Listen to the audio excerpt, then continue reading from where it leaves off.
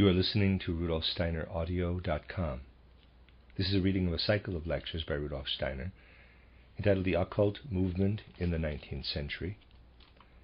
It is a set of 10 lectures given in Dornach from the 10th to the 25th of October 1915, translated by D.S. Osmond. This is Lecture 1. You will have realized from lectures given recently that in our times a materialistic view of the world, a materialistic way of thinking, is not the outcome of man's arbitrary volition, but of a certain historical necessity. Those who have some understanding of the spiritual process of human evolution know that, fundamentally speaking, in all earlier centuries and millennia, man participated in spiritual life to a greater extent than has been the case during the last 400 or 500 years. We know with what widespread phenomena this is connected. At the very beginning of Earth evolution, the heritage of the old moon clairvoyance was working in mankind.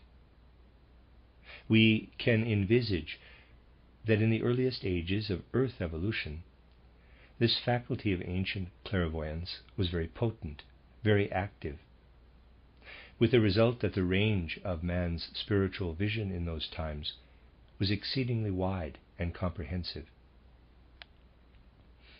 This ancient clairvoyance then gradually diminished until times were reached when the great majority of human beings had lost the faculty of looking into the spiritual world, and the mystery of Golgotha came in substitution. But a certain vestige of the old faculties of soul remained, and evidence of this is to be found, for example, in the nature knowledge which was in existence until the 14th and 15th, and indeed until the 16th and 17th centuries. This nature knowledge was very different in character from modern natural science. It was a nature knowledge able to some extent still to rely not upon clear, imaginative clairvoyance, but nevertheless upon vestiges of the inspirations and intuitions which were then applied and elaborated by the so-called alchemists. If an alchemist of those times was honorable in his aims and not out for egotistic gain, he still worked in a certain respect with the old inspirations and intuitions. While he was engaged in his outer activities, vestiges of the old clairvoyance were still astir within him, although no longer accompanied by any reliable knowledge. But the number of people in whom these vestiges of ancient clairvoyance survived steadily decreased. I have often said that these vestiges can very easily be drawn out of the human soul today in states of atavistic, visionary clairvoyance. We have shown in many different ways how this atavistic clairvoyance can manifest in our own time.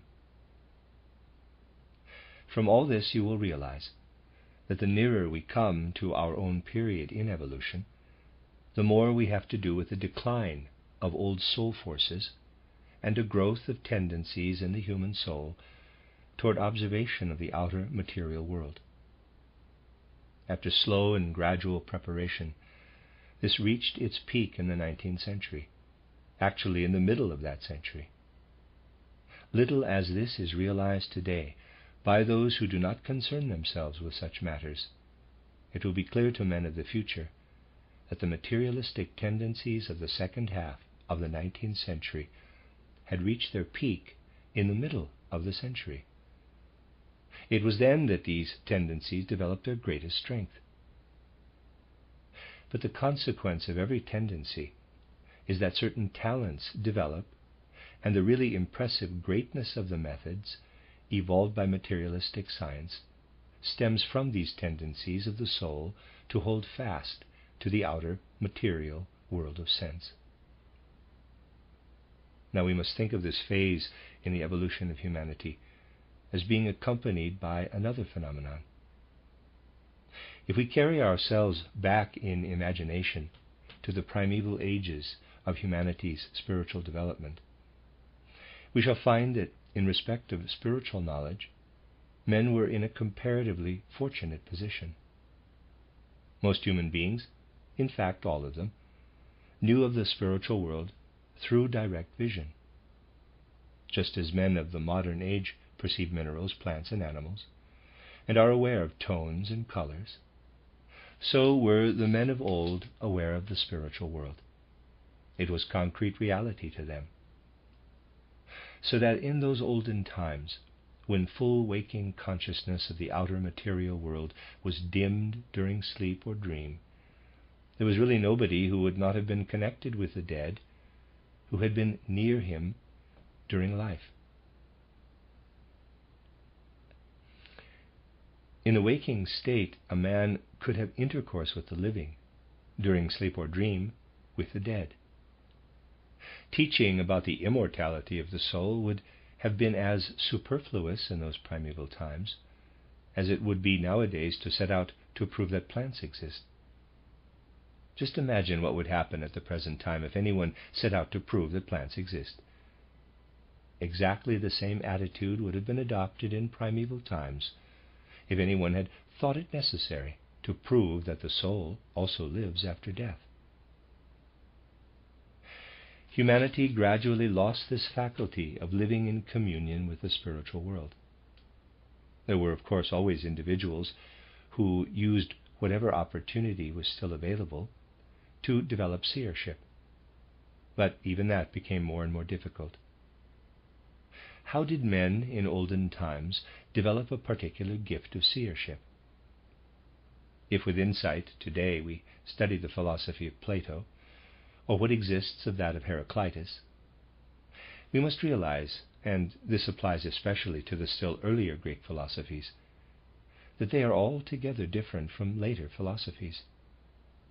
Read the first chapter of my book titled Riddles of Philosophy, where I have shown how these ancient philosophers, Thales and Parmenides, Anaximenes and Heraclitus, are still influenced by their particular temperaments.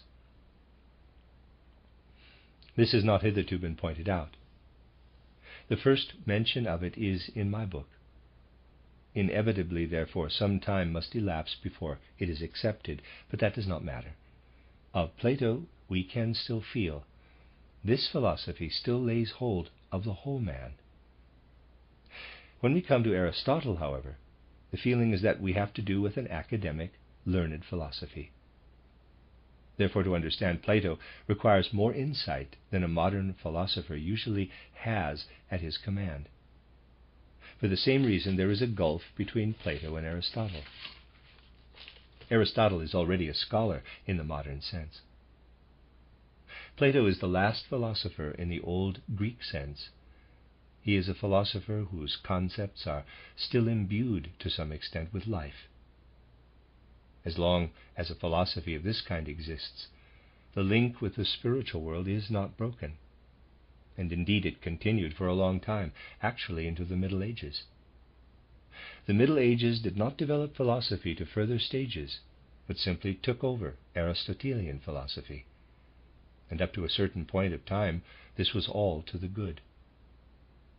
Platonic philosophy, too, was taken over in the same way. Now, in days of antiquity, as long as at least the aptitude for clairvoyance of a certain kind was present, something very significant took place when men allowed this philosophy to work upon them. Today, philosophy works only upon the head, only upon the thinking.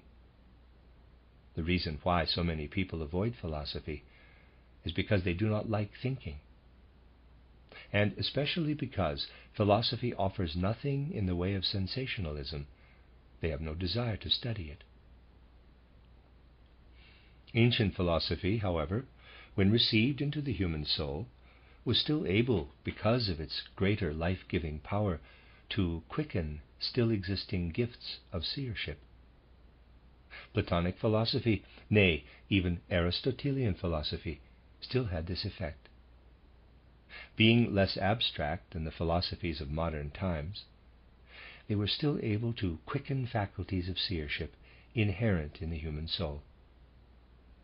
And so it came to pass that in men who devoted themselves to philosophy, faculties that were otherwise sinking below the surface were quickened to life. That is how seers came into existence. But because what had now to be learned about the physical world, and this also applies to philosophy, was of importance for the physical plane alone, and became increasingly important, man alienated himself more and more from the remnants of the old clairvoyance. He could no longer penetrate to the inner depths of existence, and it was increasingly difficult to become a seer.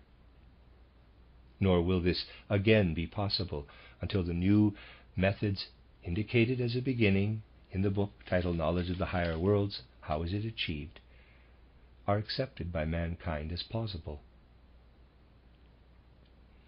We have heard that a period of materialism reached its peak, one could also say its deepest point, in the middle of the 19th century.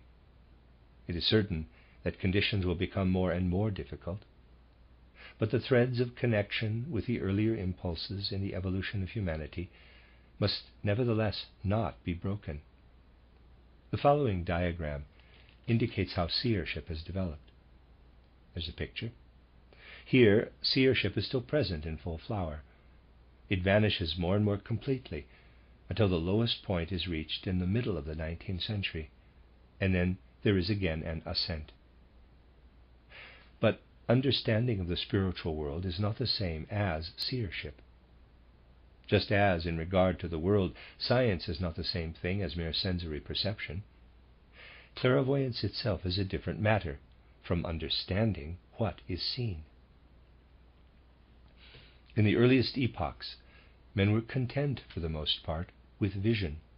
They did not get to the point of thinking to any great extent about what was seen, for their seership sufficed. But now thinking too came to the fore. The line, therefore, indicates seership, vision, AB, the line AB. The line CD indicates thought or reflection about the spiritual world. In ancient times, man was occupied with his visions, and thinking lay, as it were, in the subconscious region of the soul. The seers of old did not think, did not reflect. Everything came to them directly through their vision. Thinking first began to affect seership about 3,000 or 4,000 years BC. There was a golden age in the old Indian, Persian, Egypto-Chaldean, and also in very ancient Greek culture, when thinking, still youthful and fresh, was wedded with vision in the human soul. In those times, thinking was not the labored process it is in our day. Men had certain great all-embracing notions, and in addition they had vision. Something of the kind, although already in a weaker form, was present to a marked degree in the seers who founded the Samothracian mysteries, and there gave the monumental teaching of the four gods, Axeros, Axiokursos, Axiokursa, and Cadmilos. In this great teaching, which once had its home in the islands of Samos, certain lofty concepts were imparted to those who were initiated in the mysteries, and they were able to unite with these concepts the still surviving fruits of ancient seership. It may be possible on some other occasion to speak of these things, too, in greater detail. Footnote: see Mystery Knowledge and Mystery Centers, Lecture 12, 14 lectures given in Dornach the 23rd of November to the 21st of December, 1923. And I do have a copy of a book, an older book of that, but it's titled on my website just Mystery Centers, but it is those lectures. End of footnote.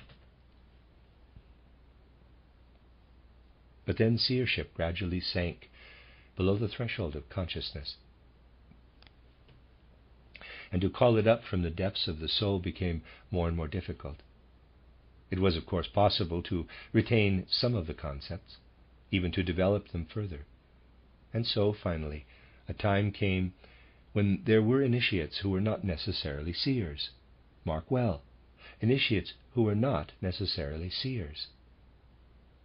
In different places where there were assemblies of these initiates, they simply adopted what was in part preserved from olden times, of which it could be affirmed that ancient seers revealed it, or what could be drawn forth from men who still possessed the faculties of atavistic clairvoyance.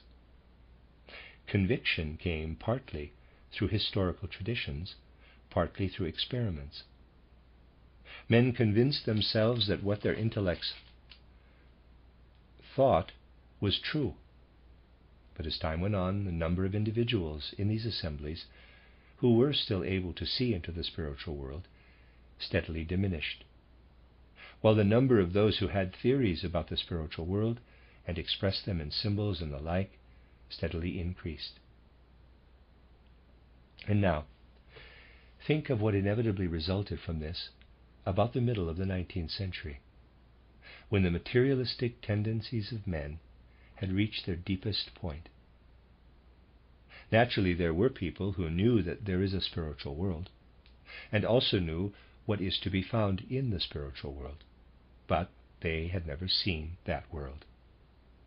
Indeed, the most outstanding savants in the 19th century were men who, although they had seen nothing whatever of the spiritual world, knew that it exists, could reflect about it, could even discover new truths with the help of certain methods and a certain symbolism that had been preserved in ancient tradition.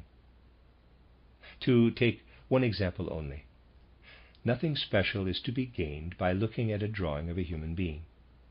But if a human form is drawn with a lion's head, or another with a bull's head, those who have learned how these things are to be interpreted can glean a great deal from symbolical presentations of this kind.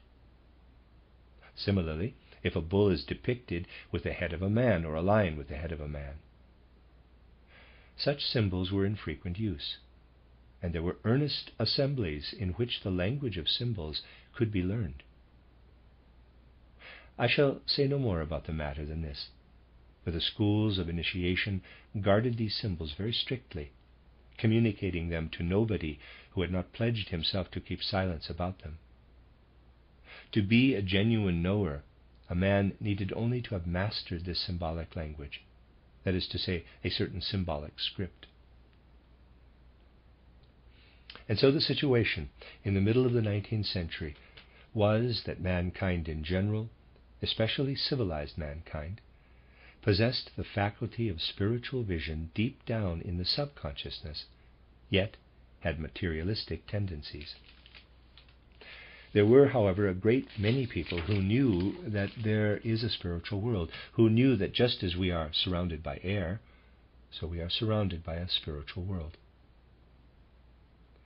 But at the same time, these men were burdened with a certain feeling of responsibility.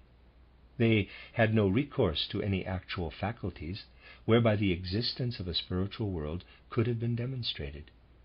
Yet they were not willing to see the world outside succumbing altogether to materialism.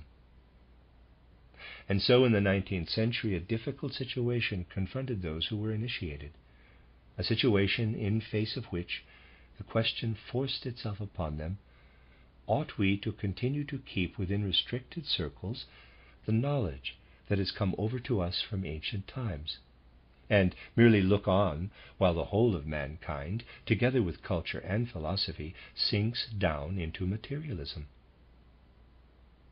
Dare we simply look on while this is taking place? They dared not do so, especially those who were in real earnest about these things.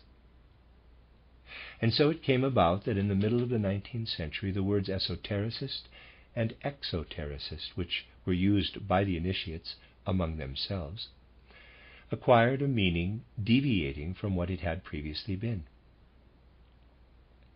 The occultists divided into exotericists and esotericists. If, for purposes of analogy, expressions connected with modern parliaments are adopted, although naturally they are unsuitable here, the exotericists could be compared with the left-wing parties, and the esotericists with the right-wing parties. The esotericists were those who wanted to continue to abide firmly by the principle of allowing nothing of what was sacred traditional knowledge, nothing that might enable thinking men to gain insight into the symbolic language, to reach the public. The esotericists were, so to speak, the conservatives among the occultists. Who, then, we may ask, were the exotericists? They were, and are, those who want to make public some part of the esoteric knowledge. Fundamentally, the exotericists were not different from the esotericists, except that the former were inclined to follow the promptings of their feeling of responsibility, and to make part of the esoteric knowledge public. There was widespread discussion at that time, of which the outside world knows nothing, but which was particularly heated in the middle of the 19th century. Indeed, the clashes and discussions between the esotericists and the exotericists were far more heated than those between the conservatives and liberals in modern parliaments. The esotericists took the stand that only to those who had pledged themselves to strictest silence and were willing to belong to some particular society should anything be told concerning the spiritual world, or any knowledge of it communicated. The exotericists said if this principle is followed, people who do not attach themselves to some such society or league will sink altogether into materialism. And now the exotericists proposed a way. I can tell you this today. The way proposed by the exotericists at that time is the way we ourselves are taking. Their proposal was that a certain part of the esoteric knowledge should be popularized. You see, too, how we ourselves have worked with the help of popular writings, in order that men may gradually be led to knowledge of the spiritual worlds. In the middle of the 19th century, things had not reached the point at which anyone would have ventured to admit that this was their conviction. In such circles, there is, of course, no voting, and to say the following is to speak in metaphor. Nevertheless, it can be stated that at the first ballot, the esotericists won the day, and the exotericists were obliged to submit. The society or league was not opposed, because of the good old precept of holding together. Not until more modern times has the point been reached when members are expelled or resign. Such things used not to happen, because people understood that they must hold together in brotherhood. So the exotericists could do no other than submit. But their responsibility to the whole of mankind weighed upon them. They felt themselves, so to speak, to be guardians of evolution. This weighed upon them with the result that the first ballot, if I may again use this word, was not adhered to. And once again I will use a word which, as it is drawn from ordinary parlance, must be taken metaphorically. A kind of compromise was reached. This led to the following situation. It was said, and this was also admitted by the esotericists, it is urgently necessary for humanity in general to realize that the surrounding world is not devoid of the spiritual, does not consist only of matter, nor is subject to purely material laws. Humanity must come to know that just as we are surrounded by matter, so too we are surrounded by the spiritual, and that man is not only that being who confronts us when we look at him in the material sense, but also has within him something that is of the nature of spirit and soul. The possibility of knowing this must be saved for humanity. On this, agreement was reached, and that was the compromise. But the esotericists of the 19th century were not prepared to surrender the esoteric knowledge, and a different method had therefore to be countenanced.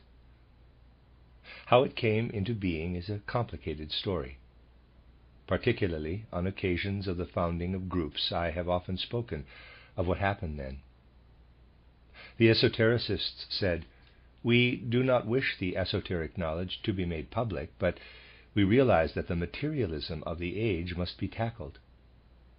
In a certain respect, the esotericists were basing themselves on a well-founded principle. For when we see repeatedly the kind of attitude that is adopted today toward esoteric knowledge, we can understand and sympathize with those who said at that time that they would not hear of it being made public.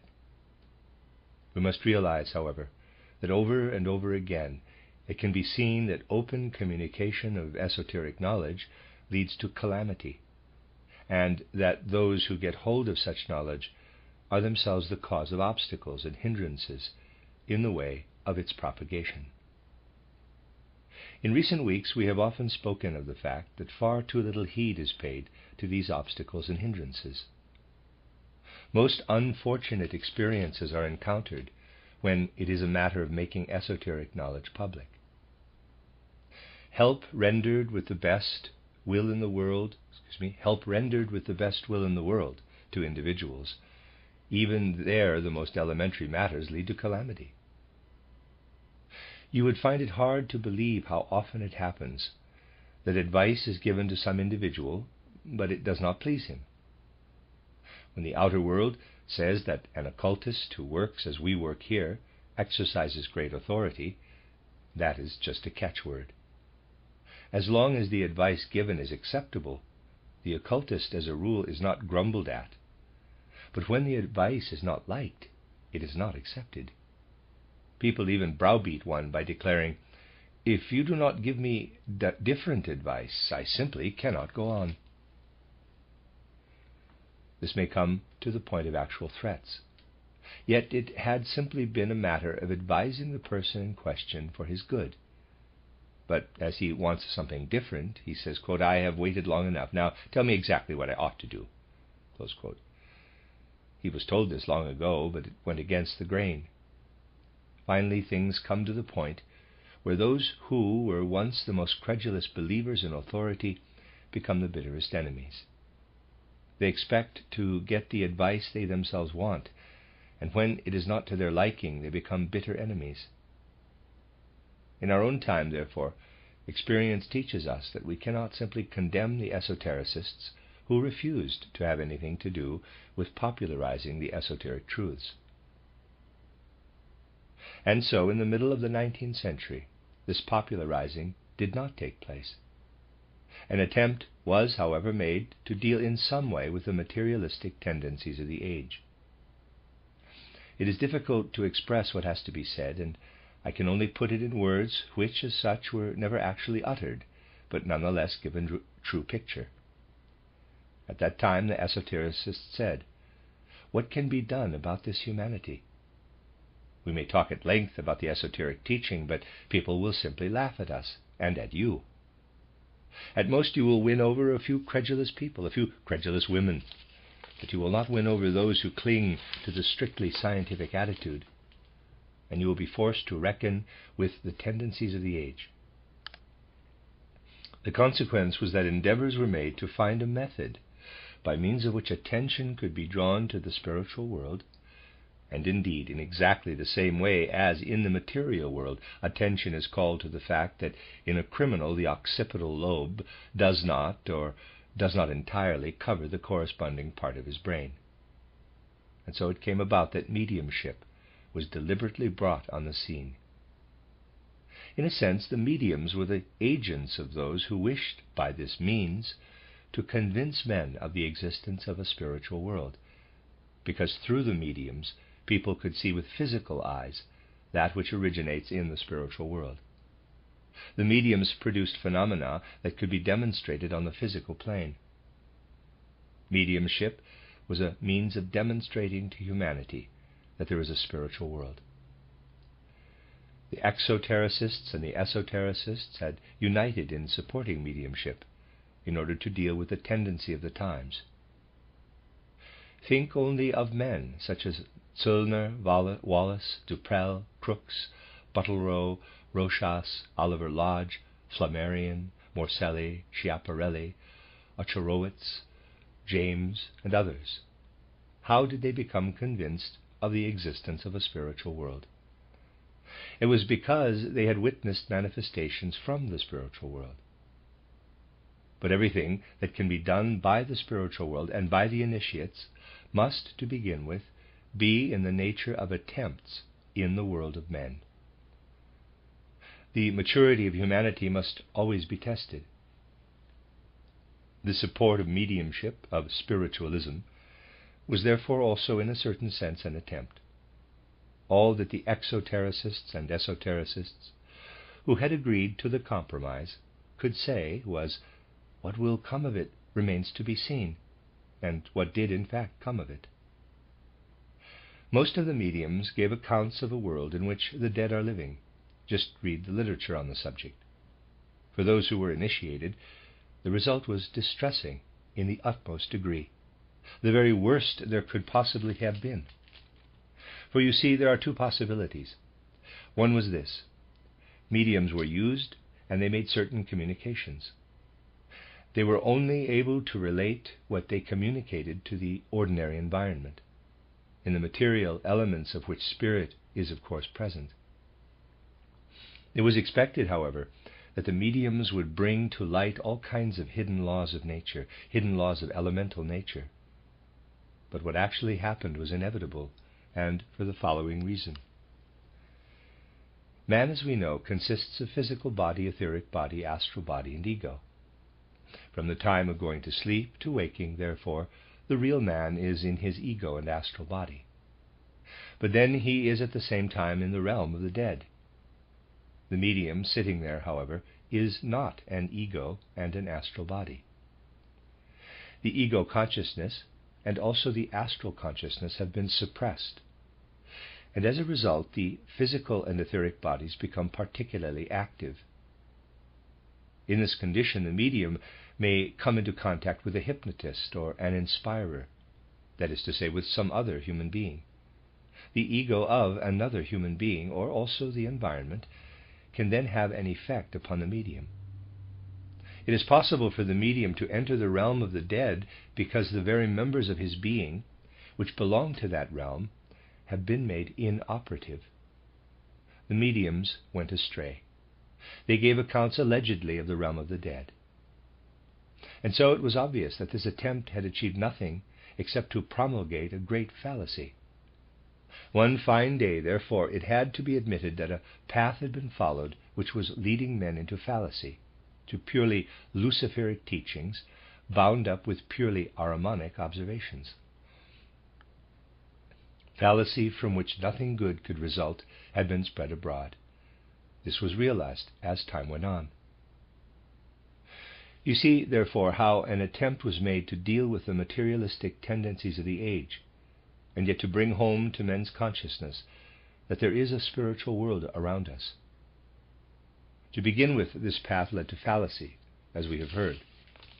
But you can gather from this how necessary it is to take the other path, namely actually to begin to make public part of the esoteric knowledge. This is the path that must be taken, even if it brings one calamity after another. The very fact that we pursue spiritual science is, so to say, an acknowledgement of the need to carry into effect the principle of the exotericists in the middle of the 19th century. And the aim of the spiritual science we wish to cultivate is nothing else than to carry this principle into effect, to carry it into effect honorably and sincerely.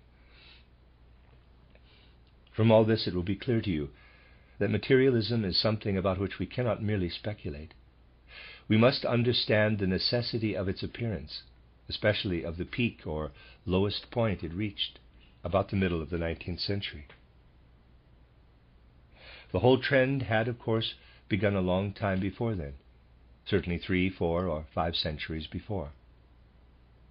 Man's leanings to the spiritual passed more and more into his subconsciousness, and this state of things reached its climax in the middle of the 19th century. But that too was necessary, in order that the purely materialistic talents of men might develop unhindered by occult faculties. A materialistic philosopher such as Kant, a materialistic philosopher from the standpoint of the idealists of the 19th century, you can easily read about this in my book titled Riddles of Philosophy, could not have appeared if the occult faculties had not drawn into the background. Certain faculties develop in man when others withdraw. But while the one kind of faculties and talents develops outwardly, the other kind takes its own inner path.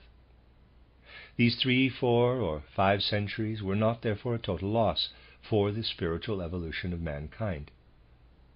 The spiritual forces have continued to develop below the threshold of consciousness. And if you think about what I have indicated in connection with von Wrangel's pamphlet on the subject of what he there calls the dreamlike, you will be able to recognize the existence of occult faculties which are merely waiting to unfold. They are present in abundance in the souls of men. It is only a matter of drawing them out in the right way.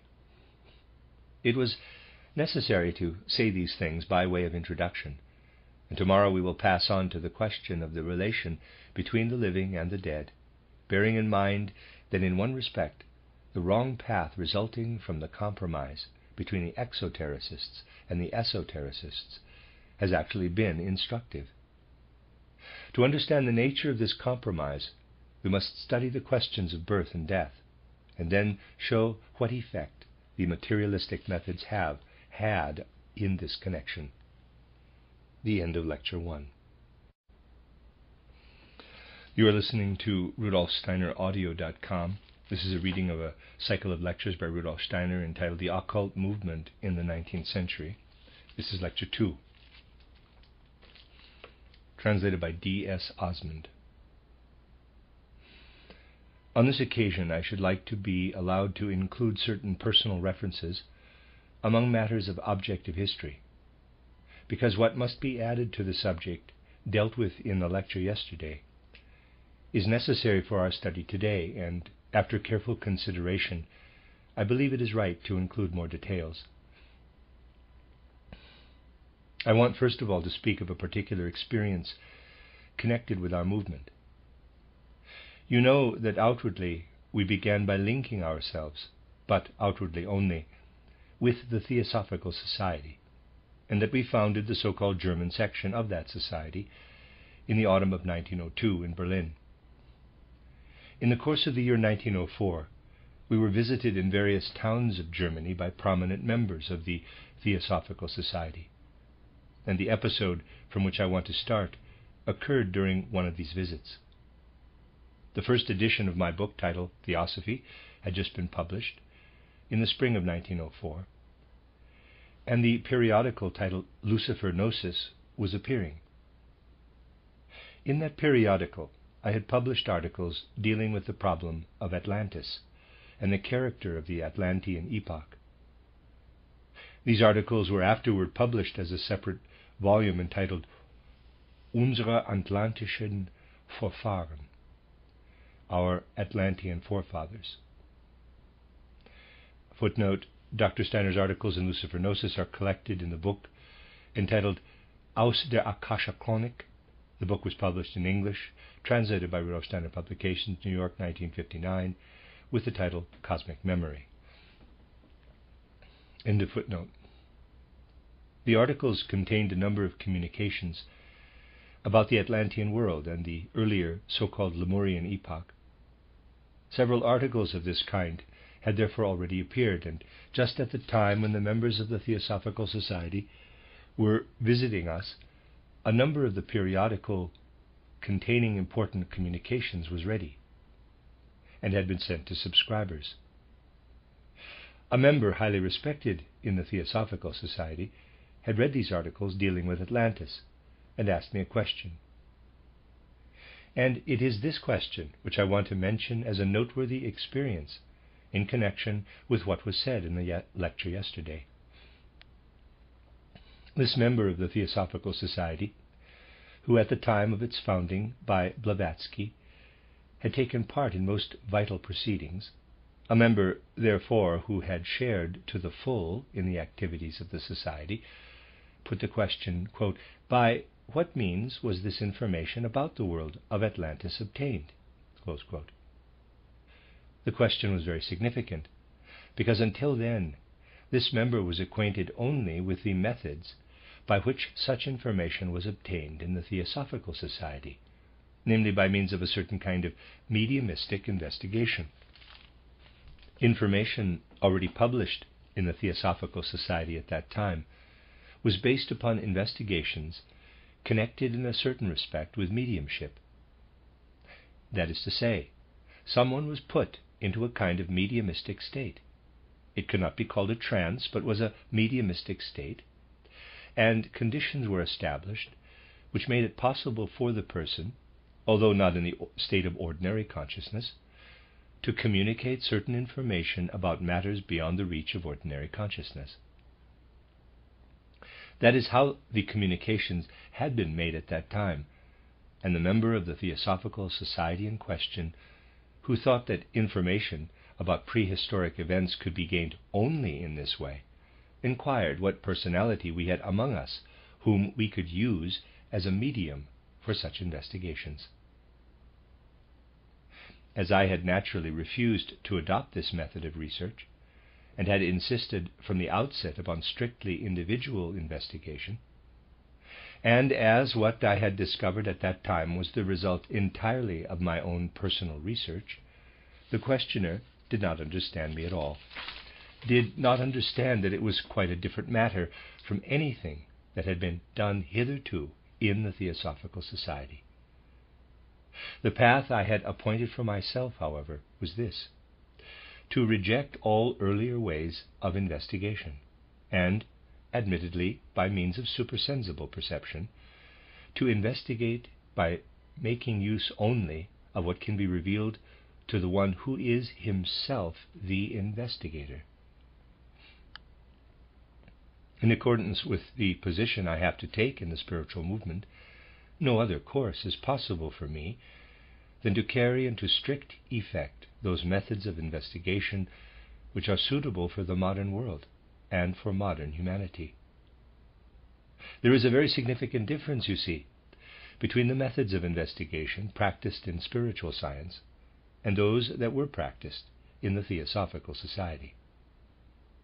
All communications received by that society from the spiritual world, including, for example, those given in Scott Elliott's book on Atlantis, came entirely in the way described, because that alone was considered authoritative and objective. In this connection, the introduction of our spiritual scientific direction of work was, from the very beginning, something entirely new in the Theosophical Society. It took thorough account of modern scientific methods, which needed to be elaborated and developed to make ascent to the spiritual realms possible. This discussion was significant.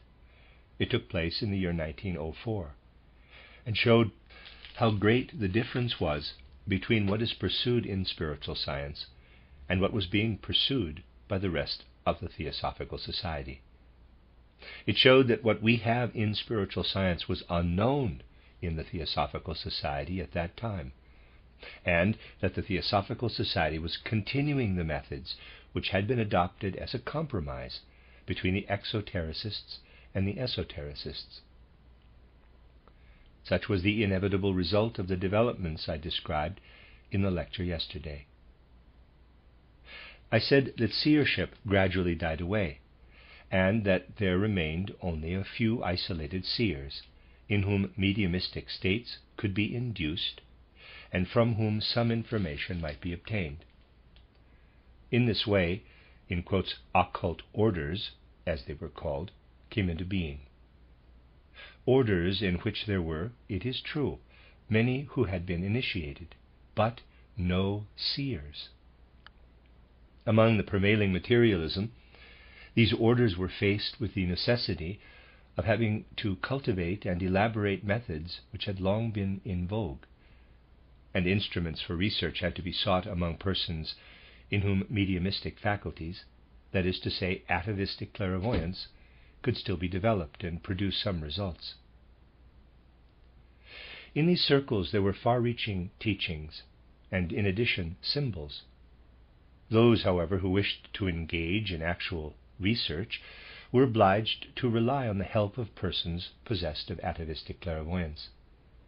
These methods were then continued in a certain way in the Theosophical Society, and the compromise of which I spoke yesterday really amounted to nothing else than that in the lodges and orders experiments were made whereby spiritual influences might be projected into the world. The desire was to demonstrate that influences from the spiritual world are exercised upon man. Procedures adopted in esoteric schools had therefore been brought into action. This attempt was a fiasco, for whereas it had been expected that through the medium's genuine spiritual laws prevailing in the surrounding world would be brought to light, the only result was that nearly all the mediums fell into the error of supposing that everything emanated from the dead, and they embellished it into communications alleged to have been made to them by the dead. This led to a very definite consequence. If the older members among you will think back to the earliest period of the Theosophical Society and study the literature produced under its aegis, you will find that the astral world, that is to say the life immediately after death, was described in books by Mrs. Besant which merely reproduced what is contained in Blavatsky's Secret Doctrine, or was to be read in books by Leadbetter. This was also the origin of everything that was given out concerning man's life between death and a new birth. If you compare what is said in my book Theosophy about the soul world and the spirit world, to begin with, people were always trying to refute it, but I think that today a sufficient number are able to think objectively on the subject. You will find very considerable differences, precisely because, in regard to these domains too, the methods of investigation were different. For all the methods of research employed in the Theosophical Society, even including those used for investigating the life of the dead, originated from the procedures of which I have spoken. So you see, what the Theosophical Society had to offer the world to begin with was in a certain respect a continuation of the attempt made by the occultists previously. In what other respect this was not the case, we shall hear in a moment. Taken as a whole, however, it was a continuation of the attempt which, since the middle of the 19th century, had been the outcome of the compromise made between the exotericists and the esotericists, except that later on things were made rather more esoteric by the Theosophical Society. Whereas the previous attempt had been to present the mediums to the world, the members of the Theosophical Society preferred to work in their inner circle only, and to give out merely the results. That was an important difference, for there people were going back to a method of investigation established as a universal custom by the various orders before the middle of the 19th century.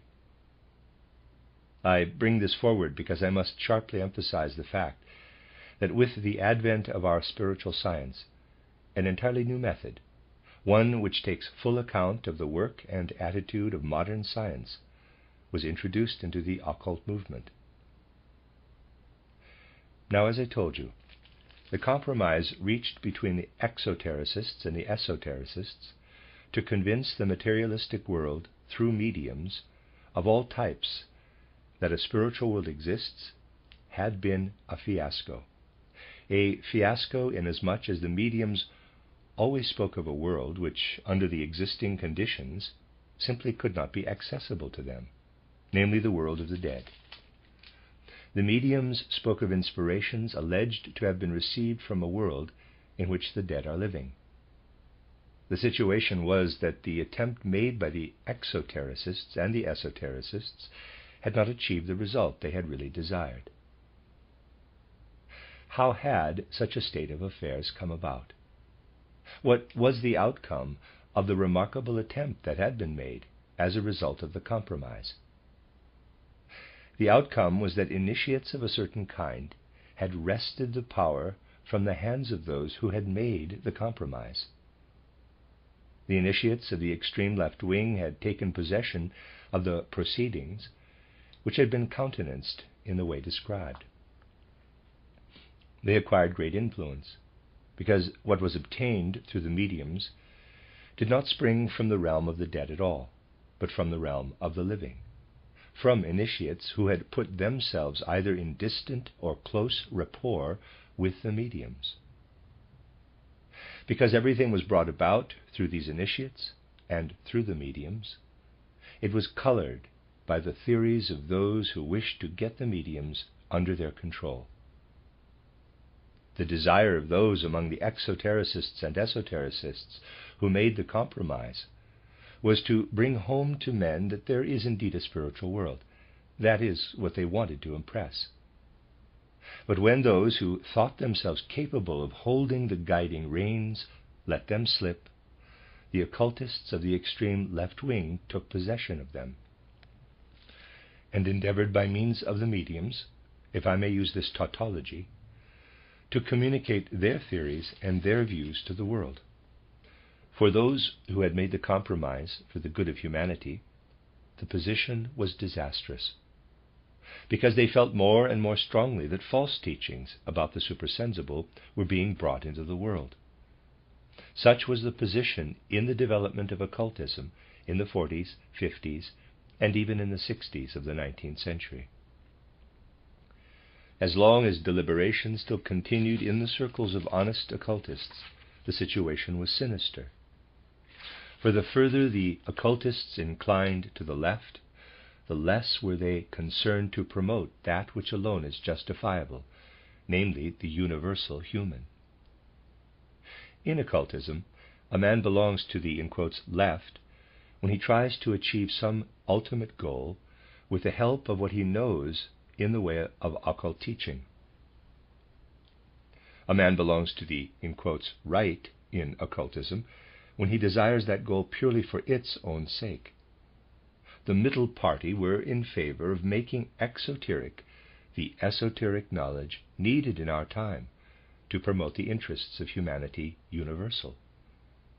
But those who belong to the extreme left are those who combine special aims of their own with what they promulgate as occult teaching. A man is on the left to the extent to which he pursues special aims, leads people to the spiritual world, gives them all kinds of demonstrations of it, and instills into them in an illicit way promptings that simply help to bring these special aims to fulfillment. The leading circle of modern initiates was faced with this situation. It was realized that the control had fallen into the hands of people who were pursuing their own special aims.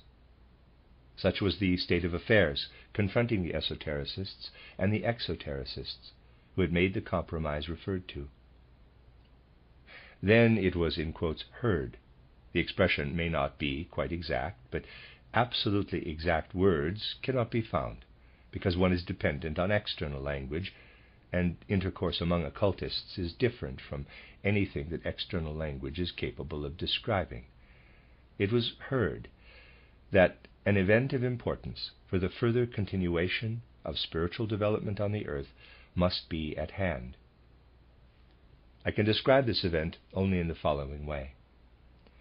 In the research carried on by the individual orders, they had preferred for a long time to make less use of female mediums.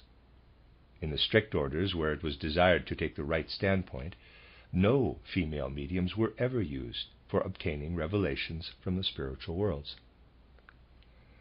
Now, the female organism is adapted by nature to preserve atavistic clairvoyance longer than the male organism. Whereas male mediums were becoming almost unknown, female mediums were still to be found, and a great number were used while the compromise still held. But now there came into the occultist's field of observation a personality who possessed mediumistic faculties in the very highest degree. This was Madame H.P. Blavatsky, a personality very specially adapted through certain subconscious parts of her organism to draw a great deal, a very great deal, from the spiritual world. And now, think of what possibilities this opened up for the world. At one of the most crucial points in the development of occultism, a personality appeared who, through the peculiar nature of her organism, was able to draw many, many things from the spiritual world by means of her subconscious faculties. An occultist who at that time was alert to the signs of the times could not but say to himself, now at the right moment a personality has appeared, who through her peculiar organic constitution can produce the very strongest evidence of ancient traditional teaching, existing among us in the form of symbols only.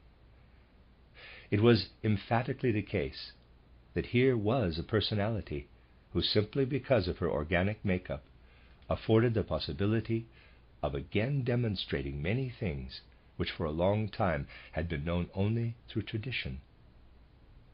This was the fact confronting the occultists just after the fiasco which had led to a veritable impasse. Let us be quite clear on the point.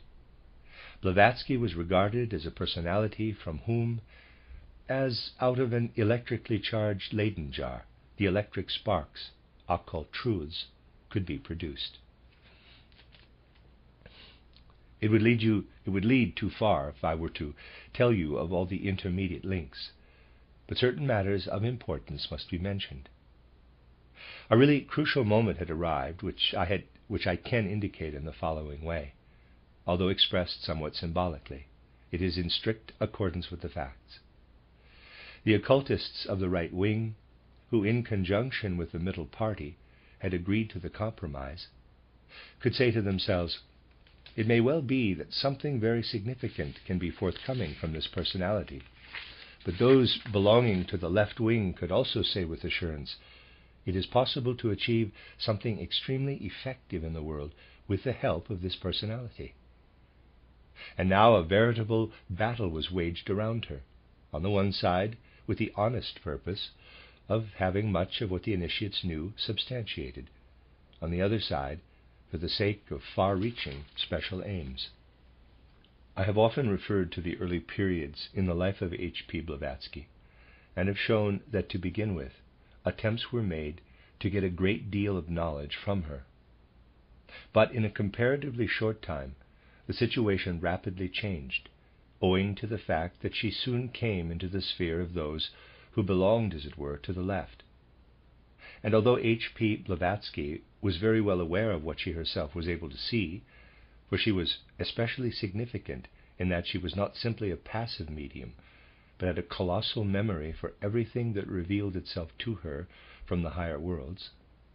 Nevertheless, she was inevitably under the influence of certain personalities when she wanted to evoke manifestations from the spiritual world. And so, she always made reference to what ought really to have been left aside.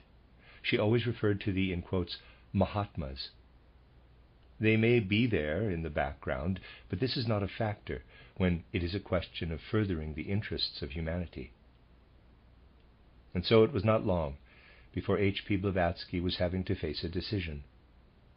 A hint came to her from a quarter belonging to the side of the left that she was a personality of key importance. She knew very well what it was that she saw, but she was not aware of how significant she was as a personality. This was first disclosed to her by the left wing. But she was fundamentally honest by nature, and after this hint had been given her from a quarter of which at the beginning she could hardly have approved, because of her fundamental honesty, she tried on her side to reach a kind of compromise with an occult brotherhood in Europe. Something very fine might have resulted from this, because through her great gift of mediumship, she would have been able to furnish confirmations of really phenomenal importance in connection with what was known to the initiates from theories and symbolism. But she was not only thoroughly honest, she was also what is called in German a Frechdachs, a cheeky creature, and that she certainly was. She had in her nature a certain trait that is particularly common in those inclined to mediumship, namely a lack of consistency in external behavior.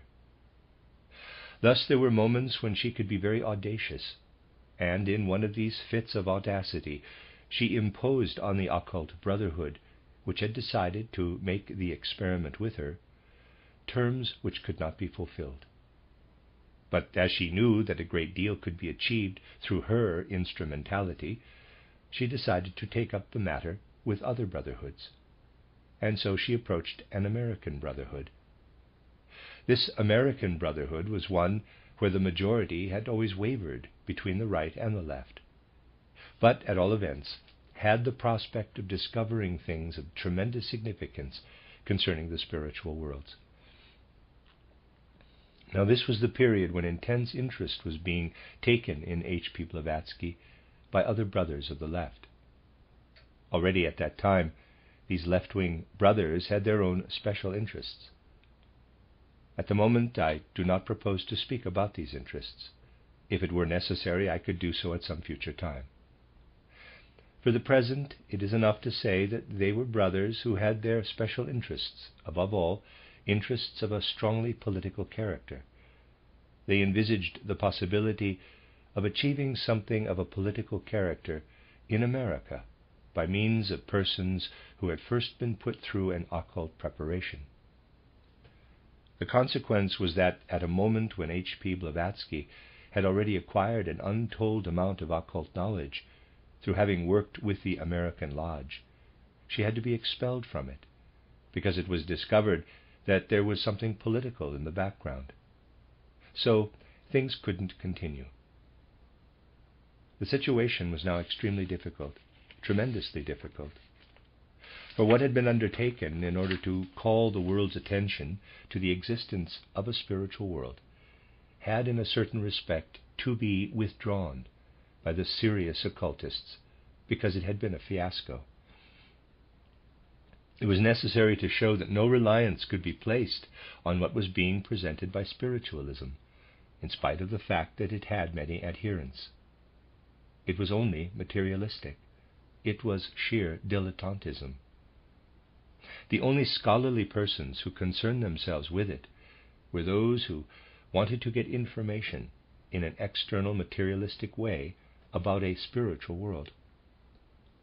In addition, H.P. Blavatsky had made it clear to the American Lodge on her departure that she had no intention whatever of withholding from the world what she knew.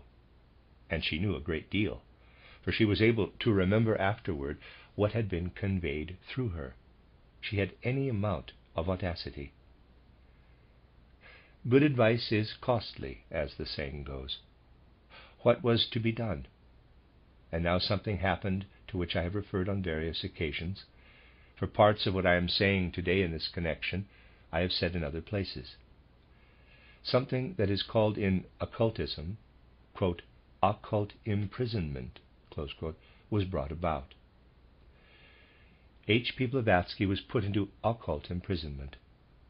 Through acts of a kind that can be performed only by certain brothers, and are performed, moreover, only by brotherhoods who allow themselves to engage in illicit arts, through certain acts and machinations, they succeeded in compelling H.P. Blavatsky to live for a time in a world in which all her occult knowledge was driven inward. Think of it in this way. The occult knowledge was in her aura. As the result of certain processes that were set in operation, it came about that for a long time everything in this aura was thrown back into her soul. That is to say, all the occult knowledge she possessed was to be imprisoned. She was to be isolated as far as the outer world and her occultism were concerned. This happened at the time when H.P. Blavatsky might have become really dangerous through the spreading of teachings which are among the most interesting of all within the horizon of the occult movement. Certain Indian occultists now came to know of the affair, occultists who, on their part, tended strongly toward the left, and whose prime interest it was to turn the occultism, which could be given to the world through H.P. Blavatsky, in a direction where it could influence the world in line with their special aims. Through the efforts of these Indian occultists, who were versed in the appropriate practices, she was released from this imprisonment within her aura. She was free once again and could now use her spiritual faculties in the right way. From this you can get an idea of what had taken place in this soul, and of what combination of factors all that came into the world through H.P. Blavatsky was composed. But because certain Indian occultists had gained the merit of freeing her from her imprisonment, they had her in their power in a certain respect. And there was simply no possibility of preventing them from using her to send out into the world that part of occultism which suited their purposes. And so something very remarkable was, in quotes, arranged, if I may use a clumsy word. What was arranged can be expressed approximately as follows. The Indian occultists wanted to assert their own special aims in opposition to those of the others, and for this purpose they made use of H.P. Blavatsky. She was given instructions to place herself under a certain influence, for in her case the mediumistic state had always to be induced from outside. And this also made it possible to bring all kinds of things into the world through her. About this time, she came to be associated with a person who from the beginning had really no directly theosophical interests, but a splendid talent for organization, namely Colonel Olcott. I cannot say for certain, but I surmise that there had already been some kind of association at the time when Blavatsky belonged to the American Lodge. Then, under the mask, as it were, of an earlier individuality, there appeared in the field of Blavatsky's spiritual vision a personality who was essentially the vehicle of what it was desired from India to launch into the world. Some of you may know that in his book titled People from the Other World, Colonel Olcott has written a great deal about this individuality, who now appeared in H.P.B.'s field of vision under the mask of an earlier individuality, designated as Mahatma Kuthumi. You know perhaps that Colonel Olcott has written a very great deal about this Mahatma Kuthumi, among other things, that in the year 1874 this Mahatma Kuthumi had declared what individuality was living in him. He had indicated that this individuality was John King by name, a powerful sea pirate of the 17th century. This is to be read in Olcott's book titled People from the Other World. In the Mahatma Kuthumi, therefore, we have to do with the spirit of a bold sea pirate of the 17th century, who then, in the 19th century, was involved in significant manifestations made with the help of H.P. Blavatsky, and others too. He brought teacups from some distance away. He let all kinds of records be produced from the coffin of H.P.B.'s father, and so forth. Footnote, note by translator, presumably by means of the process known in spiritualism as precipitation. End of footnote. From Colonel Olcott's account, therefore, it must be assumed that these were deeds of the bold pirate of the 17th century.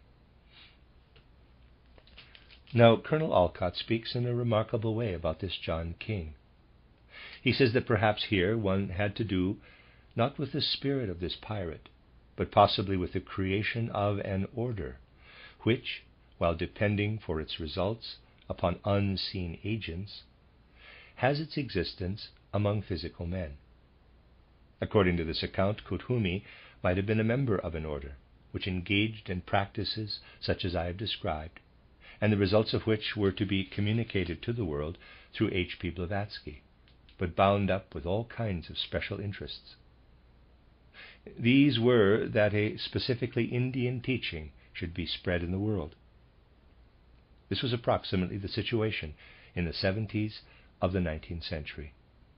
We therefore have evidence of very significant happenings, which must be seen in a single framework when we are considering the whole course of events in the occult movement.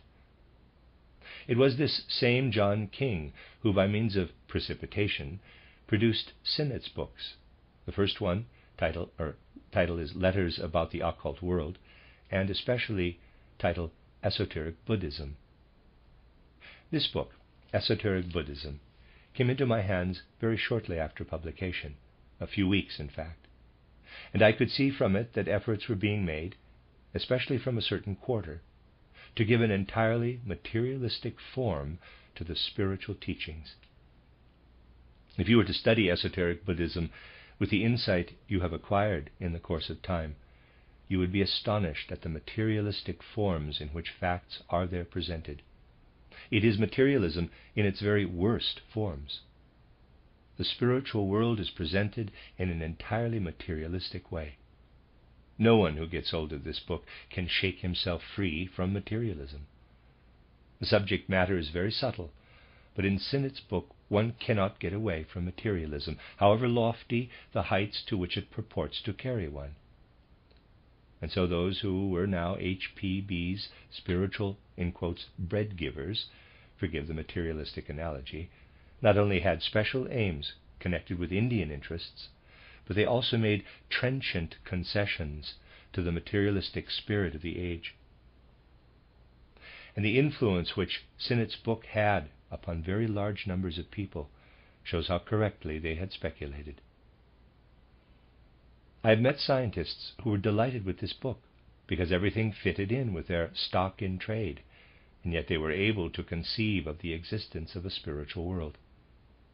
The book satisfied all the demands of materialism, and yet made it possible to meet the need for a spiritual world and to acknowledge its existence. Now you know that in the further development of these happenings, H.P. Blavatsky wrote title The Secret Doctrine in the 80s of the 19th century. And in 1891 she died. The Secret Doctrine is written in the same style as Esoteric Buddhism, except that it puts right certain gross errors, which any occultist could at once have corrected.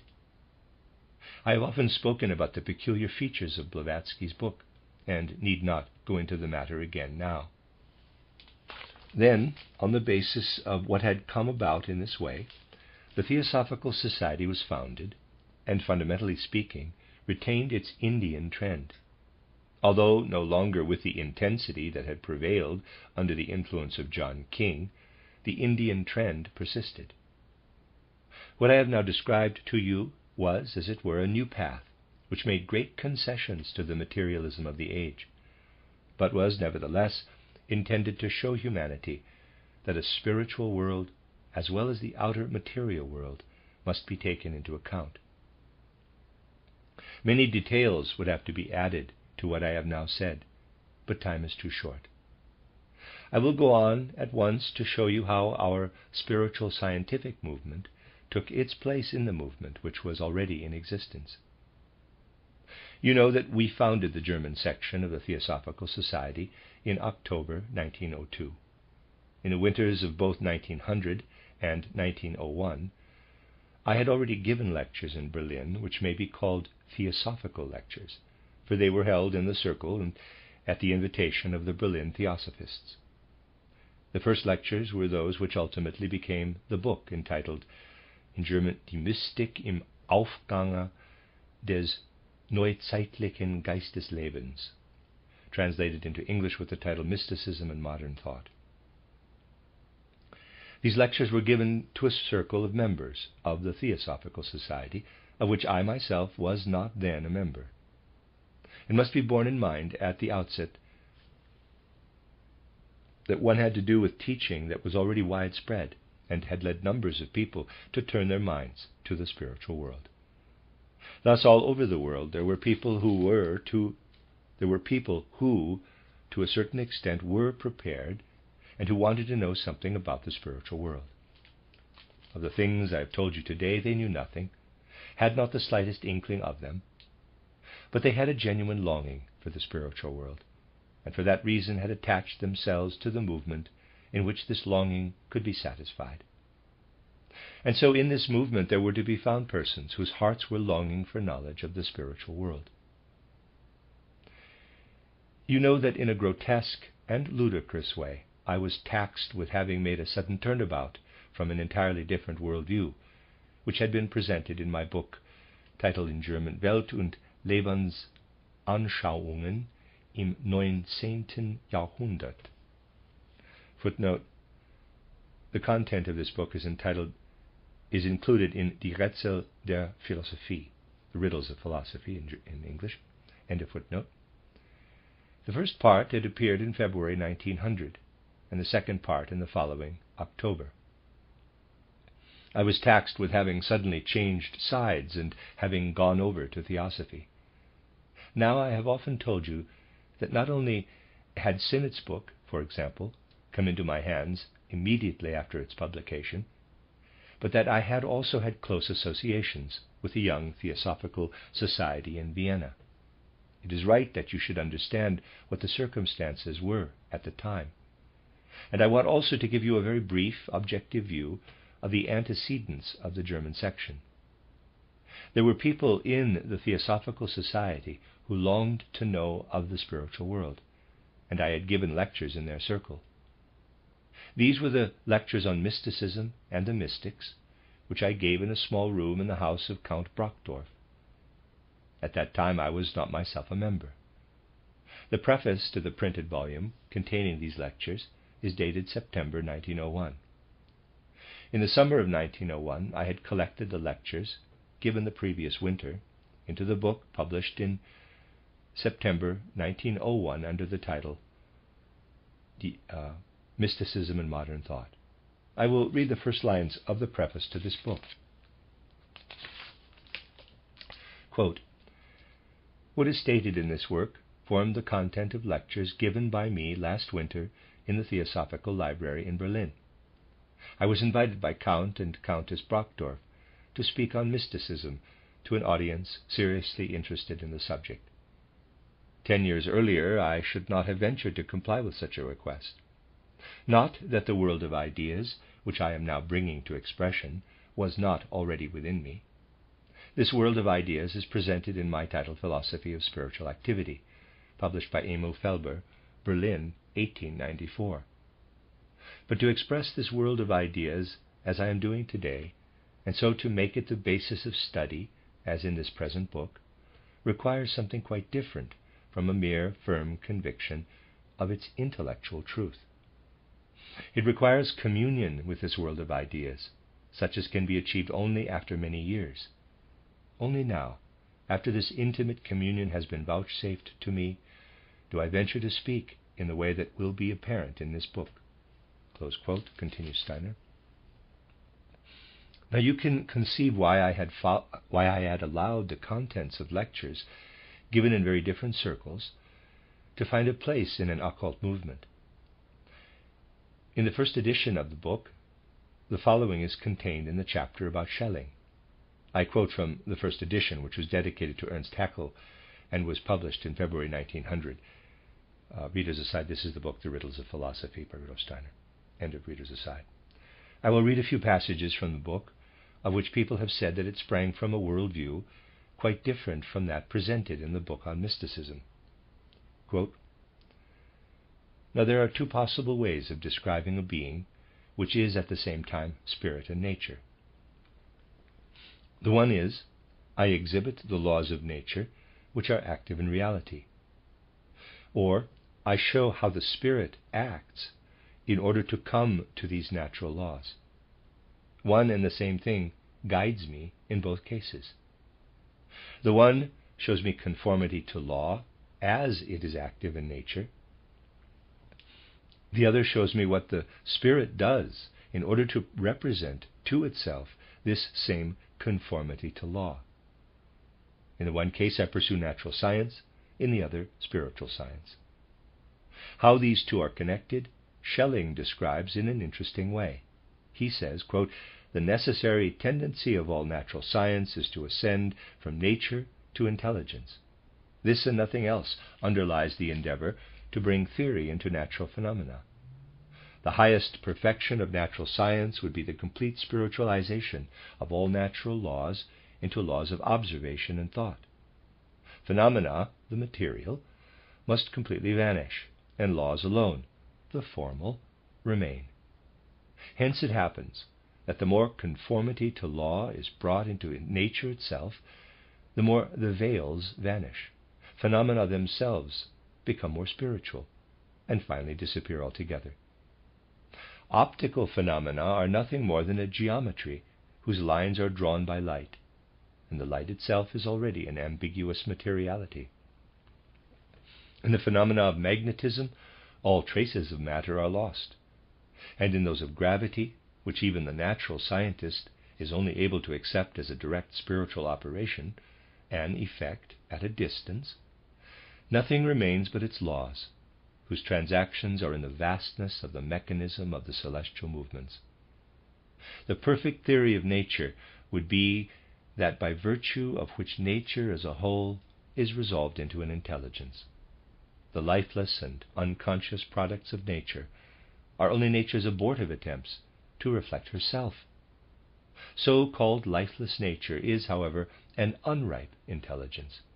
Hence, in its phenomena, the intelligent character still peeps through, but without consciousness. Nature only reaches her highest aim, to become herself wholly object, in her highest and final reflection, which is none other than man, or more generally, what we call reason, through which nature first completely returns into herself, and by which it becomes manifest that she, nature, is originally identical with what is known in us as intelligence and consciousness. Close subquote of Schelling, and then close quote of Steiner. Steiner again. And referring further to Schelling, I say a little later, quote, "To Schelling, with his progressive thought, the study of the world was the study of God, or theosophy. He already stood completely on this ground when in 1809 he brought out his titled Philosophic Inquiries into the Nature of Human Freedom and Allied Matters. All questions concerning conceptions of the world now come to him in a new light. If all things are divine, how comes it that there is evil in the world, since God can only be perfect goodness? If the soul of man is in God, how comes it that she follows her own self-seeking interests? And if it is God who acts in me, how can I, who therefore in no wise act as an independent being, yet be called free?" Close quote. This view of the world is not put aside, as I say further. Quote, "With such views, Schelling proved himself to be the boldest, most courageous of those philosophers who allowed themselves to be stimulated by Kant into adopting an idealistic view of the world. Under the influence of this stimulus, man has relinquished philosophizing about things lying beyond what the human senses alone, and the thought concerning such observations, utter. Men try to rest content with what lies within the field of observation and thought. But whereas Kant drew from this the inevitable conclusion that man can know nothing of things beyond, his successors declared, as observation and thought indicate nothing divine in that beyond, they are themselves the divine. Among those who declared this, Schelling was the most forceful. Fichte gathered everything into selfhood. Schelling extended selfhood over everything. He did not, like Fichte, wish to show that selfhood is everything, but on the contrary, that everything is selfhood. And Schelling had the courage to declare not only the ego's content of ideas to be divine, but the whole human spirit personality. He not only made the human reason divine, but the content of human life a divine personal entity. One calls an explanation of the world anthropomorphism, which, starting from man, imagines that underlying the whole course of the world there is a being who guides that course, as man guides his own actions. Those, too, who postulate a general cosmic intelligence as the basis of events, they too explain the world in the anthropomorphic sense. But this cosmic intelligence is none other than the human reason, which has been made general and universal. When Goethe says, quote, "Man never realizes how anthropomorphic he is," close quote, his mind is engrossed with the thought that concealed anthropomorphisms are contained in the simplest utterances we make about nature. When we say, quote, "a body rolls further because another has struck it," close quote, we form such an idea from out of our ego. We strike a body and it rolls on.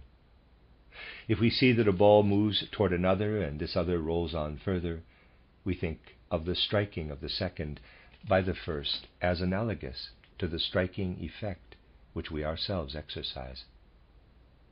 Ernst Haeckel spoke the anthropomorphic dogma. Quote, "Divine world creation and divine world government resemble the mechanical productions of an ingenious technician or engineer and the state administration of a wise ruler. The Lord God as creator, sustainer, and ruler of the cosmos is here conceived as thoroughly human in his thinking and acting." Close quote. And again, close subquote, continues Steiner's quote. Schelling had the courage to lead anthropomorphism to its ultimate consequences. He declared man in his whole life content to be divine. And as not only the rational belongs to this life content, but also the irrational, he was able also to explain the existence of irrationality in the world. To this end, he had to extend the rational views of the reasoning mind by adding another, whose origin does not lie in thinking. This, in his opinion, higher view, he calls positive philosophy. Subquote, "This," he says, "is the really free philosophy. Anyone who does not desire it may leave it alone. I leave everyone free. I say only that if anyone desires, for instance, to ascertain the actual course of things, to have a free world creation and so forth, he can succeed only along the path of a philosophy such as this. If rationalistic philosophy satisfies him, and he desires nothing further, let him content himself with that. But he must give up trying to find in rationalistic philosophy what, unfortunately, it cannot have within it, namely, the real God, and the reality underlying the course of things, and a free relationship of God to the world." Close subquote. Negative philosophy will, subquote, "remain preeminently the philosophy for the schools. Positive philosophy, the philosophy for life. Only through both together will there come the consecration that man may expect from philosophy." It is well known that the Eleusinian initiates distinguished the lesser and the greater mysteries. The lesser were a preparation for the greater. Positive philosophy is the necessary consequence of negative philosophy, when this is rightly understood. It may therefore be said, in negative philosophy, the lesser mysteries are celebrated, in positive philosophy, the greater. Close quote. Steiner continues, "This chapter of my book closed with the passage, quote, 'If the inner life is declared to be divine, it seems inconsistent to confine ourselves to one part of it.' Schelling did not fall into this inconsistency. When he said that to explain nature is to create nature, he indicated the direction of his own view of life. If the reflective study of nature is a repetition of her creation, the basic character of his creation must correspond to that of human action. It must be an act of free spiritual activity, not one like a geometrical necessity. But we cannot recognize a free creation through laws of reason. It must reveal itself through different means." Close quote. Steiner again. I was writing a history of world views held in the 19th century. I could not go any further than this, for what prevailed at the time in advancing evolution were purely dilettante attempts which had no influence upon the progress of philosophical research. Such matters could not form part of this book. But theosophy, insofar as it is carried into earnest thinking, that you find in the chapter on Schelling. The second part of the book, which deals, firstly, with Hegel, is dated October 1900. It was then that I had just begun to give the lectures referred to, and in September 1901 the book on mysticism had already been published. Truly, it is not for the sake of emphasizing personal matters, but in order to help you to make an unprejudiced judgment, that I should like to refer you to a criticism of the book titled Welt und Lebensanschauungen im 19. Jahrhundert, which appeared on the 15th of December 1901 in the Journal of the German Freethinkers Alliance, titled The Freethinker. Here, after an introduction and a remark to the effect that there had been no readable presentation of the development of thought in the 19th century, it continues, quote, especially in the domain of philosophy, in which disputes can be carried on in appropriate words, many sins are committed in popular writings. The, quote, Watchers of Zion, close quote, and organizations of every kind, with their learned cliques, to which unfortunately so many university tutors belong, are much to blame, close quote. Steiner again. Quotation of the following extract is made only in order to point out the goodwill with which the book was received at the time. Quote, so much the more must we welcome the fact that Dr. Rudolf Steiner, an author well known as a modern thinker and protagonist, has undertaken the task of giving the German public an objective presentation of the spiritual conflicts waged in Germany in the 19th century concerning views and conceptions of the world. Close quote. Steiner again. Then, after an extract from the book, a remarkable statement follows, and I must read it to you in full. The writer of this review regrets the absence of something in the book, and expresses this in the following words. Quote, although the spiritualism of Duprel and the anchoretic original Christianity of Tolstoy are useless for cultural activity based on the thought of evolution, yet symptomatically they have a value not to be overlooked. The same may be said of Neo-Buddhism, in parentheses, theosophy, which has developed a terminology of its own, a sort of mystic jargon. A psychology of the modern belief in spirits by a man of the mental caliber of Steiner would be decidedly welcome. The language of his book is easy to comprehend.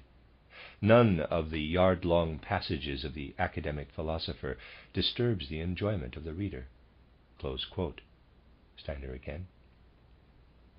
This was written in November 1901, shortly after I had begun to give the Theosophical lectures in Berlin. It can truly be said that there was then a demand, a public demand, that I should speak about the aim and purpose of Theosophy. It was not a matter of arbitrary choice, but, as the saying goes, a clear call of karma. In the winter of 1900-1901, I gave the lectures on mysticism, and in that of 1901-02, those dealing with the Greek and Egyptian mysteries, in rather greater detail. These lectures were subsequently printed in the book titled Christianity as Mystical Fact, published in the summer of 1902. The greater part of titled Mysticism and Modern Thought was at once translated into English, still before I was a member of the Theosophical Society. I could tell you a great deal of importance, but time does not permit of it now. It may be told another time. One thing, however, I must add. You see clearly that nowhere in the course of things was there any kind of sudden jump. One thing led to the other quite naturally. At the beginning of the course of lectures on the Greek and Egyptian mysteries, again held in Count Brockdorff's library, and indeed also at the time of the second series, I had some opportunity of hearing about matters which were not so very serious at that time, but which eventually led to things which have been spoken of here as, quote, mystical eccentricities, close quote. So, in the year 1901-1902, I spoke on the Greek and Egyptian mysteries, and these lectures were attended by the present Frau Dr. Steiner. She had also heard the lecture I had given in the Theosophical Society during the winter of 1900 on Gustav Theodor Fechner. It was a special lecture, not forming part of the other series. Frau Dr. Steiner had therefore already been present at some of the lectures I gave during that time. It would be interesting to relate a few details here, but these may be omitted. They merely add a little color to the incident. If necessary, they can be told on another occasion. After having been away for a time, Frau Dr. Steiner returned to Berlin from Russia in the autumn, and with an acquaintance of Countess Brockdorff, was present at the second course of lectures given in the winter of 1901-1902. After one of the lectures on the Greek mysteries, this acquaintance came to me and said, well, something of the kind just alluded to. This lady subsequently became a more and more fanatical adherent of the Theosophical Society, and was later given a high position in the order, founded to wait for the second coming of Christ. At the time of which I am speaking, she came to me after the lecture on the Greek mysteries, and adopting the air of a really profound initiate of the Theosophical Society, about to give evidence of her initiation, said, quote, "You have spoken of mysteries, but they are still in existence. There are still secret societies. Are you aware of that?" Close quote. After a subsequent lecture on the same subject, she came to me again and said, quote, "One sees that you still remember quite well what you were taught when you were in the Greek mysteries." Close quote. That is something which, carried a little farther, borders on the chapter deserving the title of, quote, "Mystical Eccentricities." Close quote. In the autumn of 1901, this lady organized a tea party. Frau Dr. Steiner always speaks of it as the chrysanthemum tea, because there were so many of these flowers in the room. The invitation came from this acquaintance of Countess Brockdorff, and I often thought that she wanted, well, I don't quite know what it was. The day chosen for the founding of the Theosophical Society was one of special importance for this lady. She may have wanted to enlist me as a co-worker on her own lines, for she put out feelers and was often very persistent, but nothing of any account came of it. I should like, however, just to relate a conversation that took place in the autumn of 1901 between the present Frau Dr. Steiner and myself on the occasion of that chrysanthemum tea, when she asked whether it was not urgently necessary to call to life a spiritual scientific movement in Europe. In the course of the conversation, I said in unambiguous terms, quote, "Certainly it is necessary to call such a movement to life, but I will ally myself only with a movement that is connected exclusively with Western occultism and cultivates its development." Close quote. And I also said that such a movement must link onto Plato, to Goethe, and so forth. I indicated the whole program, which was then actually carried out. In this program, there was no place for unhealthy activities, but naturally a few people with such tendencies came. They were people who were influenced by the movement of which I have spoken. But from the conversation quoted at the beginning of this lecture, which I had with a member of the English Theosophical Society, you will see that a complete rejection of everything in the nature of mediumship and atavism was implicit in this program.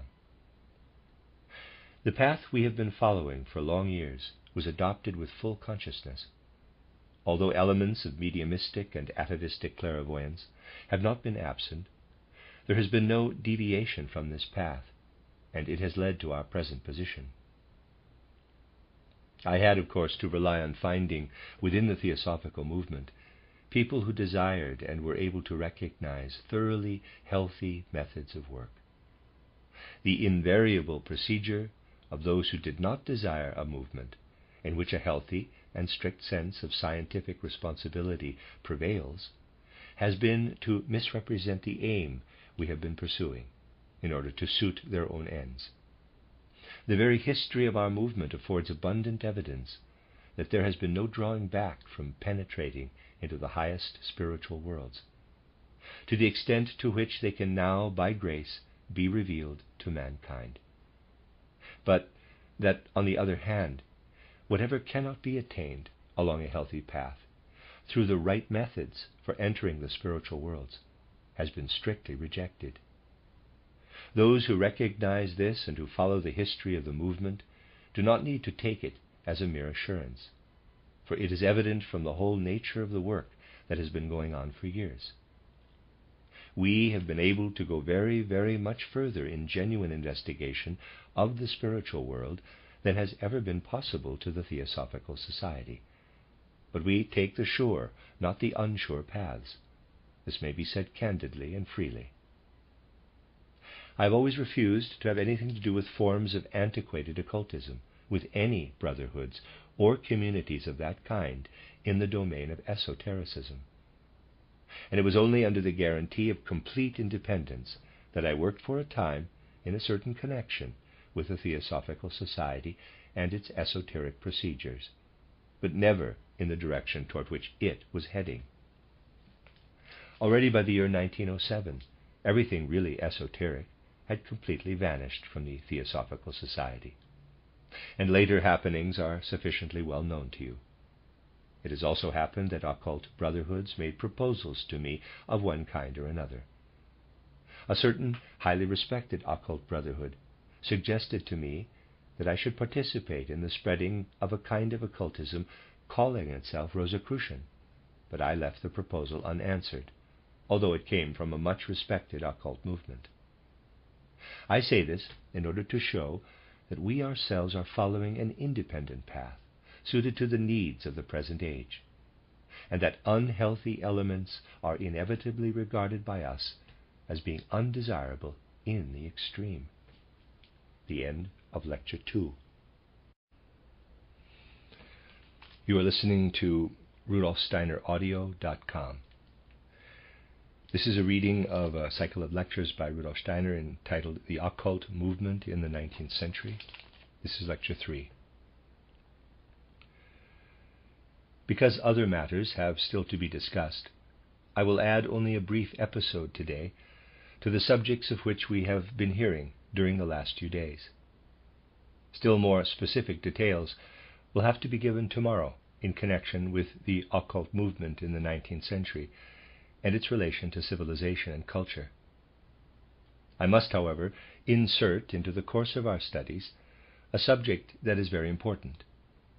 You will remember certain things I have said in connection with von Wrangel's brochure titled Science and Theosophy, and when I repeat them, you will realize that from the point of view of spiritual science, great significance must be attached to the advent of materialism and the materialistic world conception in the 19th century.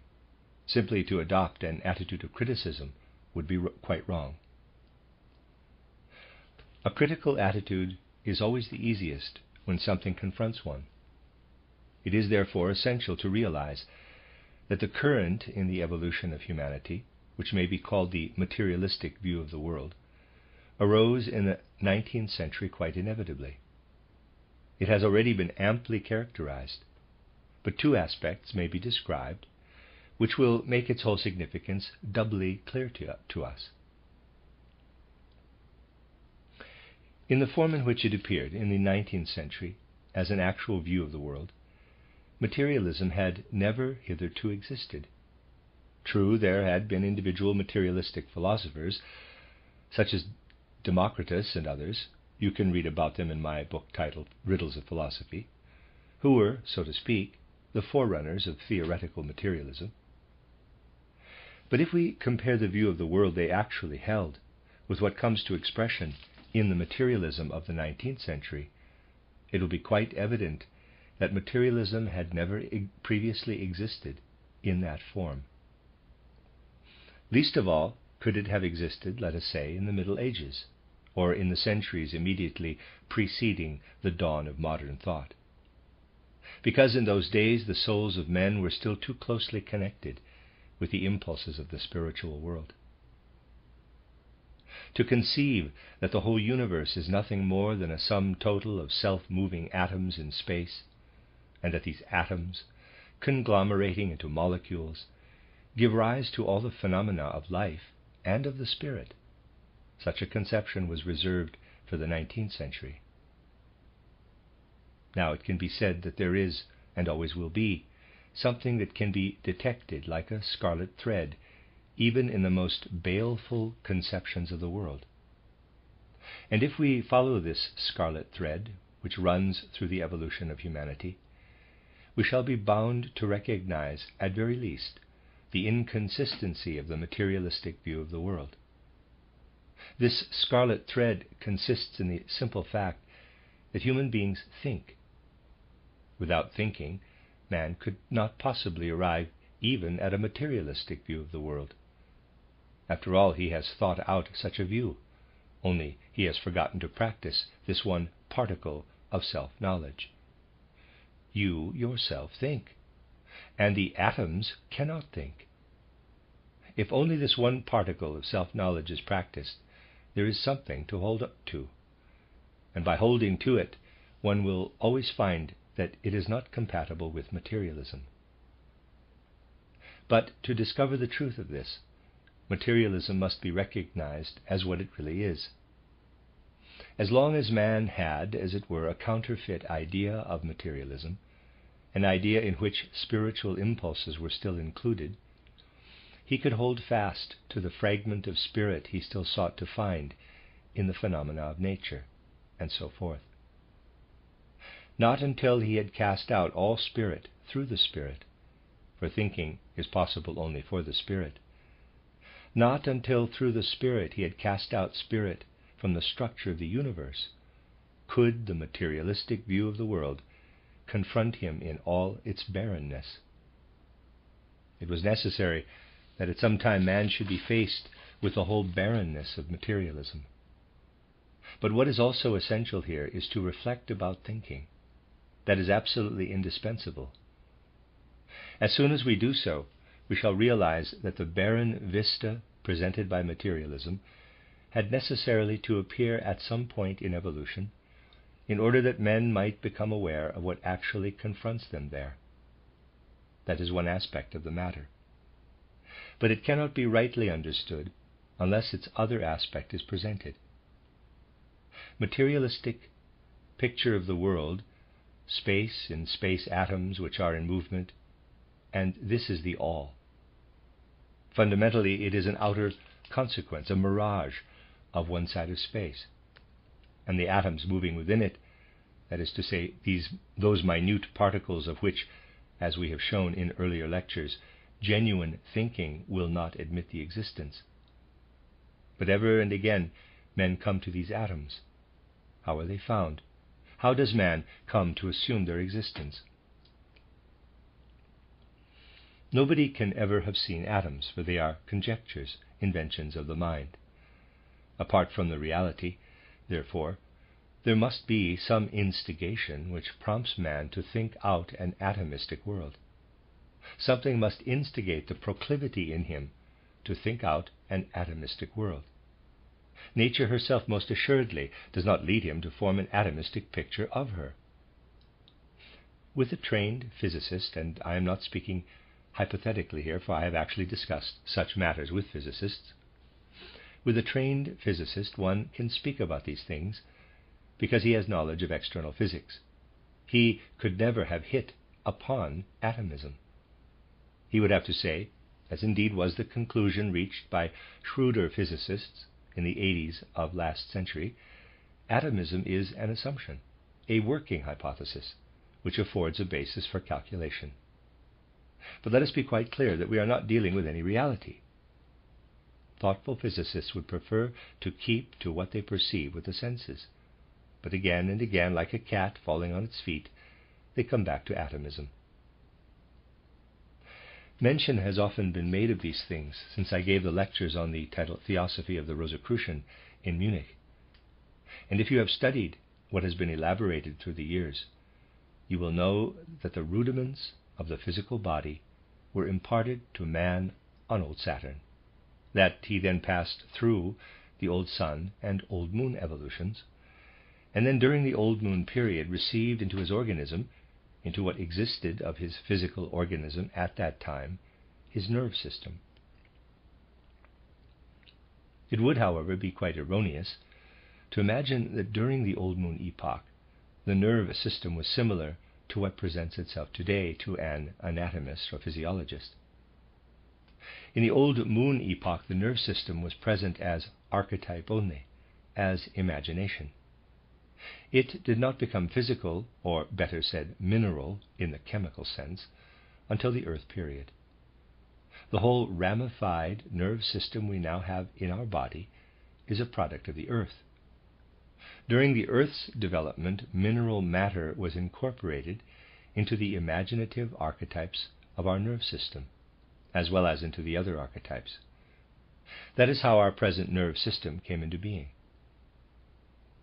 The materialist says, "With this nerve system I think," or "I perceive." We know that this is nonsense. To get a correct idea of the process, let us picture the course of some nerve in the organism, and there's a diagram. But now let us follow different nerves, which run through the organism and send out ramifications, like branches. A nerve has, as it were, a stem from which branches spread out.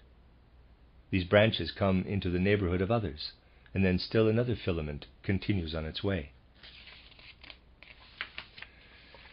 Now, how does man's life of soul take its course within this nerve system? That is the question of primary importance. We can form no true conception here if we consider the day-waking consciousness only. But if a man thinks of the moment when, together with his ego and astral body, he slips out of the body, and therefore also out of the nerve system, and especially of the moment when he slips into the body again on waking, he will have a peculiar experience. During sleep, in his ego and astral body, he has been outside his nerves. He slips into the nerves again, and is actually within them during his waking life. In the act of waking, he feels himself streaming, as it were, from outside into the nerves. The process of waking is much more complicated than can be conveyed in a diagram. Through the day, together with his soul, man is within his body, filling it to the uttermost limits of the nerves. It is not as though the physical body were filled with a kind of undifferentiated mist. The organs and various organic structures are pervaded individually. As he passes into the different organs, man also slips into the sensory nerve filaments, right to the very outermost ramifications of the nerves. Let us try to picture it vividly. Again, I will make a sketch, but can draw it only as a kind of mirrored reflection. I can draw it only from the outside, whereas in reality it ought to be drawn from within. Suppose here, there's a diagram, is the astral body, and here the sensory antenna extending from it. What I am drawing is all astral body. It sketches certain antennae into the nerve fibers. Now suppose the sleeves of my coat were sewn up, and I were to slip my arm into the coat. Suppose I had 100 arms and were to slip them in this way into what would amount to sacks. With these 100 arms, I should come up against the places where the sleeves are sewn up. In the same way, I slip into the physical body right to the ends of the nerve fibers. As long as I am in the act of slipping in, I feel nothing. It is only when I reach the point where the sleeves are sewn up that I feel anything. It is the same with the nerves. We feel the nerve only at the point where it ends. Throughout the day, we are within the nerve substance, touching our nerve ends all the time. Man does not realize this consciously, but it expresses itself in his consciousness willy-nilly. Now, man thinks with his ego and astral body, and we may therefore say, thinking is an activity that is carried over by the ego and astral body to the etheric body. Something from the etheric body also plays a part, its movement at any rate. The cause of consciousness is that, in acts of thinking, I continually come to a point where an impact occurs. I make an impact at an infinite number of points, but I am not conscious of this. It comes into consciousness only in the case of one who consciously experiences the process of waking. When he passes consciously into the mantle of his nerves, he feels as if he were being pricked all over. I once knew an interesting man who had become conscious of this in an abnormal way. He was a distinguished mathematician, conversant with the whole range of higher mathematics at that time. He was also, of course, much occupied with the differential and integral calculus. The differential in mathematics is the atomic, the very smallest unit that can be conceived. I cannot say more about it today. Although it was not a fully conscious experience, this man had the sensation of being pricked all over when he was engrossed in the study of differential calculus. Now, if this experience is not lifted into consciousness in the proper way, by such exercises as are given in the book titled Knowledge of the Higher Worlds, How Is It Achieved?, very strange things may occur. This man believed that he was feeling the differentials all over him. Quote, "I am crammed full of differentials," close quote, he said, quote, "I have nothing integral in me," close quote. And moreover, he demonstrated in a very ingenious way that he was full of differentials. Now try to envisage these pricks vividly. What does a man do with them if they do not reach his consciousness? He projects them into space, fills space with them, and they are then the atoms. That, in truth, is the origin of atomism.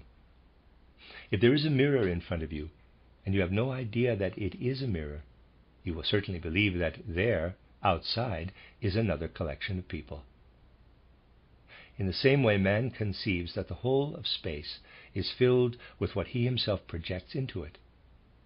This entire nerve process is reflected back into man owing to the fact that he comes up against it as a kind of barrier.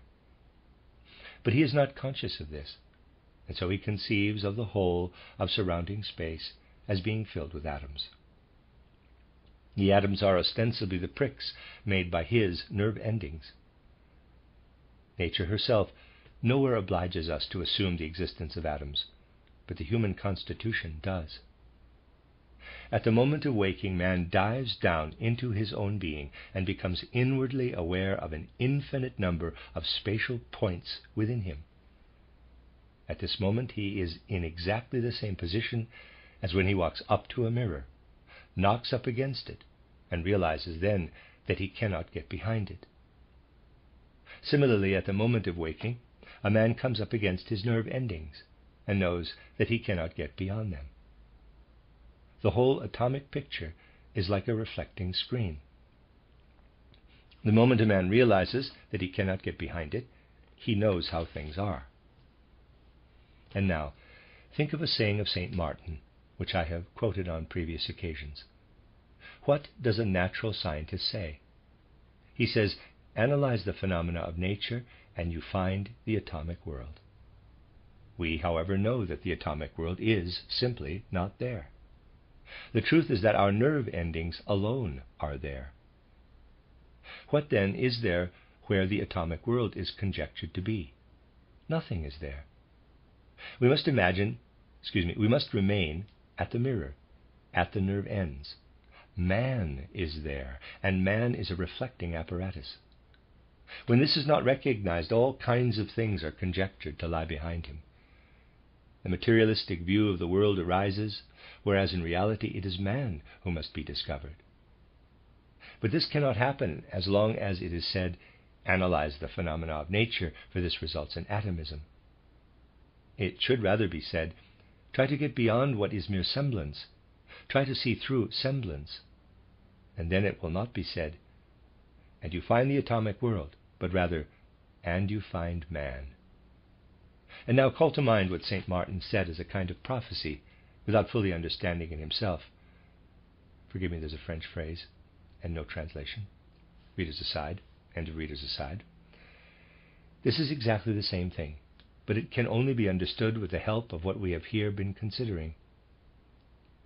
Through the way in which we are bringing spiritual science into connection both with natural science and also with its errors, we are fulfilling a longing that has existed ever since there were men who had some inkling of the fallaciousness of the modern materialistic view of the world. When we think of the intrinsic character of our own conception of the world, the fact of untold significance that strikes us is this.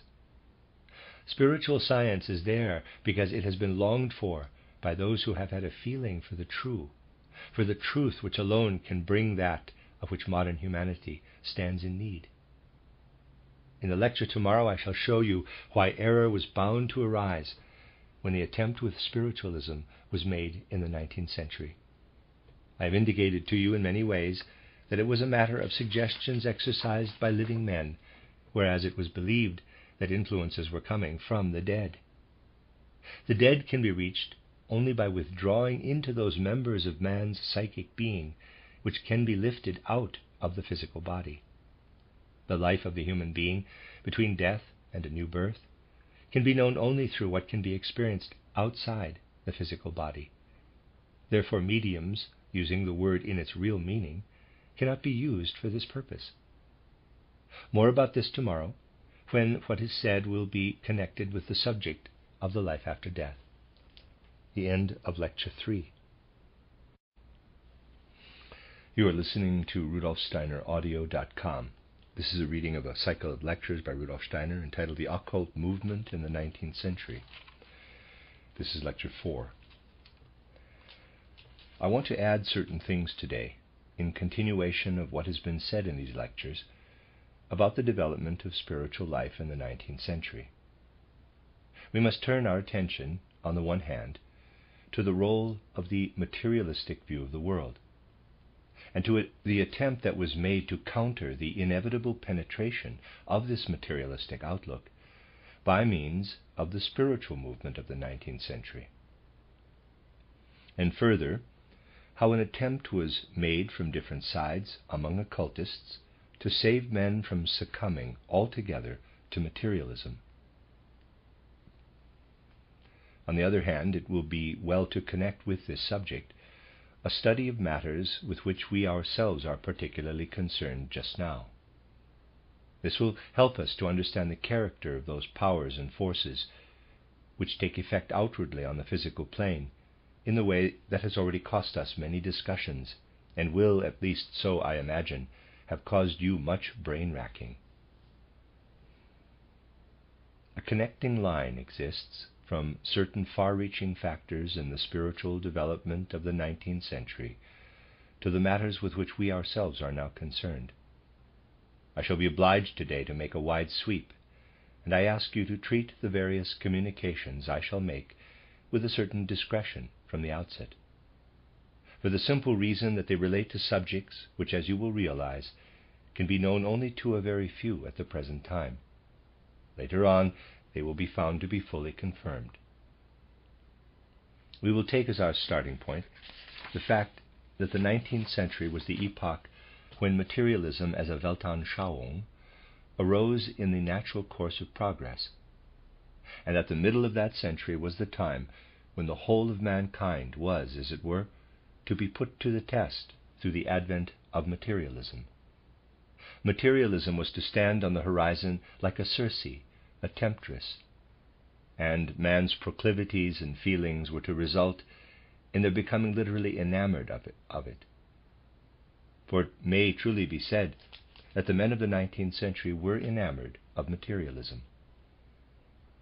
On the other side, we have seen how greatly materialism deserves praise. As a method, materialism has made possible the great achievements of natural science, which, with all their technical, economic, and social consequences, would not have been possible if the faculties of soul necessary for materialistic observation of the world had not been developed. There was a combination of two factors. On the one hand, the evolution of humanity had to take its course to the point where materialistic interpretations were inevitable, when the study of nature was carried to a further stage. Honest thinkers could not but arrive at materialism if they adopted certain methods of investigation established by natural science. For materialism was good as a method for investigating and observing the secrets of the material world. That was the one aspect that emerged.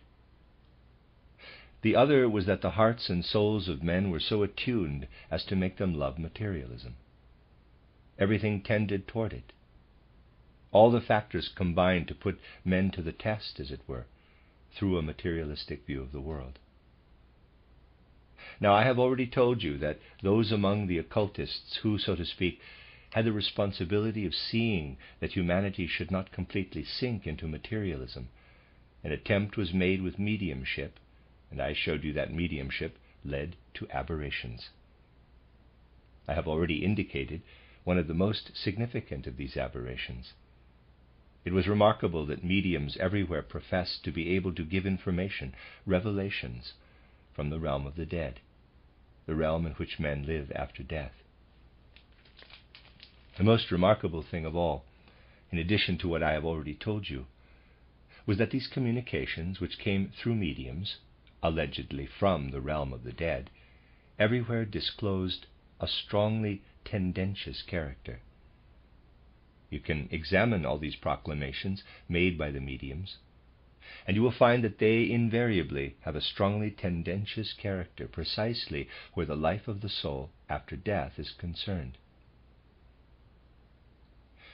In important circles where mediums were used, declarations were made which to the old esotericists, that is to say, those who did not wish certain occult truths to be made public, were the cause of great consternation.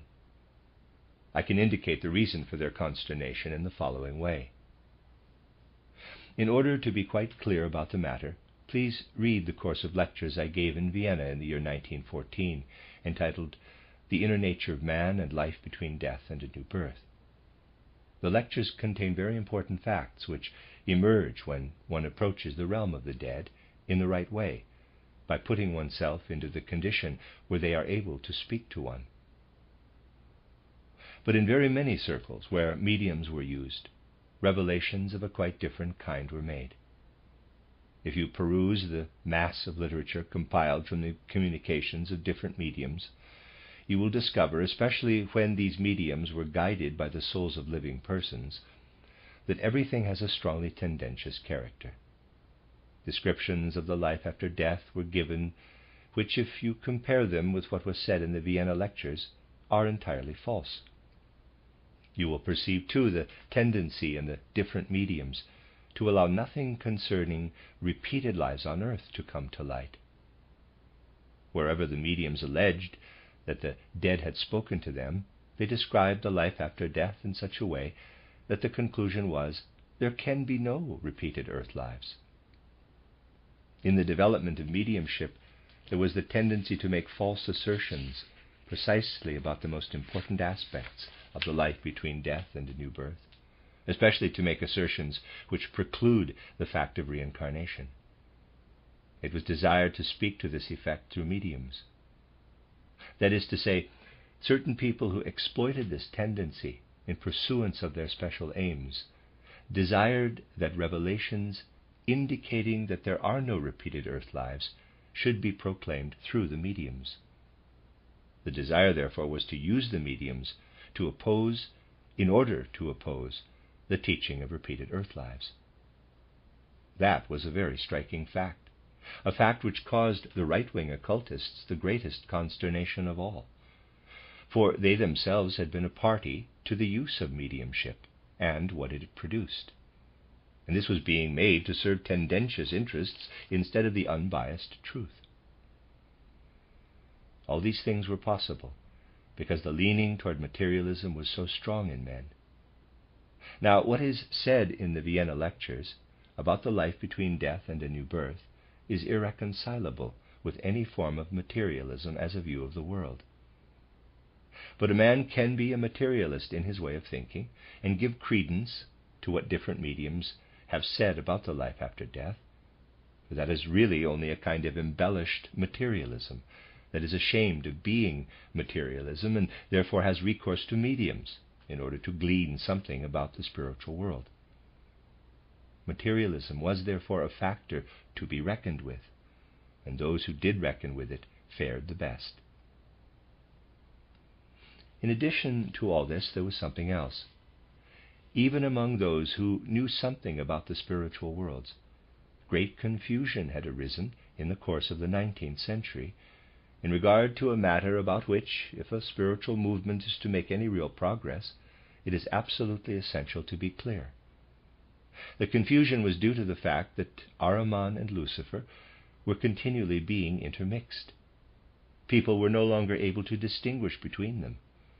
A principle of evil and the representative of evil, that they understood, but they saw no need for any sharper distinction. Even Goethe was unable to distinguish Ahriman, whom he called Mephistopheles, from Lucifer.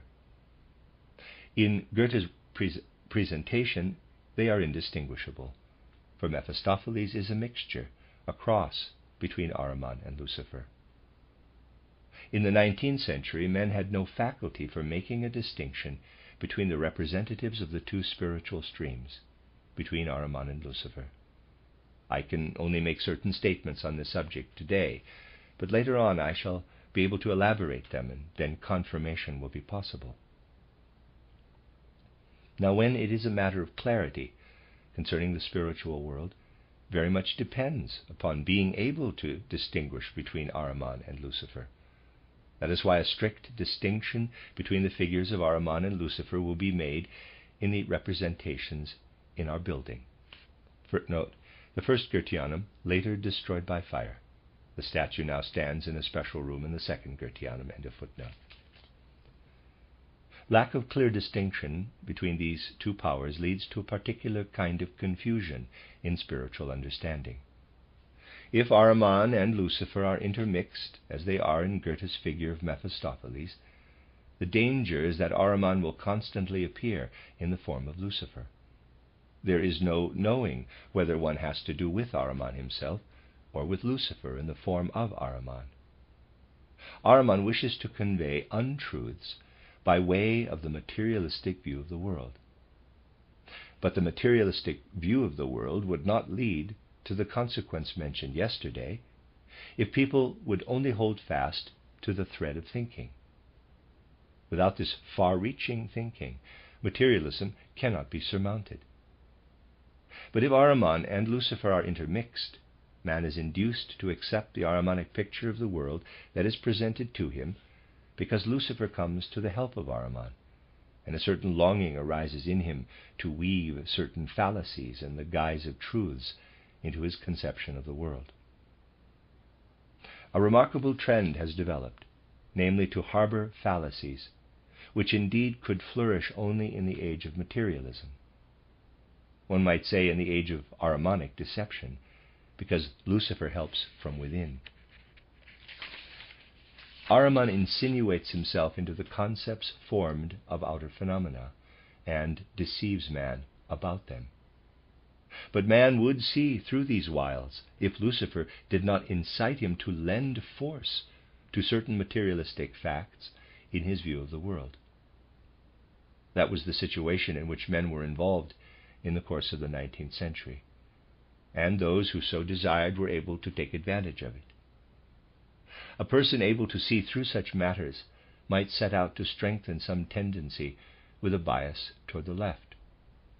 This would not have been such a simple matter if in the 19th century men had not been in a position where they could easily be misled as a result of the intermixture of Ahriman and Lucifer. And so it could happen that certain entirely materialistic natures had enough of the Luciferic element in them not to believe in materialism, but to attempt to find in materialism itself a spiritual conception of the world. Just think of it. The 19th century could produce a type of person whose head produced a thoroughly materialistic kind of thinking, but whose heart was longing for the spiritual. When that is the case, such a man will endeavor to find the spiritual in materiality itself, and will endeavor to give to the spiritual a materialistic form. Now, if behind a personality of this type there happens to stand some individuality who sees to the root of such matters, the latter has a very easy game to play. For if it is in the interests of this individuality, he can induce such a man to mislead others into envisaging the spiritual in a material form, and procedures calculated to trick these others can then take effect. These measures succeed best when they are carried out at just the right place, when truths are imparted to men and the doors open for them to the things for which they long. In this way, certain spiritual truths could be brought to mankind, and a one-sided tendency steered in a certain direction. On the one hand, a number of truths, with a materialistic coloring, but truths for all that, were communicated, and on the other hand, at a certain place, something was introduced that would quite inevitably lead to fallacy, but could not easily be detected. This was what happened in the case of Sinnett's book titled Esoteric Buddhism. Sinnett wrote it but behind him was the one he calls his, in quotes, inspirer, and whom we know as the later mask of a Mahatma individuality. Sinnett was a journalist and was therefore steeped in the materialistic tendencies of the 19th century. Here then was a personality whose brain tended entirely to materialism, but the longing for a spiritual world was also present in him. He therefore had every aptitude for seeking the spiritual world in a materialistic form, and so it was easy for the above-mentioned individuality, in whose interests it was to make use of materialism in this way for special aims of his own, to develop in Sinnett's title Esoteric Buddhism an ostensibly spiritual teaching with an eminently materialistic coloring. Now, you may say, quote, but Sinnett's book certainly does not contain materialistic teaching, close quote. The fact that this is not perceived, there you have the gist of the whole matter. Everything is embellished and disguised, and can be understood only when one knows the antecedents of which I have just spoken. Of course, the teaching about the members of man's being, the doctrine of karma and reincarnation, are truths. But materialism has here been woven into all these truths. In Sinnett's title Esoteric Buddhism, a genuinely spiritual outlook is combined with an eminently materialistic tendency, a combination that it was not easy to detect, because there was scarcely anyone who could discern that something entirely materialistic had insinuated itself into a spiritual teaching. Something that was materialistic not merely in the intellectual sense, but materialistic as opposed to a spiritual view of the world. I refer to what is said in Esoteric Buddhism about the, quote, eighth sphere, close quote.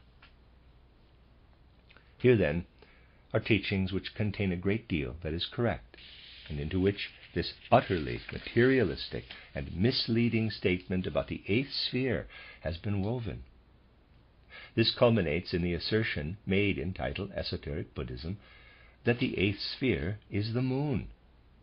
Owing to its journalistic qualities and the good style in which it is written, the book was a tremendous draw and captivated many hearts.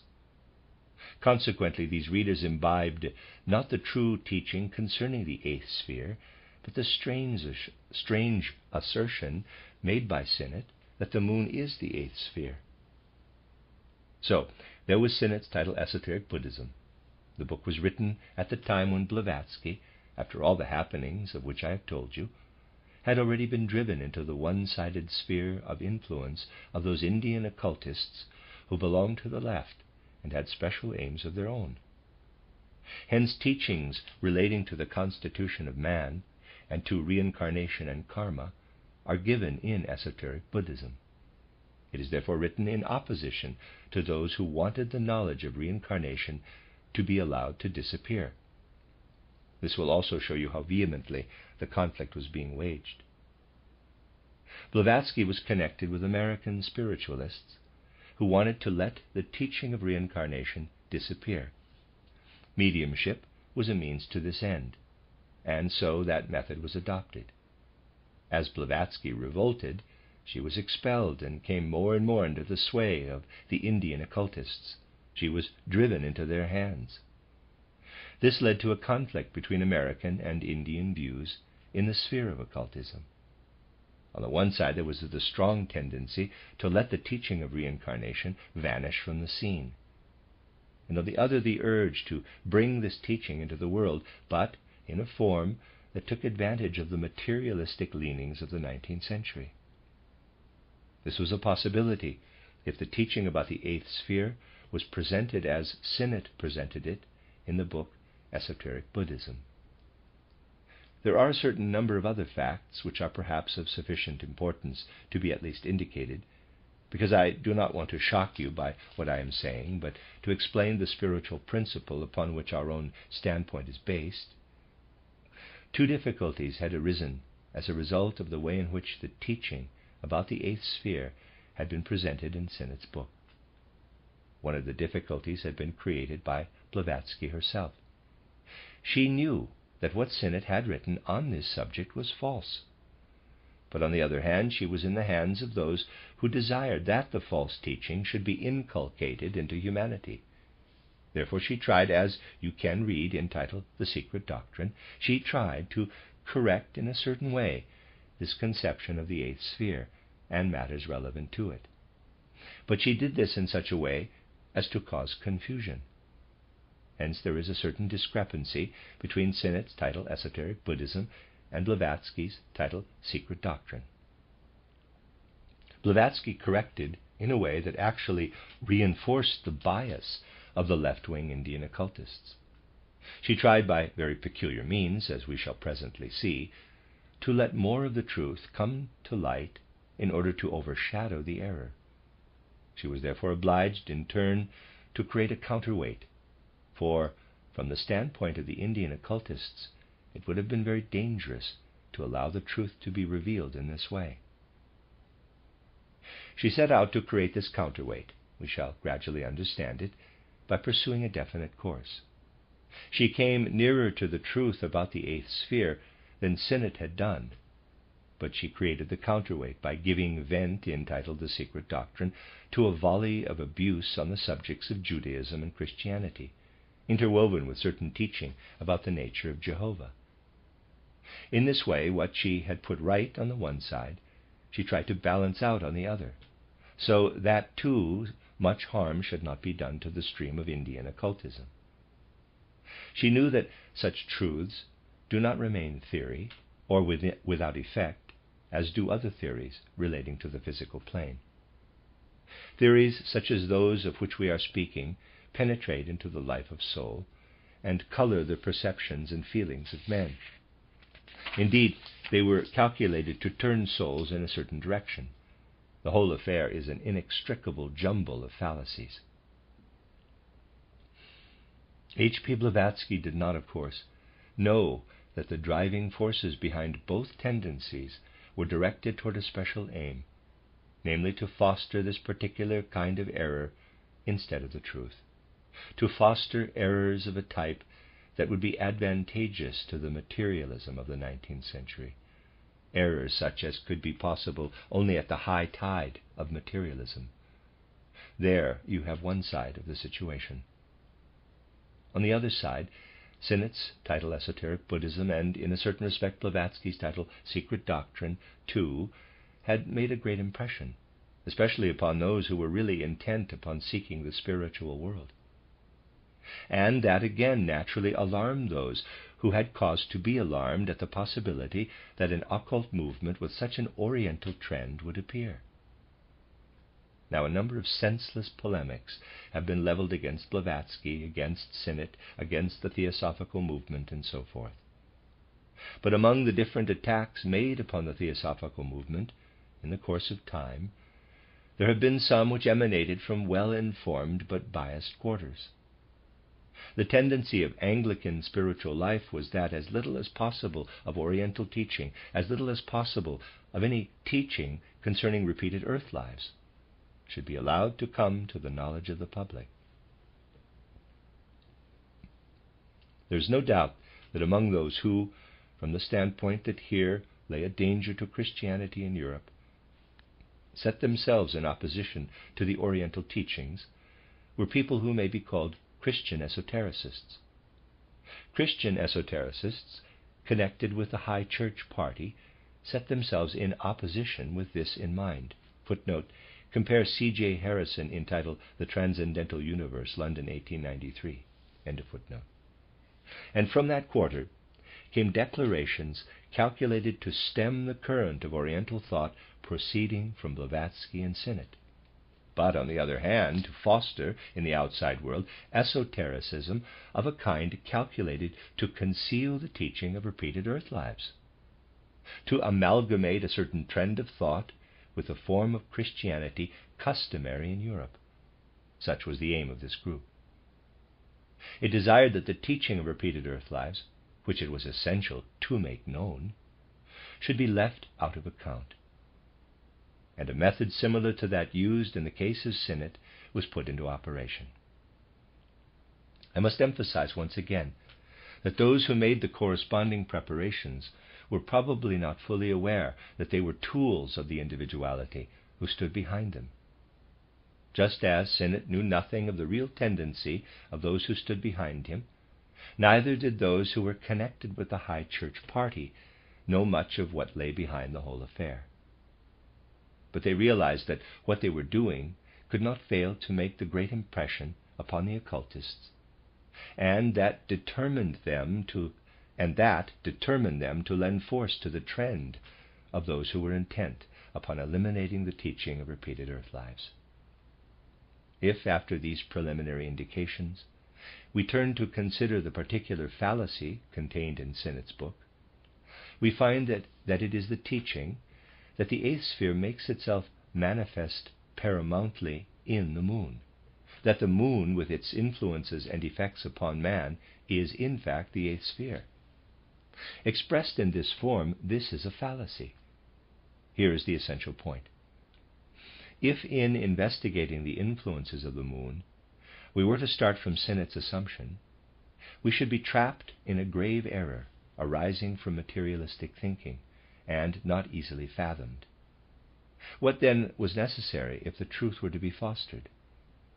It was necessary to point out the true state of things in regard to the moon, as opposed to the erroneous presentation in Sinnett's title Esoteric Buddhism.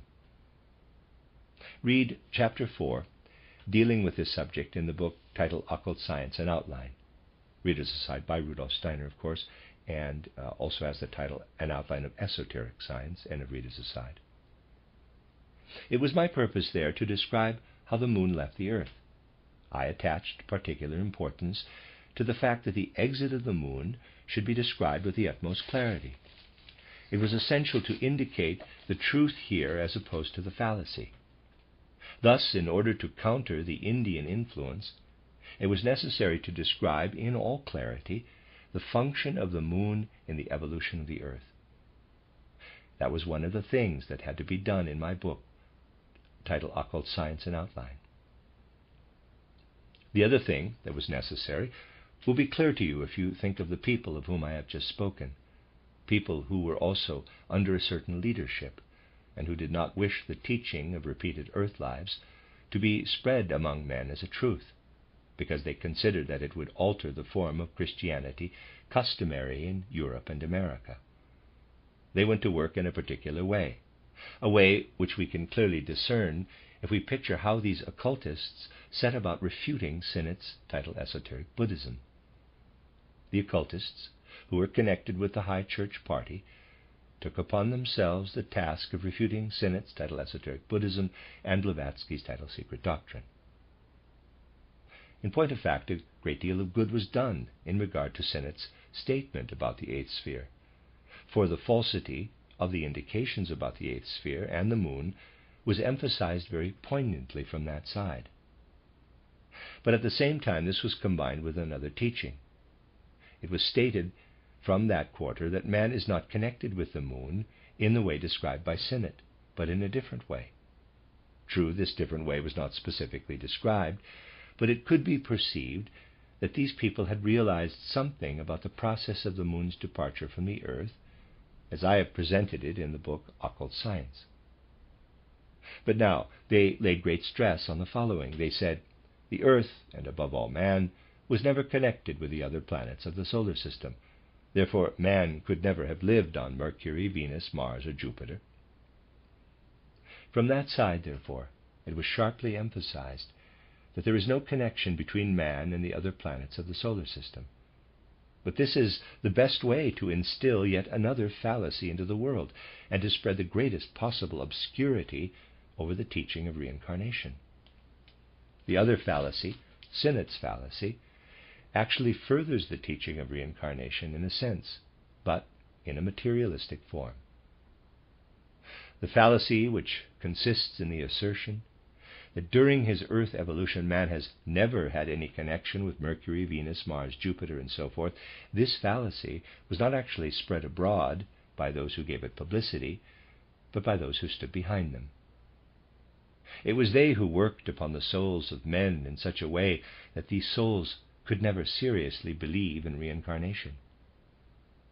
What, therefore, was strongly emphasized from this quarter was that man had never been connected with any planet other than the Earth, nor had ever had anything to do with the other planets of the solar system.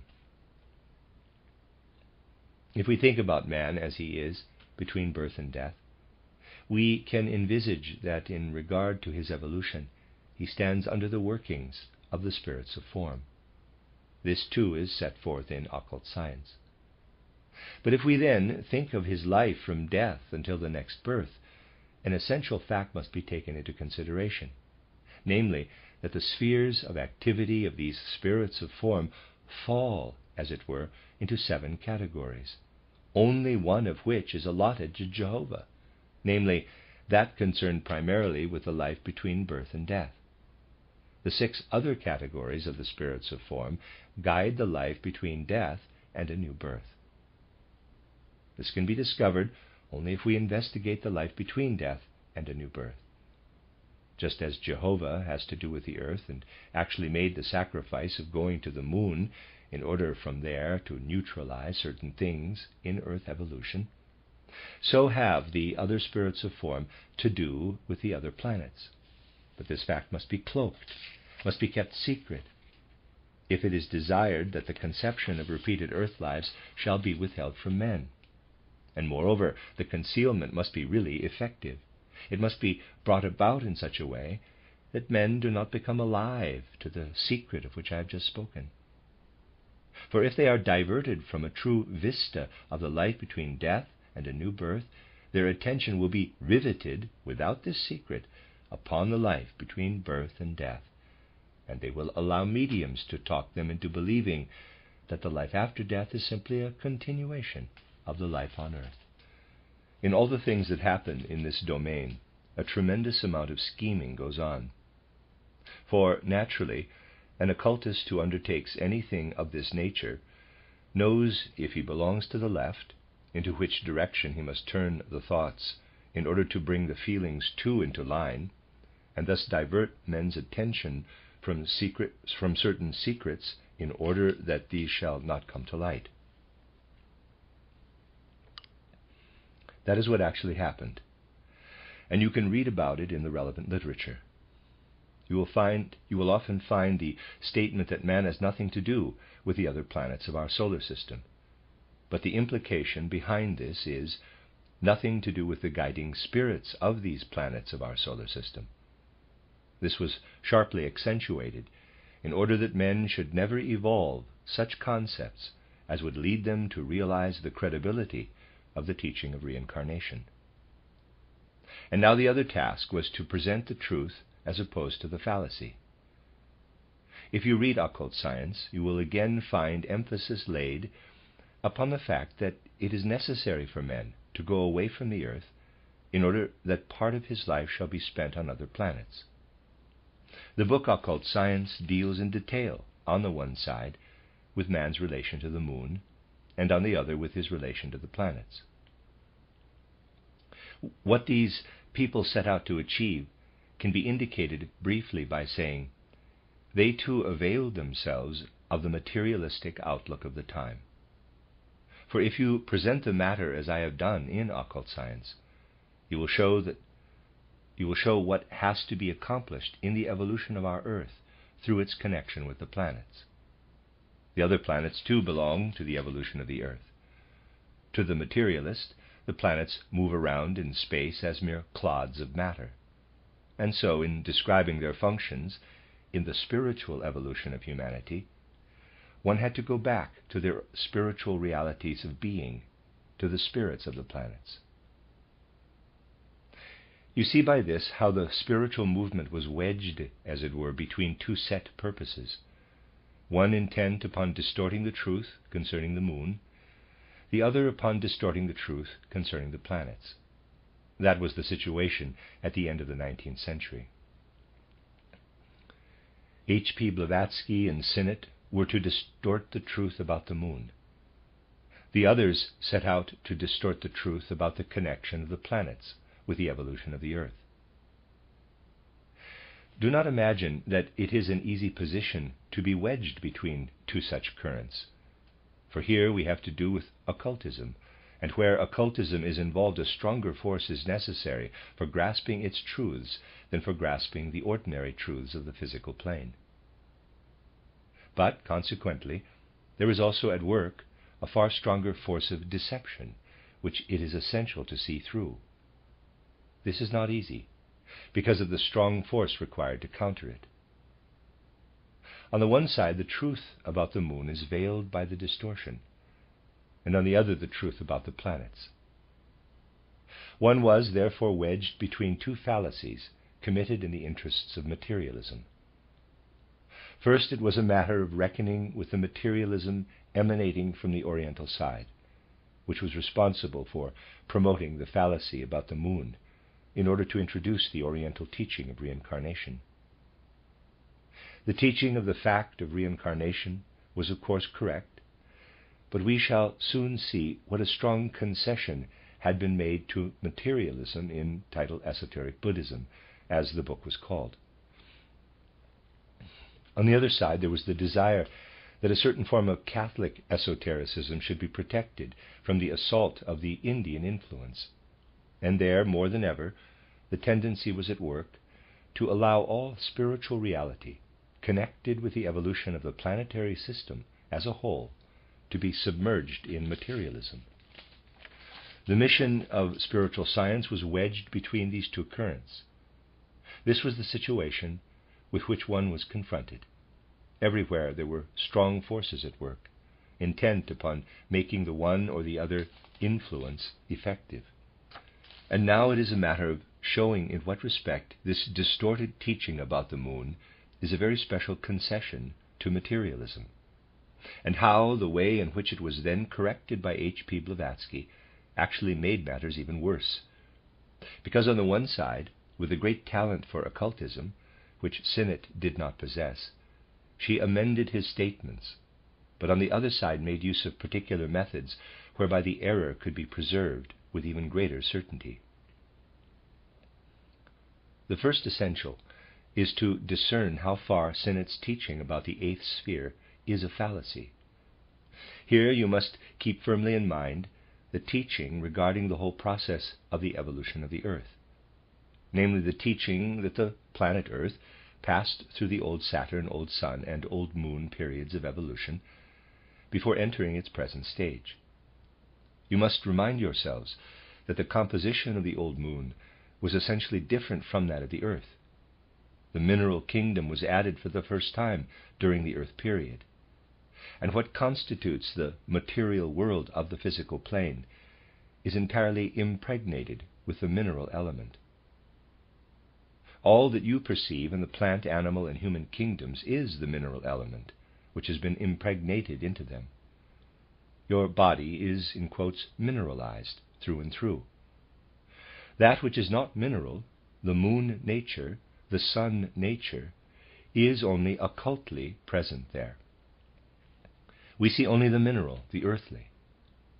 This must be firmly borne in mind, if starting from what man now actually is on the earth, we are to find the answer to the question, what is it in man that is the heritage of the old moon?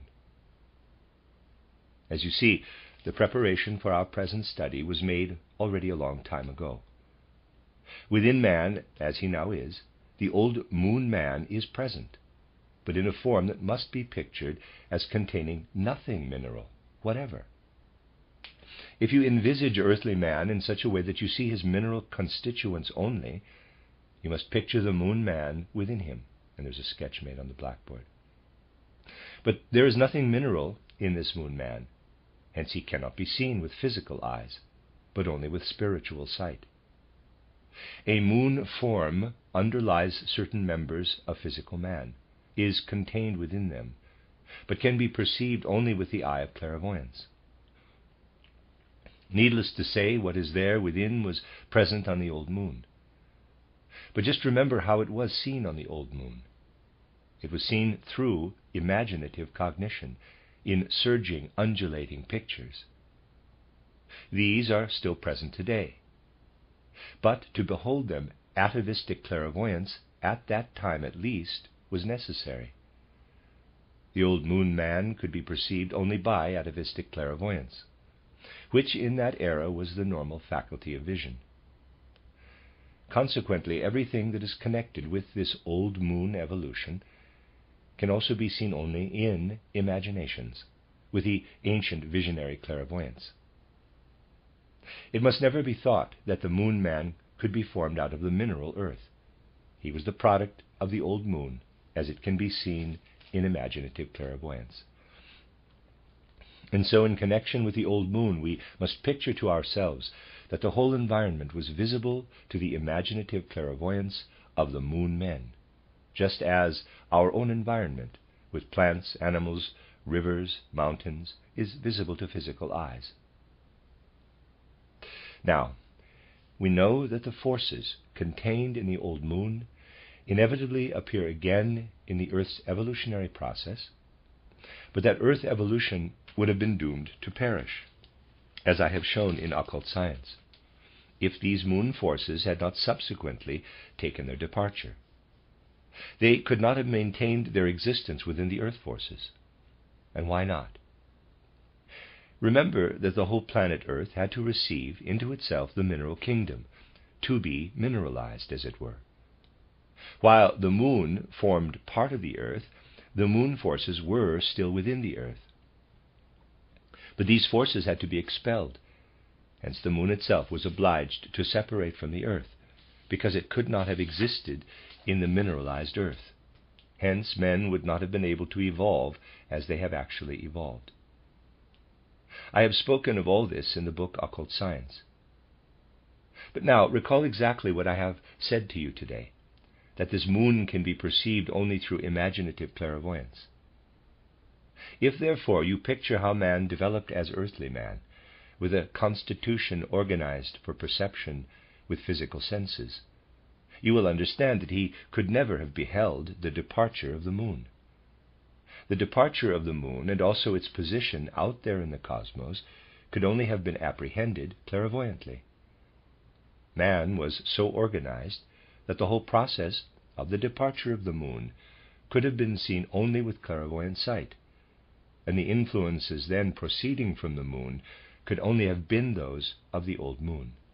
That is to say, influences which worked in such a way upon man that, among other things, imaginative clairvoyance would have been evoked in him.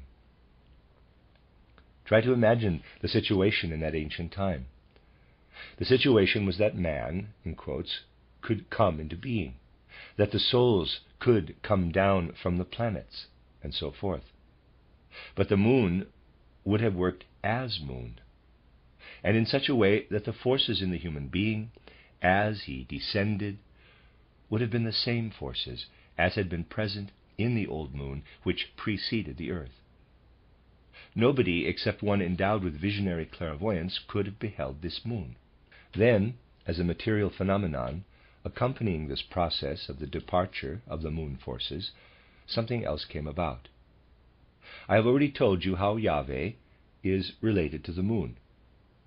What happened was that through the connection of Yahweh with the moon too was made material, was mineralized, but with a materiality much denser than that of the earth. Therefore, what can be seen today as physical moon, and of which it can be assumed that the moon contains a mineral element, is to be traced back to the deed of Yahweh, whereby certain elements were added to the old moon. Thereby, however, the old moon forces were crippled, and now work in a quite different way. Had the moon remained unmineralized, its forces would have worked in such a way that its rays would always have evoked the old atavistic clairvoyance in men, and the effects of the moon upon the will would have made men somnambulists in the most marked form. This was neutralized through the mineralization of the moon. The old forces can now no longer develop in such a way. This is a truth of tremendous importance, for now you will realize that it was necessary for the moon to be mineralized in order that it might not work in the old way.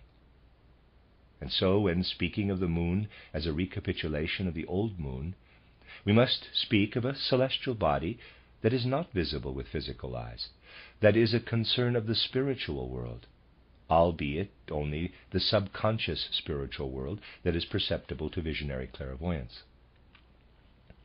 We must therefore speak of something spiritual if we are speaking of the recapitulation of the old moon.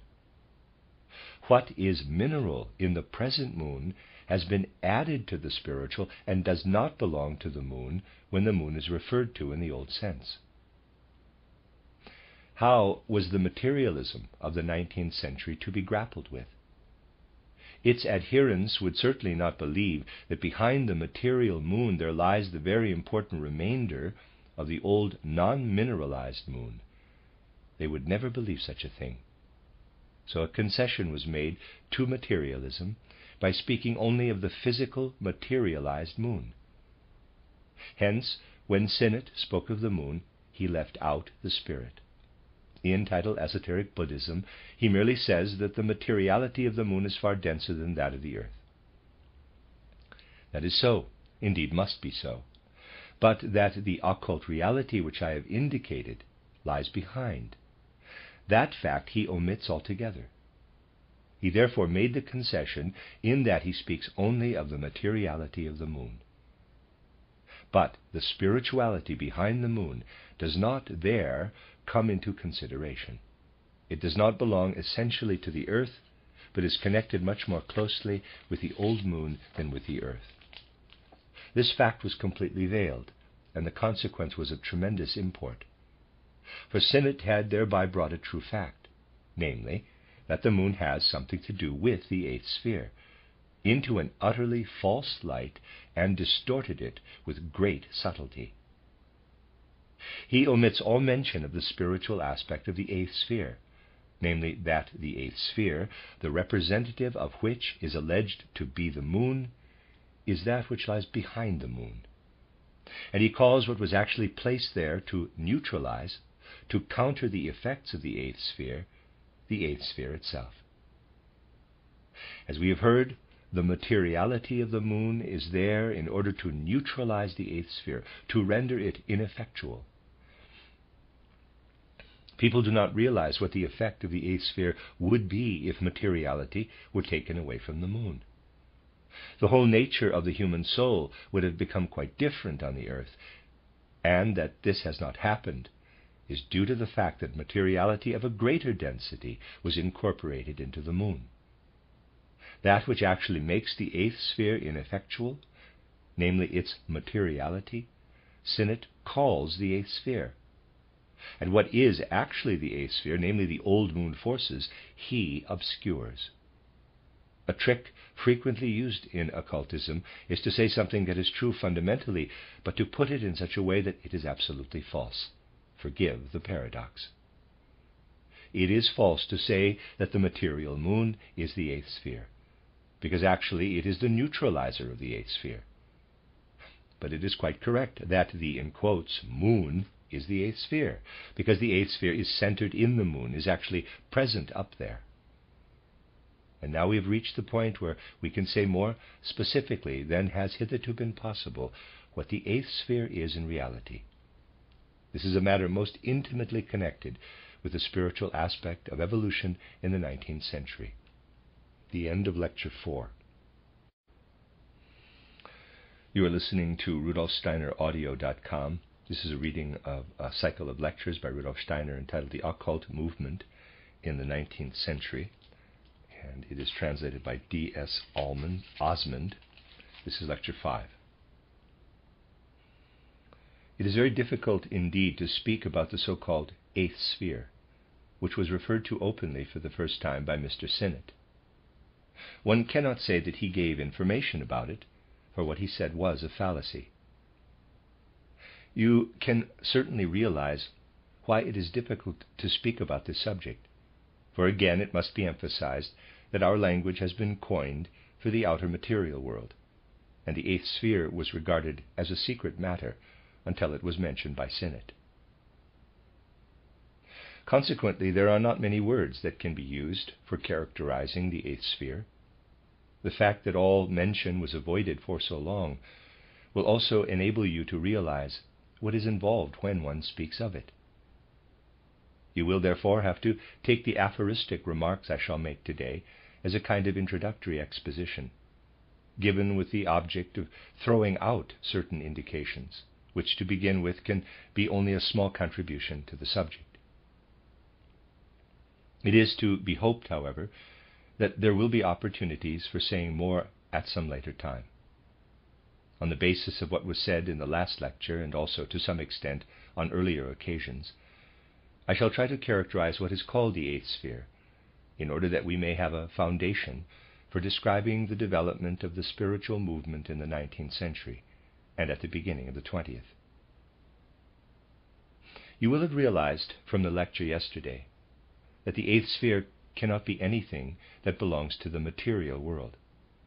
For I have shown you that the greatest fallacy in Sinnett's statement is that the physical moon is directly connected with the eighth sphere. And I tried to make it comprehensible that the actual foundation of the error consists in the fact that this pointed to something material and physical.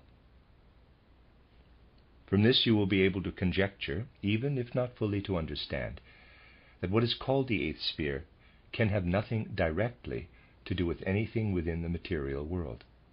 That is to say, what can be perceived by man's senses and thought out on the basis of sensory perception has no part in the eighth sphere.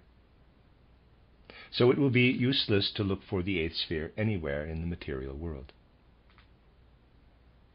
You now have indications by means of which some approach can be made, in thought, to a conception of the eighth sphere. I have said that the eighth sphere has something to do with the residue left from the old moon and its evolution. So much you can gather from the studies we have pursued in the course of time. I tried to make it clear in the lecture yesterday that on the old moon, man's natural mode of perception was visionary and imaginative in character, so that any substantiality to be discerned in the eighth sphere must be found with this kind of vision. That is to say, it must be presumed at the outset that the eighth sphere is found by way of visionary imaginations. How was it that the expression eighth sphere came to be used? You know that human evolution takes its course through the seven spheres of Saturn, Sun, Moon, Earth, Jupiter, Venus, Vulcan. We will conceive that besides these seven spheres, there is still something else which lies outside them, and yet is in some way related to the Earth. Here, then, we have a sphere, visible only to visionary, imaginative clairvoyance, which stands there as an eighth sphere, over and above the seven, which constitute the domain of the ordered and regular evolution of mankind. All such sketches are, of course, purely diagrammatic. One is obliged to draw separately spheres which can only be observed each within the others. For you will certainly have realized from our studies that as long as a man is within the material world, makes his observations through the senses, and thinks with the intellect, he is standing in the fourth sphere, the earth sphere. If he develops his faculties of soul sufficiently to be able to see the third sphere, the moon sphere, then he takes a far flight, but not in the spatial sense. He observes not from another place, but, physically speaking, spatially speaking, from the same place.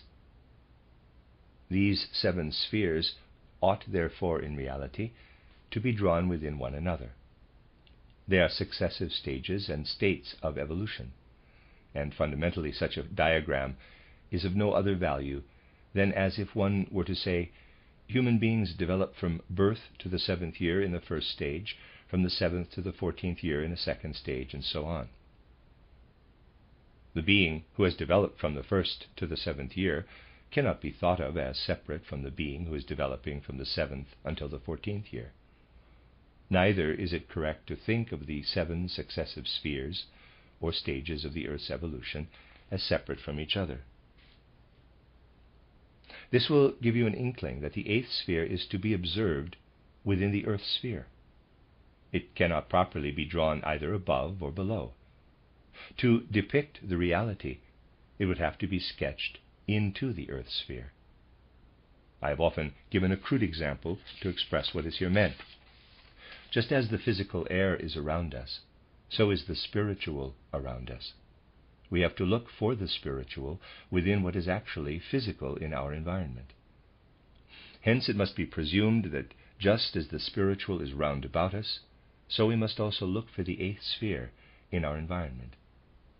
This means that an organ enabling man to perceive the eighth sphere would have to be developed, just as his physical senses enable him to perceive the material earth. He could then experience the eighth sphere quite consciously, but unconsciously he is always within it, just as we are always within the air, even if we are not aware of it. And if we have developed an organ for experiencing the eighth sphere, we are conscious of it around us, so that if the eighth sphere is to be described, it must obviously be described as a realm in which we are living all the time. Now, as I said, all that I can do in these introductory studies is to give some general information. The rest will emerge as we proceed. First of all, you can understand that what is around us as the eighth sphere is accessible to imaginative, visionary clairvoyance. To develop imaginative clairvoyance without perceiving something of the eighth sphere is impossible. The reason why it is so difficult to speak of matters such as the eighth sphere is because really clear and discriminative clairvoyance is possessed by so very few. In the eighth sphere we have to do with imaginations, and what constitutes the essential nature of Earth evolution, that is to say, the fourth sphere, is not present in the eighth sphere. The essential nature of the fourth sphere is constituted, as I indicated yesterday, by the material impregnation of this world body. That we are able to live on the earth is due to the fact that this fourth sphere has been mineralized. We live in a mineralized environment. What is perceived through the physical senses can be coordinated by the intellect. But we must conceive that the mineral element is totally absent from the eighth sphere. When we eliminate the mineral element in thought, all that remains is a later stage of the old moon evolution, for whence could anything else originate? But evolution proceeds, something that is perceptible through imaginative, visionary clairvoyance, but could be nothing else than a residue of the old moon. That would be no eighth sphere. All that could be said would be that something has been left behind by the third sphere. In order to have some inkling of facts relating to the eighth sphere, let us keep the following in mind. In the course of its regular evolution, the third sphere became the fourth sphere. That is to say, a transition of the third elemental kingdom, for that is what we must call it, to the mineral kingdom took place. The mineral element was added. Otherwise, we should have to conceive of the old moon as a sum total of substantiality, imaginatively perceptible. It must therefore be assumed that the regular progression from the old moon to the earth, from the third sphere to the fourth sphere, consists in what was formerly only imaginatively perceptible, becoming materially perceptible, that is to say, becoming mineralized. As the eighth sphere, there remains, to begin with, the old moon element. But owing to a particular happening, this old moon element undergoes a change. What took place in order that the fourth sphere might be able to arise from the third is clearly described in the book titled Occult Science, where it is said that to the activities of the spirits of movement are added those of the spirits of form, under whose guidance the whole process of the transformation takes place. We can therefore say that the fourth sphere arises out of the third, through the fact that the spirits of form add their activities to those of the spirits of movement. If the spirits of form had achieved everything that their own nature desires, and moreover is able to achieve, When the mission of Sphere 3 was fulfilled in the cosmos, Sphere 4 would have arisen quite naturally from Sphere 3. That is obvious. But we know that Luciferic and Ahrimanic spirits are at work, and they hold back for themselves something of the old moon substantiality, wrested away, as it were, from the spirits of form. The fact that Lucifer and Ahriman do so is indicative of their essential nature. Thus, as Sphere 3 is advancing to a further stage, something is wrested from the spirits of form by Lucifer and Ahriman. Into this part that is wrested away, Lucifer and Ahriman penetrate, instead of these spirits of form. The activities of Lucifer and Ahriman are added to those of the spirits of movement, and as a result, 8 arises out of 3. Note by translator, the 8th sphere out of the 3rd sphere, end of note by translator. Something else, then, must be there.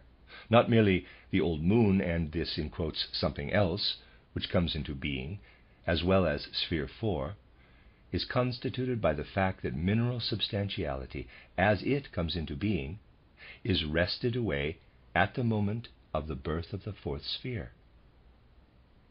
Thus, when the mineral comes into existence out of the imaginative substantiality, it is snatched by Lucifer and Ahriman and made into imagination.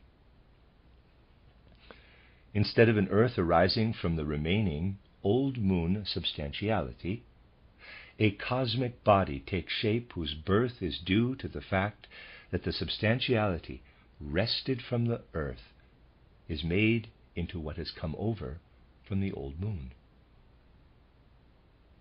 Now recall how I have described the conditions pertaining to the old moon in the book Occult Science. In the old moon there was as yet nothing mineral. Had mineral substance been present, that world body would have been an earth, not moon. Sphere 4 comes into being through the birth of the mineral element. In that Lucifer and Ahriman approach, snatch mineral substantiality out of Sphere 4, and infuse it into Sphere 3, the old moon is recapitulated, but now with materiality that belongs properly to the earth. Mark this well. Instead of pure imaginations being there, the imaginations are densified by the infusion of a mineral element that has been wrested from the earth. Densified imaginations are thus created. We are therefore drawn into a world of densified imaginations which are not lunar in character, because they have been densified by materiality belonging to the earth. They are ghosts, specters. That is to say, behind our world there is a world of specters created by Lucifer and Ahriman. Let me express it schematically as follows. On the old moon, certain pictures were present. These should have passed over to the earth as something everywhere perceptible. But Lucifer and Ahriman retained them for themselves. Lucifer and Ahriman wrested from the earth certain of its constituents and made them into imaginations, so that these earth substances became not earthly formations, but moon formations. Into our 4th sphere, therefore, there has been instilled a sphere that is really a moon sphere, but is filled with earthly substantiality, and is therefore a bogus creation in the universe. To the 7 spheres, an 8th created in opposition to the progressive spirits has been added. The necessary consequence of this is that the spirits of form must do battle on the earth for every morsel of substantiality capable of mineralization, lest it should be wrested from them by Lucifer and Ahriman and born into the 8th sphere. In truth, therefore, our earth, the 4th sphere, is simply not what it appears outwardly to be. Were it really to consist of atoms, all these atoms would still be impregnated by formations belonging to the 8th sphere, which are perceptible only to visionary clairvoyance. These formations are present everywhere. So too is the spectre-like content of the 8th sphere, which can therefore be perceived just as actual specters are perceived. all earthly being and existence are involved here. Lucifer and Ahriman strive unceasingly to draw from the earth's substances whatever they can snatch, in order to form their eighth sphere, which then, when it is sufficiently advanced, will be detached from the earth and go its own way in the cosmos, together with Lucifer and Ahriman. Needless to say, the earth would then pass over to Jupiter as a mere torso. But man, as you realize, has his established place in the whole of earth evolution, for he is mineralized through and through. We are permeated by the mineralizing process, which is itself drawn into this battle, so that morsels of this substance can be continually wrested from it. Therefore we ourselves are involved in the battle. Lucifer and Ahriman battle against the spirits of form, with the aim of wresting mineral substance from us everywhere. But the strength of the process varies in the different regions of our organism. We are diversely constituted. Some of our organs are more perfect than others. The most perfect of all is our organ of thinking, the brain and the skull, and there the battle of which I have spoken is the most vehement, precisely because this human head, this human brain, is fashioned as it is. And it is so fashioned because at this place in our body, Lucifer and Ahriman too have been the most successful in wresting mineral substance from us. Physical substance there is more spiritualized than anywhere else. The formation of our skull is due to the fact that it is there that most has been wrested from us. Hence it is precisely through the head that we can emancipate ourselves from our organism to the greatest extent. We can soar upward in thoughts. We can distinguish between the good and the evil. And for that very reason, Lucifer and Ahriman have there been the most successful in wresting away substantiality. In the so-called noblest organ of man, they have been able to wrest away the greatest amount of mineralized substantiality. This alchemy, by which mineral substance is sent over into the eighth sphere, is taking place all the time behind the scenes of our existence. To begin with, I am simply communicating information. Corroborations will emerge more and more clearly as our studies proceed. If everything were to run without a hitch for Lucifer and Ahriman, if they were everywhere able to wrest as much as they wrest from the organ of the head, earth evolution would soon reach a point where Lucifer and Ahriman could succeed in destroying our earth and in leading over all evolution of worlds into the eighth sphere, so that earth evolution as a whole would take a different course. Hence Lucifer endeavors to unfold his greatest strength of all at the place where man is the most vulnerable, namely in his head. The stronghold which it is easiest for Lucifer to capture is the human head, and everything that is similar to the head in respect of the distribution of the mineral element, so that it can be drawn out in the same way, is equally exposed to the danger of being dispatched into the eighth sphere.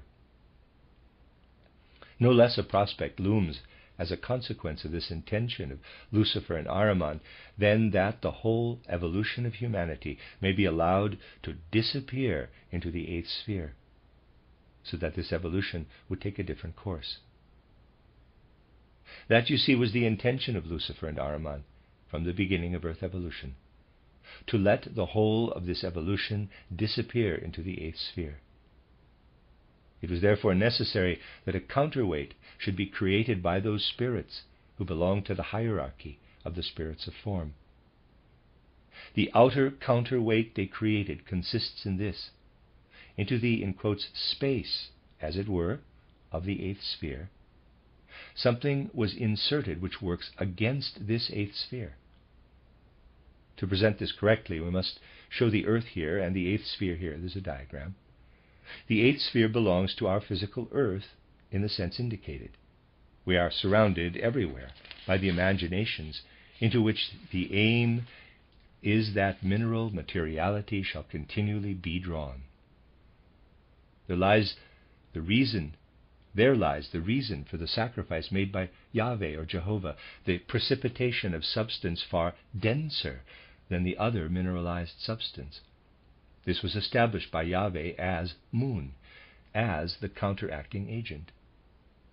It was substance of extreme density, and this density was described by Sinnett as substance of a far denser physical mineral character than exists anywhere on the earth.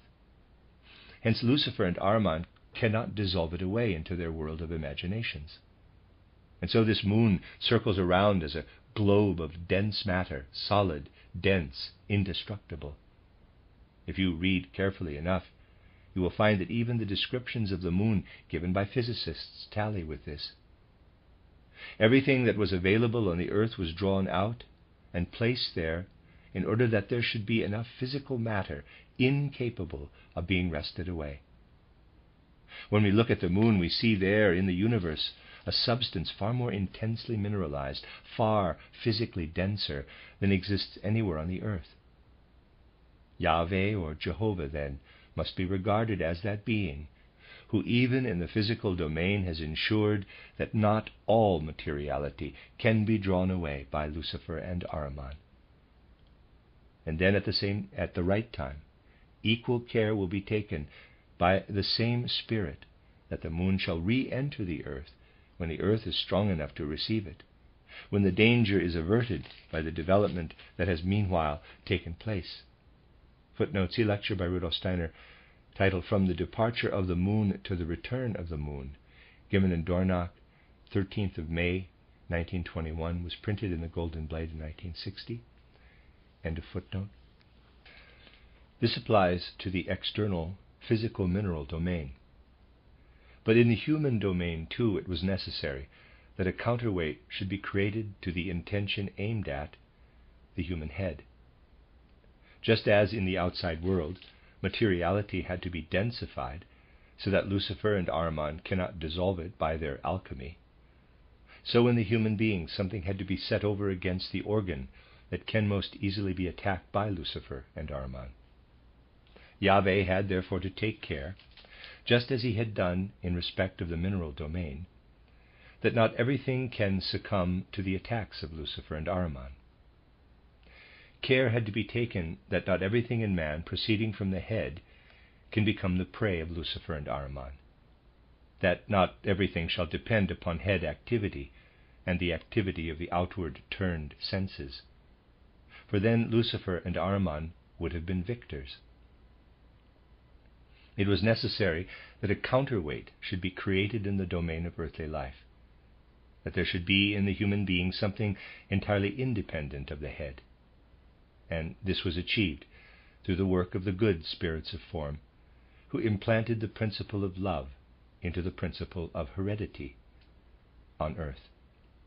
That is to say, there is now operative in the human race something that is independent of the head, that passes from generation to generation, and has its deepest foundations in the physical nature of man. Everything that is connected with propagation and with heredity, everything that is independent of man in the sense that he cannot penetrate it with his thinking, everything that is the gift of the moon in the celestial firmament, that in man is what has proceeded from the principle of love, permeating the process of propagation and heredity.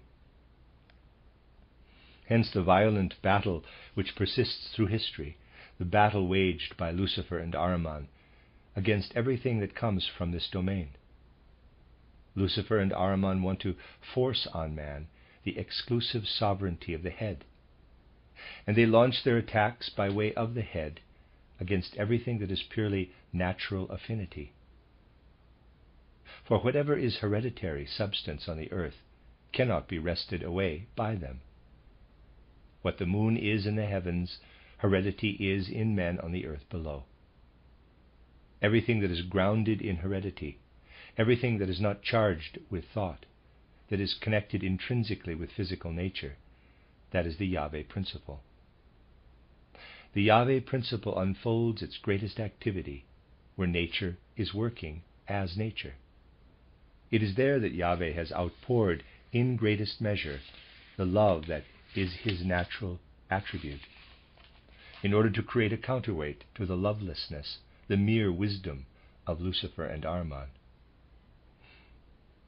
It would be necessary to go very thoroughly into matters recently presented from quite different points of view, in order to show how in the moon, and in the process of human heredity, barricades have been created against Lucifer and Ahriman by the spirits of form. If you think more deeply about these matters, you will find that something of immense importance is contained in the indications given. Now, in order to reach at least some measure of understanding, the subject must also be approached from a rather different standpoint. If you remember what is said in the book Occult Science about the evolution of man through the old Saturn, old Sun, and old Moon stages, you will realize that in these stages there can be no question of freedom. In those other stages, man is enclosed in a web of necessity. In order that he might be ripe for freedom, the mineral nature had to be incorporated into him. He had to become a being permeated with the mineral element. Hence man can be educated for freedom only within the earthly material world. This by itself indicates the tremendous significance of the earthly material world. That which must be acquired by mankind, freedom of the will, can be acquired only during Earth evolution. In the Jupiter, Venus, and Vulcan stages, men will need this freedom of will. Therefore, when we consider the question of freedom, we are in a realm of great importance. For we know that the earth is the begetter of freedom, precisely because it is the earth that impregnates man with the physical mineral element. From this you will understand that what stems from the free will must be kept within the realm of earth. To spheres 3, 2, and 1, it is impossible to apply anything that stems from the principle of freedom. But the endeavor of Lucifer and Ahriman is to drag the free will of man, and whatever stems from it, into the 8th sphere. This means that man is perpetually exposed to the danger of having his free will wrested from him and dragged by Lucifer and Ahriman into the 8th sphere. This happens if the element of free will is transformed, for example, into visionary clairvoyance. When this is the case, a man is already in the 8th sphere. This is a matter of which occultists are so reluctant to speak, because it is an awful, terrible truth. The moment the free will is transformed into visionary clairvoyance, what unfolds in the human being becomes the booty of Lucifer and Ahriman. It is immediately captured by them, and thereby spirited away from the earth. You can see from this how through the shackling of free will, the specters of the 8th sphere are created.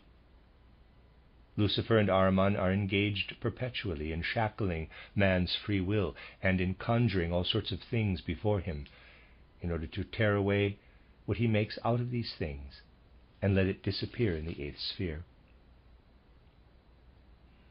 When clairvoyance, in all kinds of different forms, develops in naive, credulous, superstitious people, it is often the case that their free will has been sacrificed. Then Lucifer instantly seizes hold of it.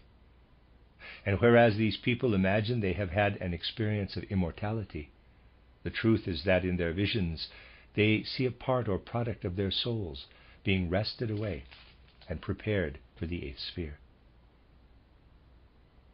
You can imagine from this how deep was the concern of those who, having compromised by agreeing that by way of mediumship all kinds of truths relating to the spiritual world should be given to the public, then found the mediums believing that the dead were speaking to them.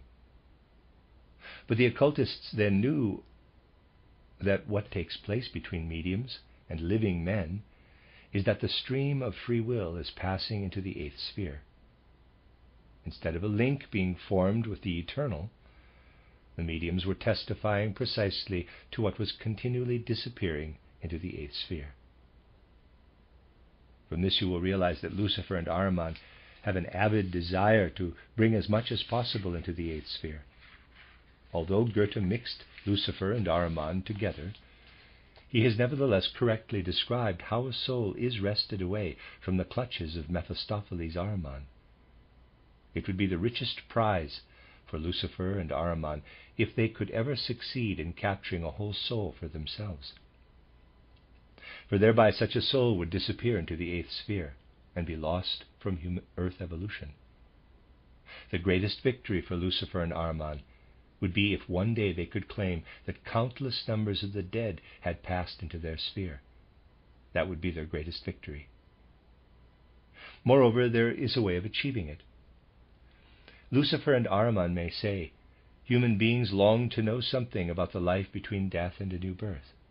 If, therefore, we tell them that they are learning something from the dead, they will be satisfied, and will direct their feelings toward the realm from which announcements are made to them as coming from the dead. If, therefore, we desire that the hearts and minds of men shall be guided toward the eighth sphere, let us say to them, we are telling you something that comes from the dead. We shall capture men by alleging that the dead are in our domain. This devilish plan, for here we have indeed to do with the devil, was put into effect by Lucifer and Ahriman, when it had occurred to occultists to endeavor to accomplish something through mediumship. Lucifer and Ahriman inspired the mediums through whom they arranged the whole business, in order that people might be guided to the realm whence the dead were alleged to be speaking.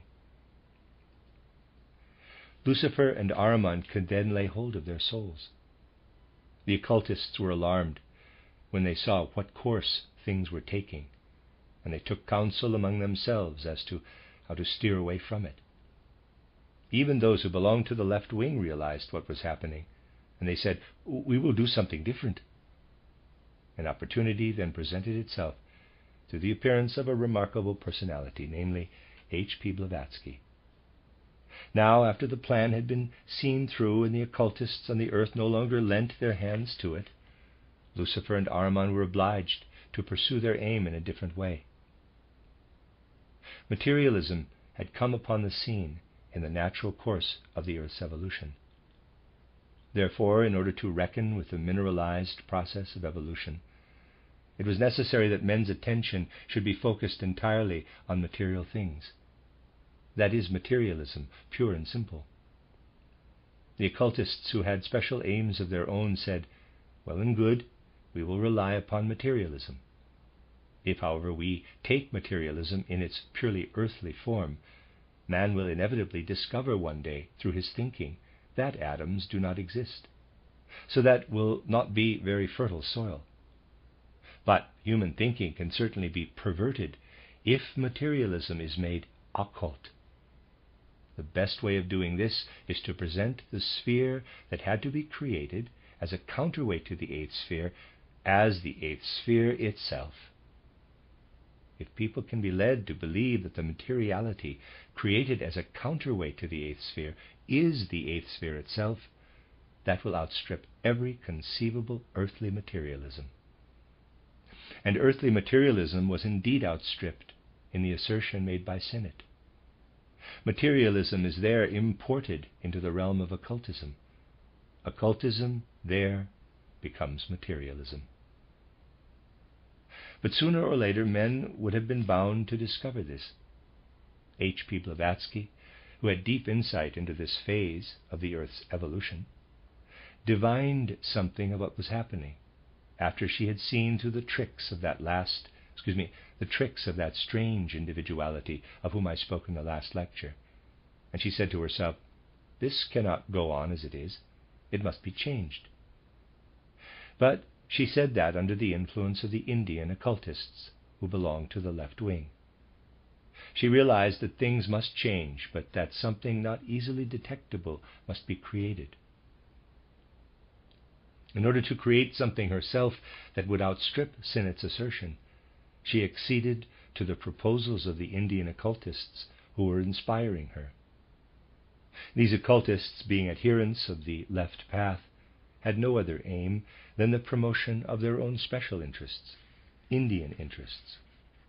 They had in mind to establish all over the earth a system of wisdom from which Christ and Yahweh too were excluded.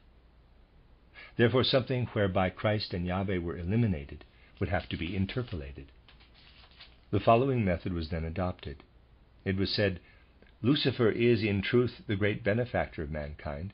Parenthesis, of Ahriman there is no mention. So little was known of him that one name was used for both. Close parenthesis. Lucifer brings to men everything they have gained through the head, science, art, and in short all progress. He is the true spirit of light. It is to him that men must adhere. And Yahweh, what has he done in reality? He has established in men the principle of physical heredity. He is a moon god who has introduced elements pertaining to the moon. Hence the statement in the secret doctrine that men should not adhere to Yahweh, for he is only the Lord of materiality, of all the lower earthly impulses. The true benefactor of mankind is Lucifer. This shimmers through the whole of titled The Secret Doctrine, and is moreover clearly stated there. And so, for occult reasons, H.P. Blavatsky was prepared in such a way as to become a hater of Christ and Yahweh. For in the occult domain such an utterance signifies exactly the same as Sinnett's statement that the moon is the eighth sphere. It is through knowledge alone that it is through knowledge alone that an approach can be made to these things. Verily, through knowledge alone. Therefore, when we began the periodical, titled Lucifer Gnosis, the first article was necessarily on the subject of Lucifer, in order that he should be rightly understood, in order that it should be realized that inasmuch as he brings about head activity, he is a benefactor of mankind. But the counterweight must also be there. Love must be there as the counterweight. This was stated in the very first article of the periodical, because at this point it was essential to intervene. As you see, things were complicated. Fundamentally, what it was desired to achieve through H.P. Blavatsky was that men should be misled into believing in the eighth sphere. They could most easily be misled into this belief by something false being presented to them as the eighth sphere. Naturally, people were led to the spiritual world, for Blavatsky's title Secret Doctrine has this great merit, that through it men's minds were directed to the spiritual world.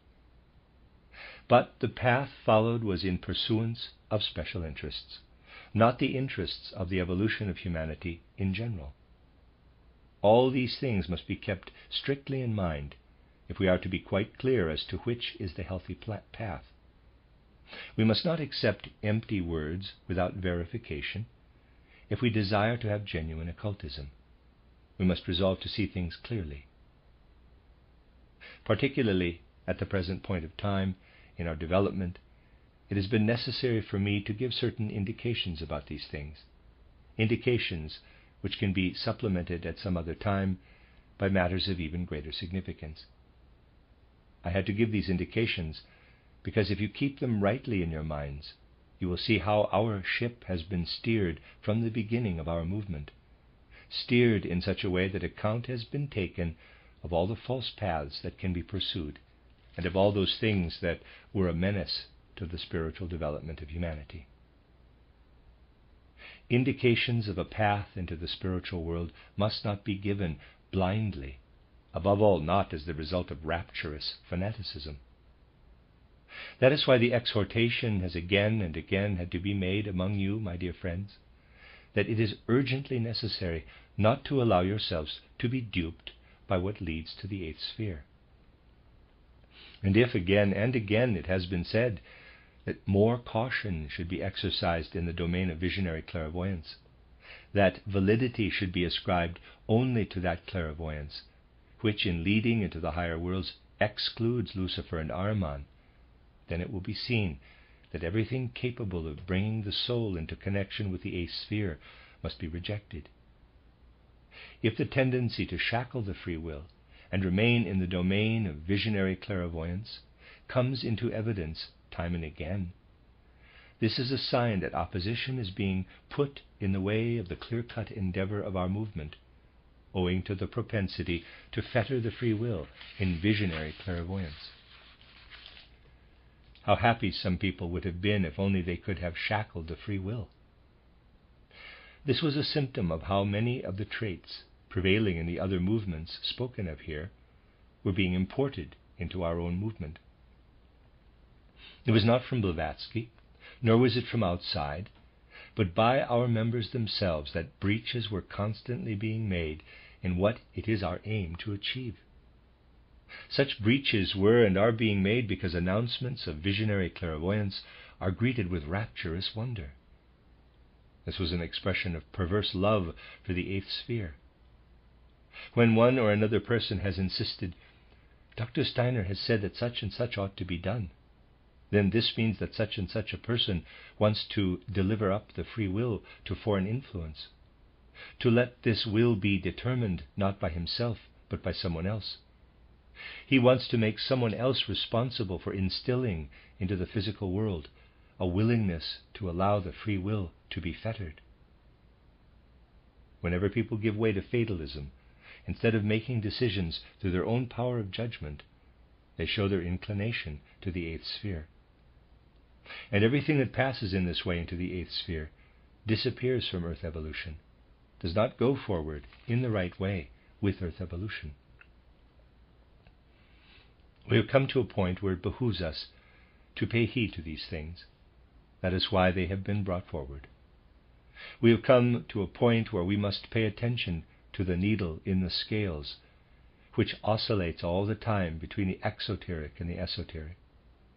The principle in esotericism observed among us is that, fundamentally speaking, the occult life in its reality cannot be expressed by means of words. Things are said sometimes in an esoteric, sometimes in an exoteric form, and these are, as it were, two different dialects of one inexpressible language. And if in his arrogance a man wants to substitute the exoteric for the esoteric, he forgets that they are two dialects of an inexpressible language, and that everything depends upon how he is able to hold the balance between the two. But what still remains between the two must be regarded as an inexpressible language. There is always something that cannot be directly expressed.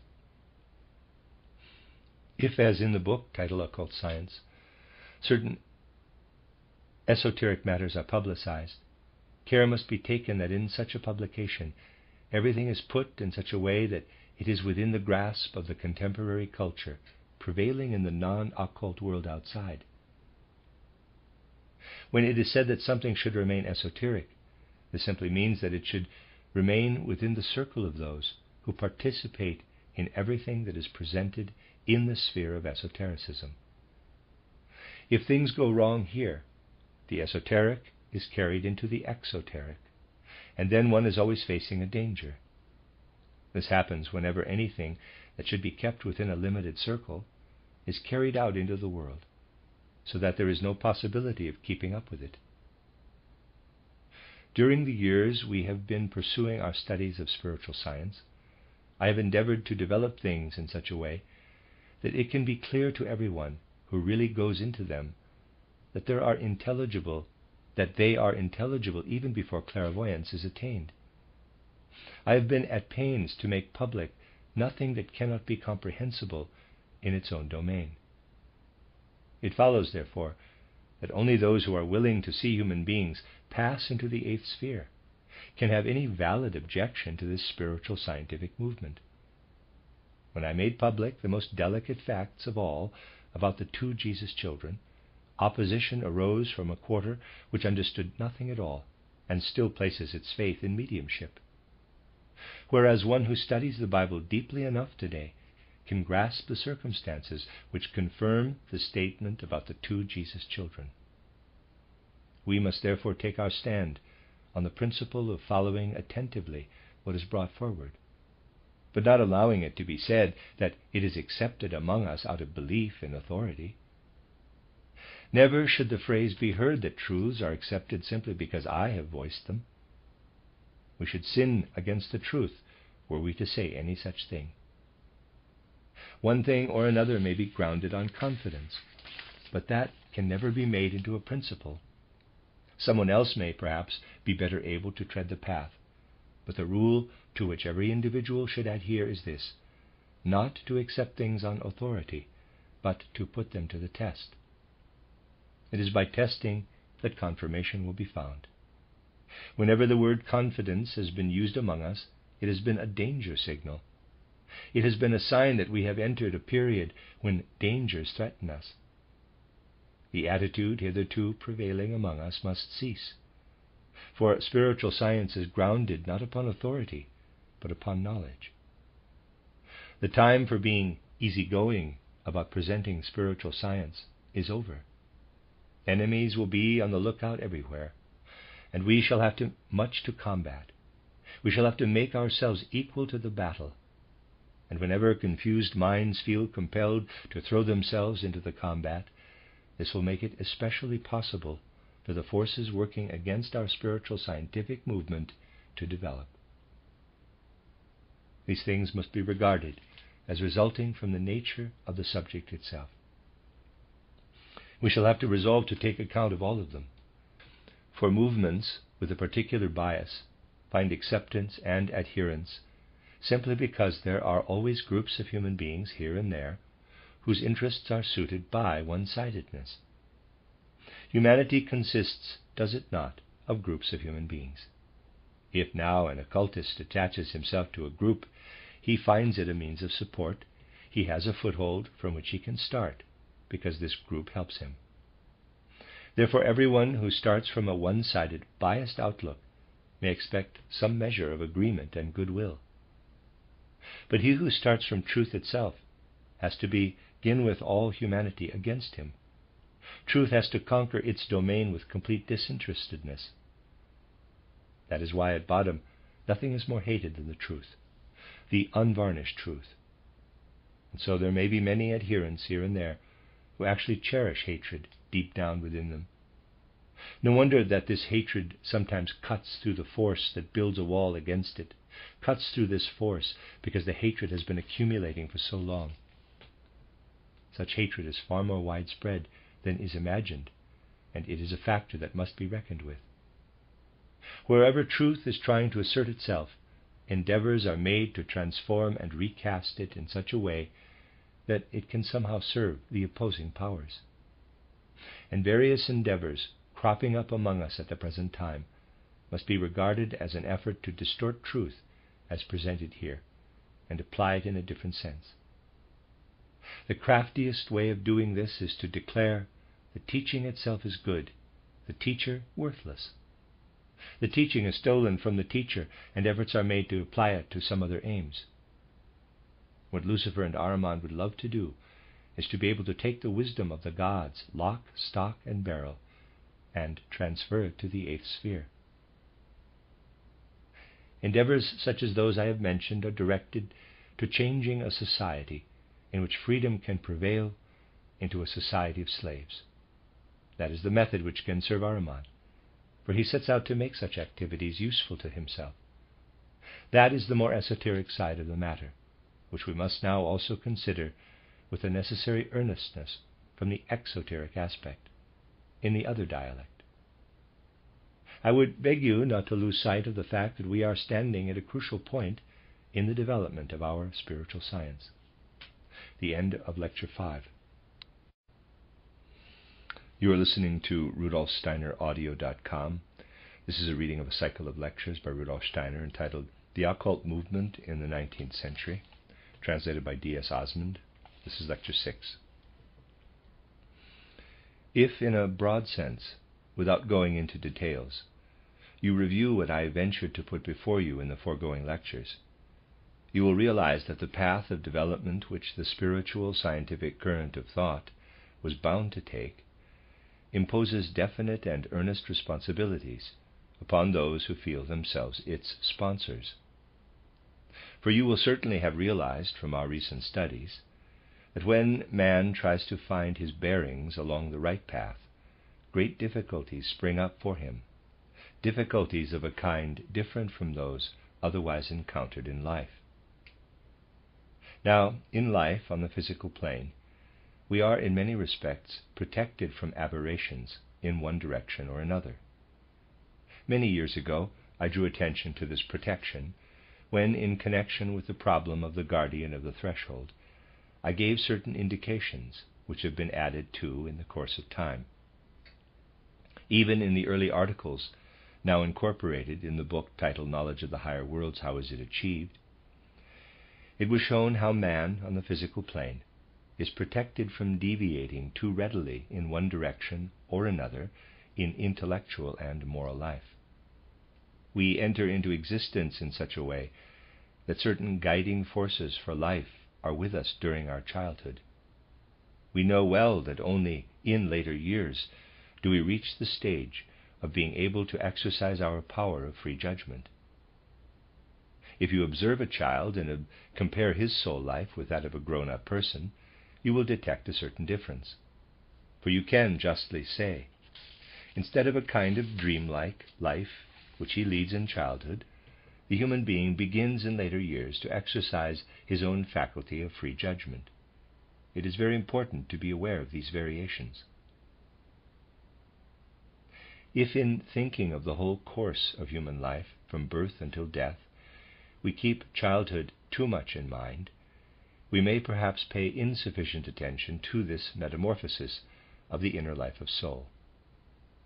But it is important to understand it because it is during the period when our power of judgment is not yet fully awake that guiding impulses for later life can be received. For the sake of our power of free judgment, we must, as it were, be swathed in dream during the early years of our life, in order that certain forces of guidance may find their way into our intellect and into our moral impulses, in order that we shall not prematurely crystallize the forces bestowed upon us for the purposes of our life, and which are breathed, I will not say incorporated, into our being. Thereby we have something for the whole of our life. We direct ourselves throughout life in accordance with the intellectual and moral impulses that have been breathed into our soul.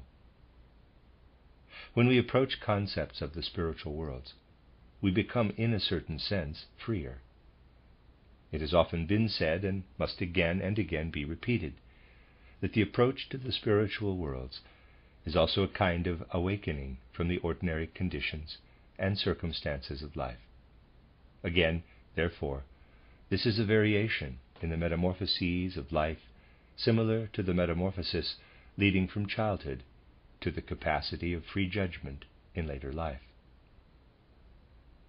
But this means that when we adopt the spiritual scientific view of life, it can very easily happen that the steady direction of life we formerly knew begins to waver, so that when we begin to grasp the reality of the spiritual worlds, it is a matter of mustering the forces of the whole man within us, because we need the, quote, life capital, close quote, breathed into us during childhood in order rightly to approach the things now to be revealed from the world on yonder side of the threshold. And I showed you how easy it is, under influences which proceed, as a matter of course, from the different currents of the time, to go astray in one direction or another.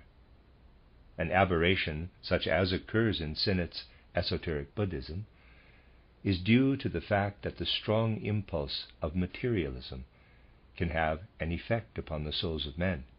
I say can have an effect.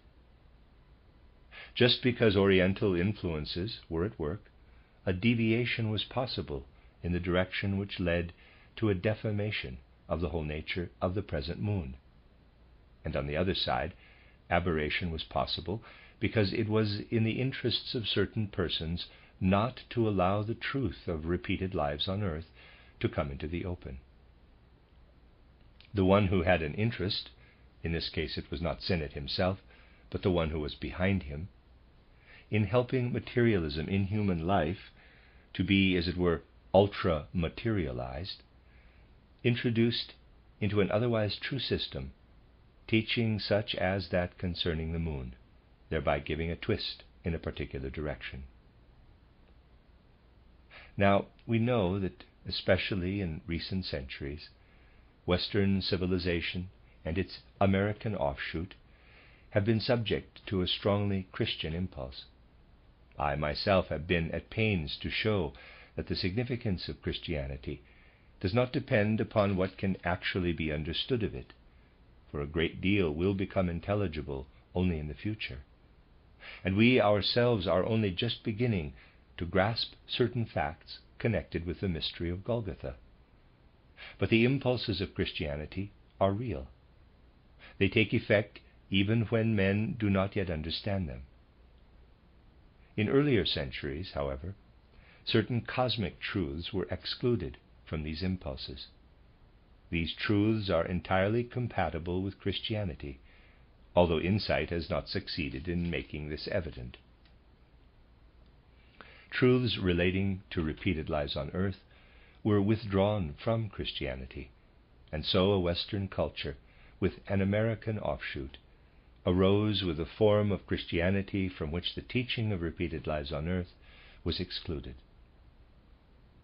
Now, I have shown you how certain occultists made efforts to preserve this view of Christianity, the view which rejected the truth of repeated earthly lives.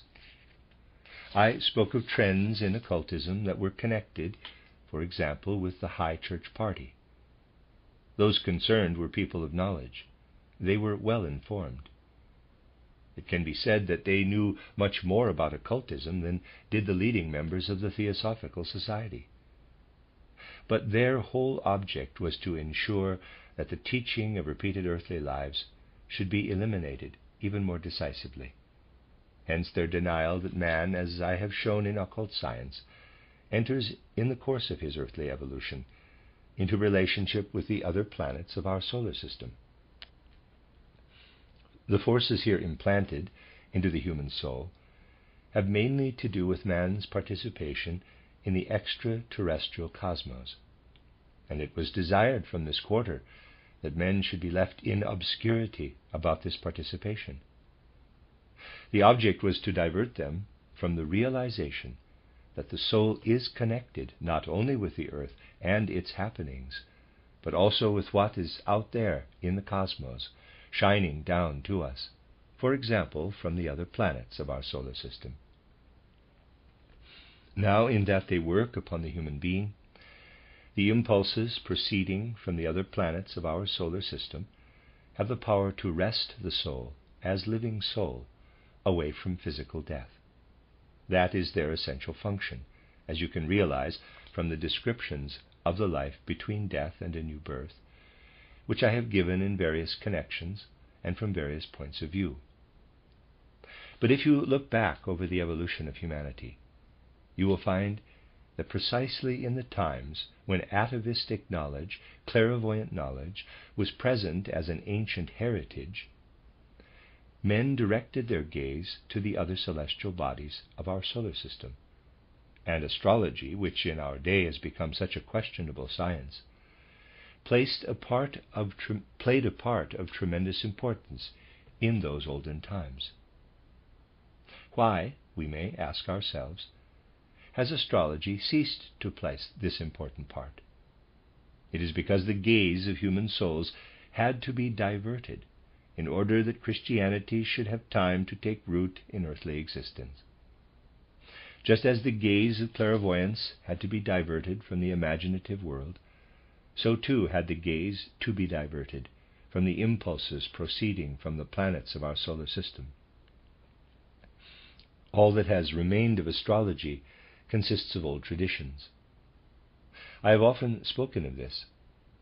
In a sense, we may say, the old clairvoyance and also the old vision of the impulses proceeding from the planets of our solar system were circumscribed. Man was relegated to the physically perceptible world, to the senses by means of which he was to perceive only that which takes place on the earth. This was in order that the impulses of the mystery of Golgotha might wax in strength and take root in the souls of men, in the feelings of the believers, so that men might be inwardly deepened. In ancient times, clairvoyance was, after all, an external faculty. It was not a question of having to acquire it by effort, for it was a heritage. Just as a man today has eyes and ears, so in those times he had the faculty of clairvoyance. But the times are approaching when clairvoyance will increasingly be regained.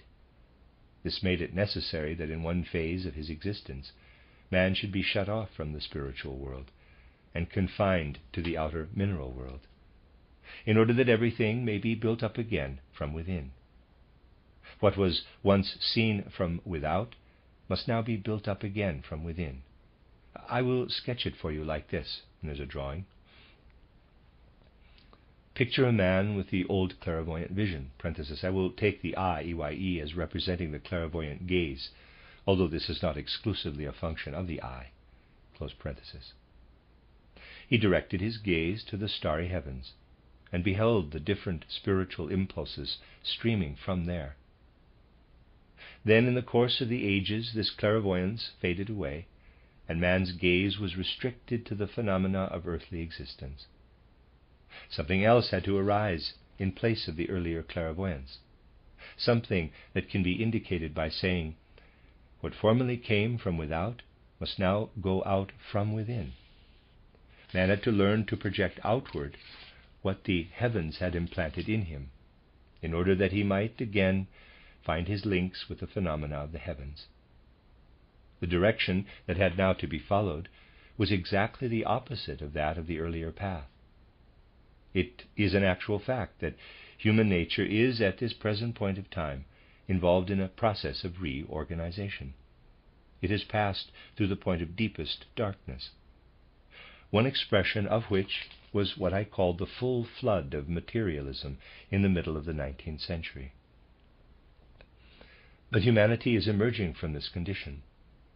Describing this in terms of occultism, we may say, in earlier times men did not perceive, did not think with the physical body only, but they perceived and thought with the etheric body. What was perceived with the etheric body was experienced consciously in the astral body as astrology. But in modern astronomy, everything is a matter of calculation. The etheric body must be revitalized, and this is connected with the new revelation of Christ. When the etheric body is revitalized, man finds Christ. But, as you see, it is essential that this vitalizing of the etheric body shall take place. Noteworthy discoveries can be made if one goes deeply into these matters. The whole feeling that man has an etheric body has disappeared, and the feeling that he has only a physical body predominates. But it would be entirely false to believe that this opinion about man having a physical body only is very old. By no means is it so. If this restriction to the physical body was actually brought about by the full flood of materialism in the 19th century, then men must previously have had some inkling of the etheric body, which was then suppressed but is now emerging again. I could give you many proofs that previously something was known about the etheric body, the existence of which began gradually to be ignored.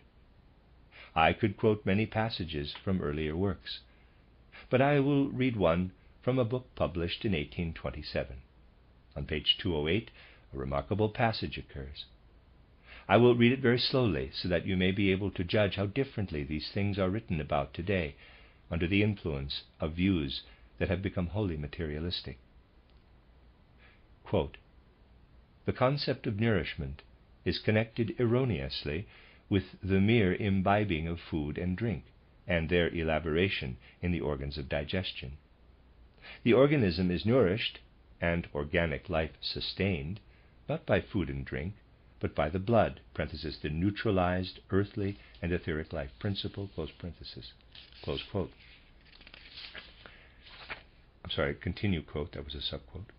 Here the writer shows that he is not speaking of the physical blood, but of what underlies the blood as etheric life principle.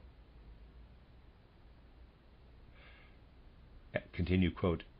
and indeed not until in the plastic membranes the blood has been enhanced and, as it were, sublimated into the vitalizing, formative exhalation, the aura vitalis. Close quote. Readers aside, this quote, I think, has some typesetting errors. I think there's a part of it that Rudolf Steiner is speaking in, but it's confusing. I'm just going to leave it. End of readers aside. What does the writer want to express here? He wants to indicate that external nourishment is not the fact of primary importance, but that while external nourishment is taking place, extracts stream from the foodstuffs into the blood, so that a process is going on in that which underlies the blood as an etheric life principle. This was written in the year 1827. The writer has put brackets round the words aura vitalis. Plastic here is a synonym of imaginative. I might equally well read the lines thus, quote, not until in the imaginative membranes the blood has been enhanced and sublimated, as it were, into the vitalizing, formative exhalation, aura vitalis, close quote. The last two words are in brackets. Aura vitalis can only be translated as etheric body. The man who wrote this was professor of psychiatric therapy at the University of Leipzig and physician at the Hospital St. George there.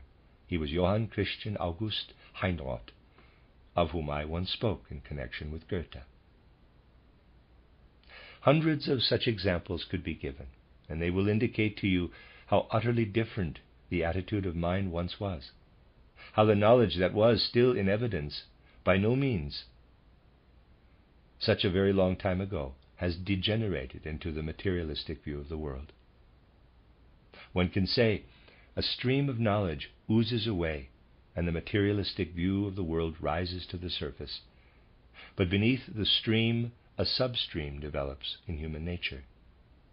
The connection with the cosmos is established again, this time from within. You may still say, prove to us that there have been people who had an inkling of the fact that whereas on the one side knowledge of the activities of the etheric body passed away, on the other the etheric body was being revitalized again from within.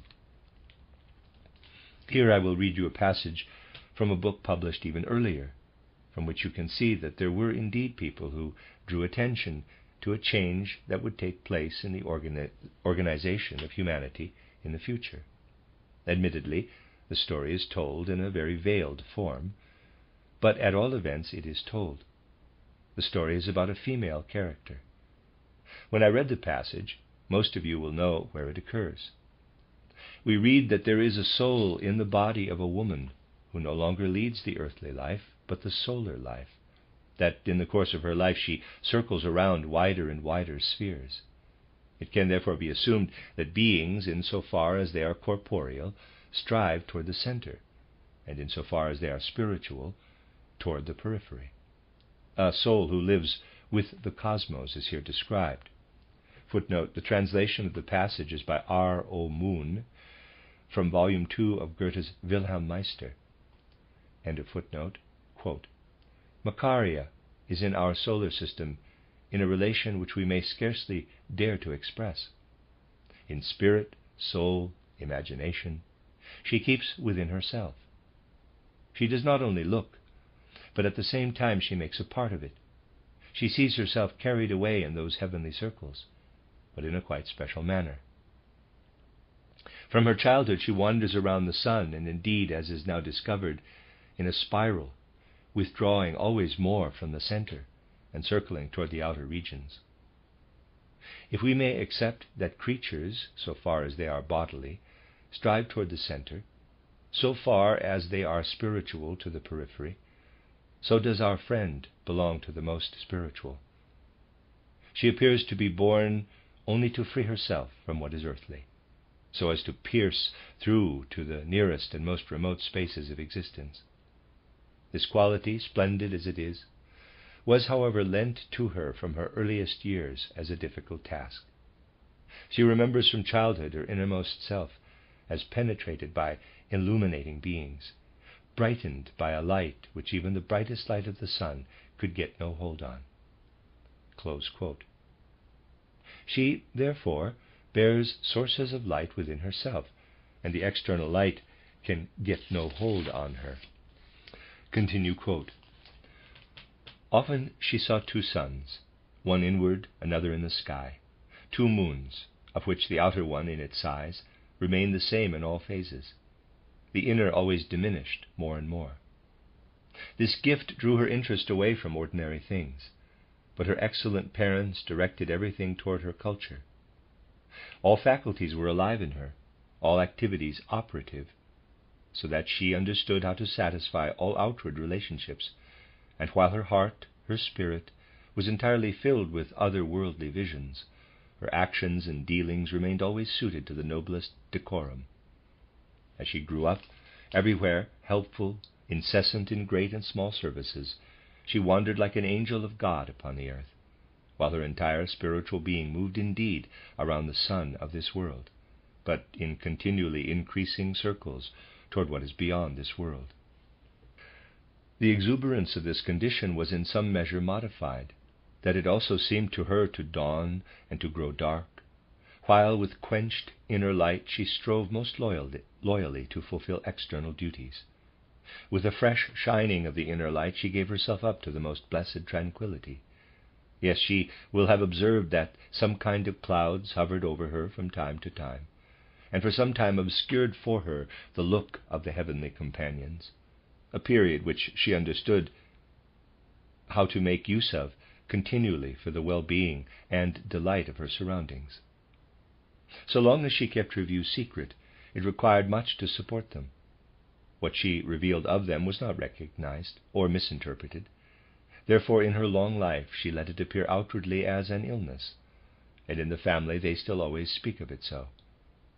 But at last good fortune introduced to her the man whom you see with us, as doctor, mathematician, and astronomer equally valuable, a thoroughly noble man, who, however, first actually approached her out of curiosity. But when she gained confidence toward him, described by degrees to him her circumstances, joined the present to the past, and had brought a connection into the events, he became so fascinated by the phenomenon that he could no more separate himself from her, but day by day endeavored continually to penetrate more deeply into the secret. At first, as he gave it to be understood, not obscurely, he considered it to be deception, for she did not deny that from earliest youth she had diligently busied herself about knowledge of the stars and sky, that she had been well instructed in them, and had missed no opportunity of getting a clear idea for herself of the structure of the world by means of machines and books. He did not therefore have his say out. It was learned by heart, the effect of an imagination regulated in a high degree. The influence of the memory was to be conjectured, a cooperation of the power of judgment, but especially of a hidden calculation. He is a mathematician and therefore obstinate, a clear mind and therefore unbelieving. For a long time he resisted, observed, however, what she mentioned exactly, endeavored to get near to the sequel of different years, kept himself especially to the newest, with the opposite position of the lights of heaven and their tasks in accordance, and at last exclaimed, subquote, "Now why should not God and nature be a living armillasphere, an intellectual clockwork movement, so that just as the clocks perform it for us daily and hourly, it would be in the position of itself in a special way to follow the course of the stars," close up quote, continue quote. But here we dare not proceed further, for the incredible loses its value when we wish to look at it more nearly in detail. We say so much, however. That which served as the basis of the reckonings to be instituted was as follows.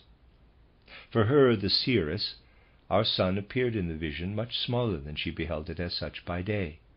Also, an unusual position of this high light of heaven in the zodiac gave rise to inferences. On the other hand, doubts and errors arose because she who looked indicated one and the other star as appearing alike in the zodiac, but of which in the sky one was not aware.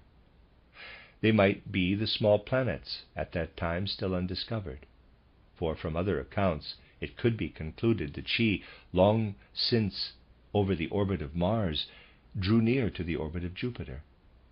Openly, for a long time, she had considered these planets, at what distance it would be difficult to say, with astonishment in their mighty splendor, and looked at the play of its moons around it, but had seen it in the most marvelous manner as waning moon, and indeed without being turned round as the waxing moon appears to us.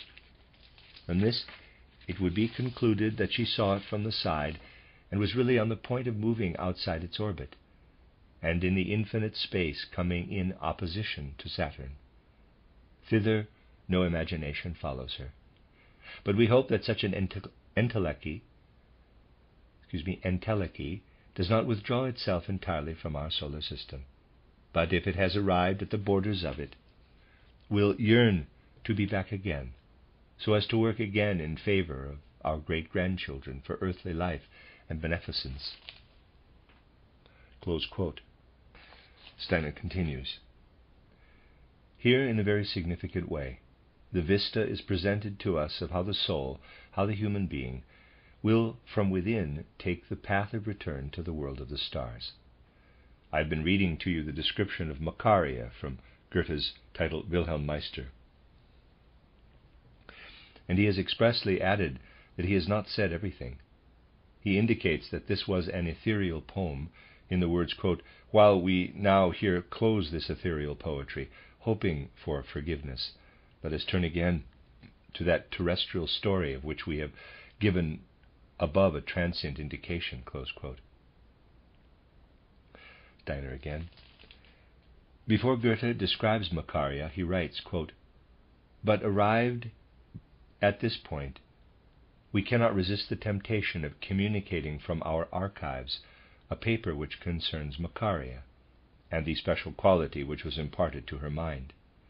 Unfortunately, this composition was written from memory, not till a long time after the contents were communicated, and cannot be looked upon as altogether authentic, as in so remarkable a case would be desirable.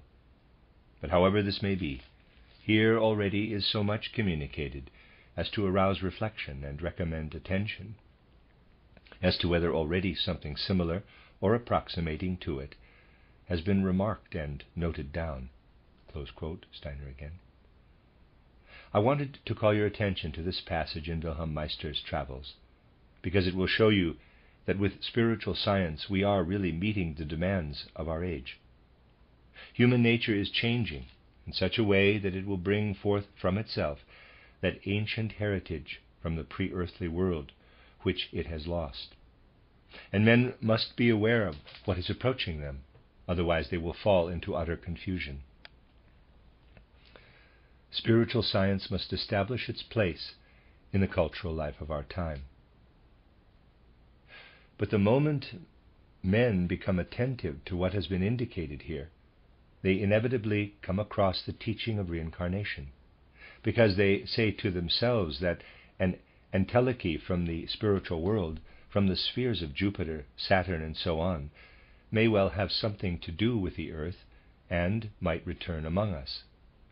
Therefore those occultists who wish the teaching of reincarnation to be suppressed say that barricades must be erected against the advent of this view of life. And these barricades are erected by diverting men's minds, as far as possible, from the connection with the celestial bodies of the solar system. So we see that in that quarter there is intense interest in not allowing certain things to come to light. I said yesterday that if interest is present for a biased, one-sided cause, it always finds support. But truth is generally contested, and everything possible is done to prevent the truth itself from coming to light.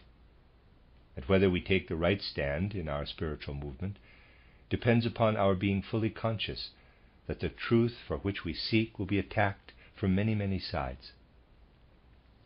Nothing is more essential than that in order to be armed, we shall endeavor to develop clarity of thought in every domain. You must bear in mind that the antagonisms that arise, above all the hostile personalities, are really, for the most part, puppets of the opposing powers. For we are here in the field of activity of supersensible powers. These supersensible powers, to which Lucifer and Ahriman belong, naturally work in human life through human souls, which are simply their instruments. Hence, it is necessary to know exactly what is at issue in the one case or the other. But what is far and away the most necessary of all is that the acquisition of the faculty of clear, exact thinking shall never be neglected. You know that life itself has its contradictions, and Hegel built up his whole philosophy on this. It is not a question of avoiding the contradictions in life, for they are there. The essential thing is to recognize and be alert to them. Ahriman and Lucifer can accomplish something only when a contradiction remains unnoticed, when we have neither the strength nor the will to lay it bare. Whenever we get entangled in a contradiction that we do not recognize as such, but simply regard it as a natural part of life, this makes it possible for Lucifer and Ahriman to take possession of our soul. Let us take a strange contradiction with which we have been just recently confronted here. The circumstances have obliged me to read a passage in a letter from a lady who states that what is wanted is, quote, not the teaching and not the teacher, but the man, close quote. The teaching was therefore taken as a kind of adjunct, and the chief value attached to the man. Then came another assertion, the very opposite. The man was completely rejected, and it was stated that the teaching must be acknowledged as correct. Just think of it.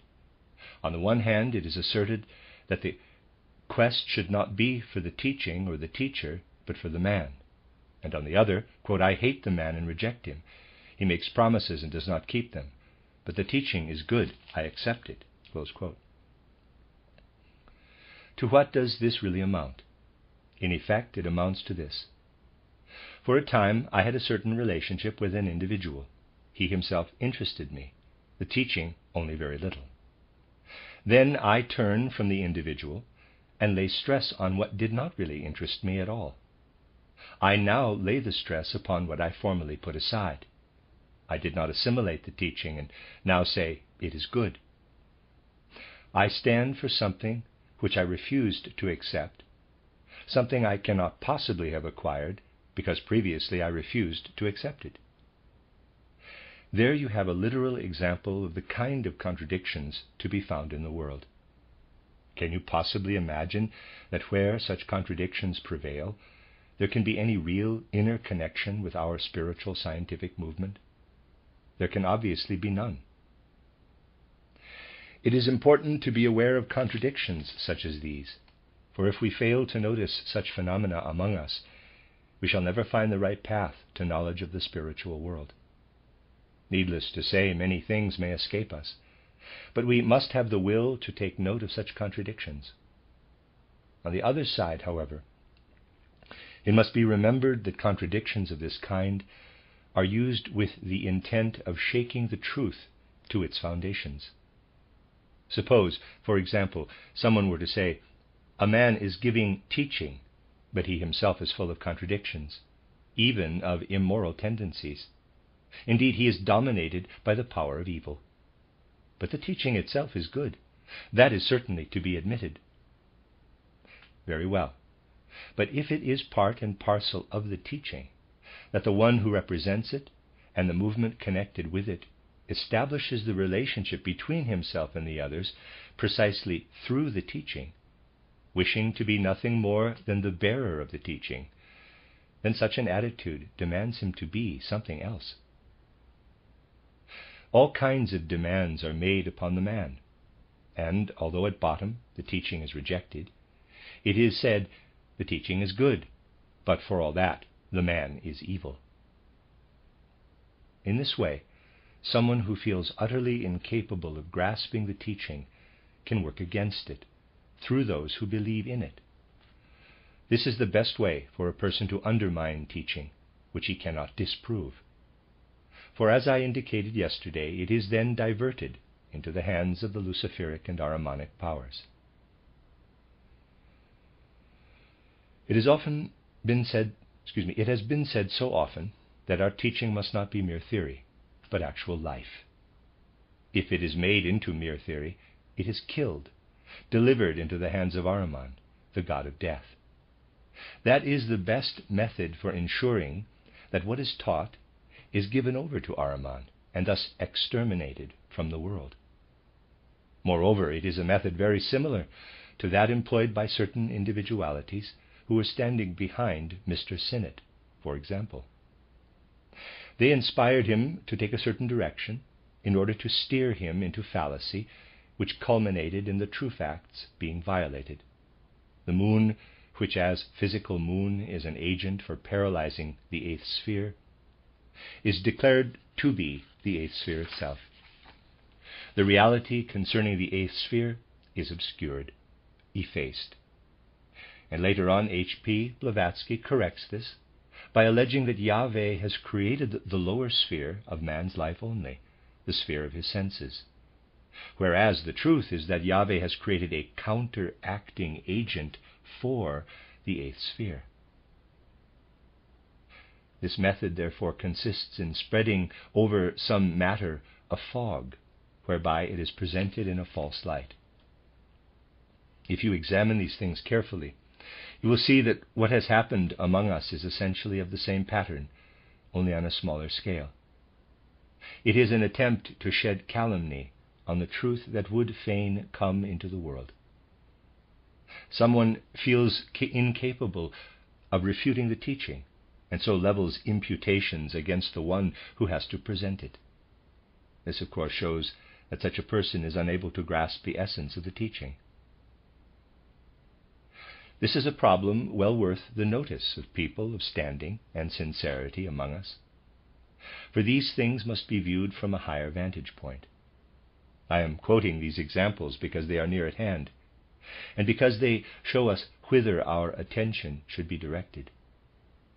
In our movement, the strongest possible emphasis must be laid, and this has been done ever since I have been connected with it, upon a right attitude being adopted toward atavistic clairvoyance, so that there may be no delusions about it. An example of what has been invented in order to distort what we do or desire to do is that it has been said, one can see that this is a movement which applies itself to the cultivation of clairvoyance, and then efforts have been made to imply that everyone in the movement is urged to develop clairvoyance. This kind of thing spreads a fog over the movement. The truth is reversed, although it is a fact that clairvoyance must be developed. But a good means is furnished for provoking hatred against the movement.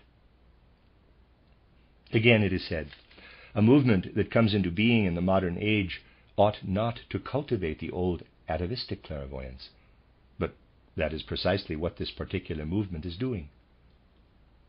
On the subject of cultivating atavistic clairvoyance, the movement says exactly the same.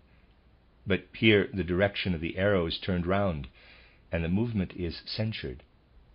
This is happening, for example, in our immediate vicinity, where, in sermons and addresses, it is alleged that those who have gathered here in Dornach are urged, above all by me, to develop clairvoyance.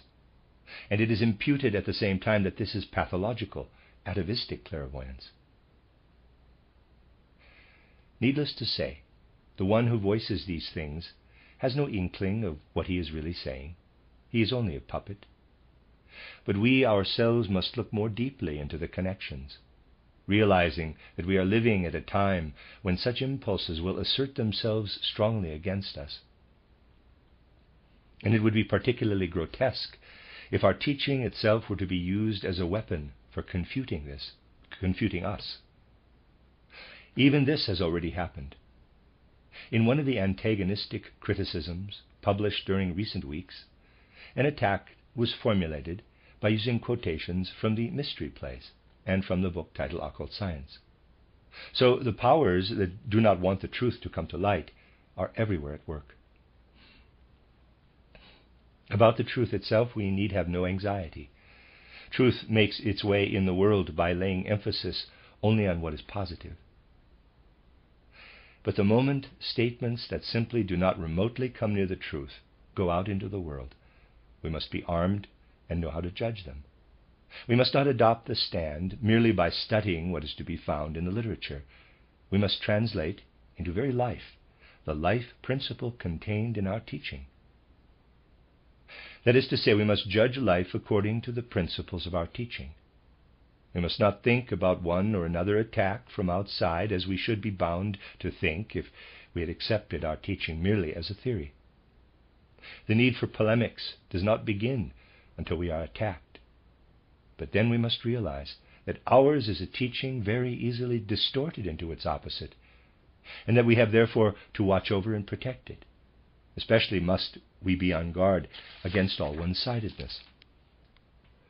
For example, undertones could be heard in connection with certain things that have been said here and there.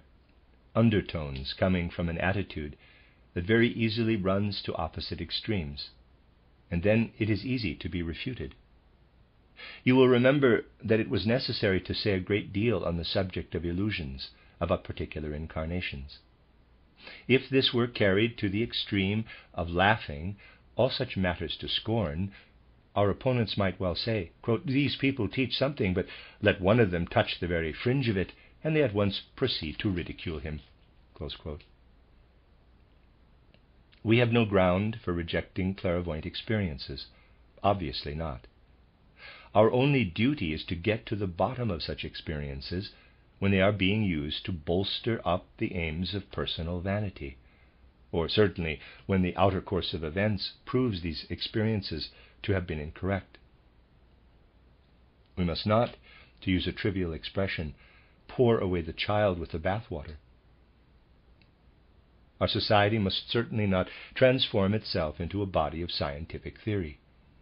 There, too, you can see that this danger may easily arise. An essay sent to us during the last few days is astutely written, for there is no more plausible way of attacking our movement than by saying, quote, "Those people behave as if they rejected all connection between the world of the senses and the spiritual world." Close quote. This is actually stated in the essay. In an appendix, strangely enough, the question is raised, quote, "Why should not the Mother of God also reincarnate?" Close quote. Of course, one can ask, why should she not reincarnate? There is no reason why it cannot be so. But of this you may be sure. The exoteric life of this Mother of God in such a reincarnation would not be in the form in which it is claimed to have taken place. Truly, in these matters it is a question of something that I have been emphasizing for many years, and found it necessary to include in my fundamental philosophical work.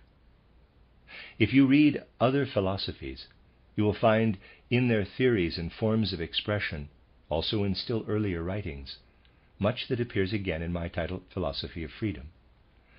Reader's aside, also entitled Intuitive Thinking as a Spiritual Path. End of reader's aside. But one thing is contained in it, which, at least in the way it is there expressed and interwoven as an ethical principle, a moral impulse, is entirely original. For the first time, quote, "moral tact," close quote, is introduced as something that cannot be grasped through the mere power of judgment, but only through the whole mind and life of feelings, so that when something has to be handled delicately, one shall not immediately fall into extremes and try to sweep away one error by means of another. That is moral tact.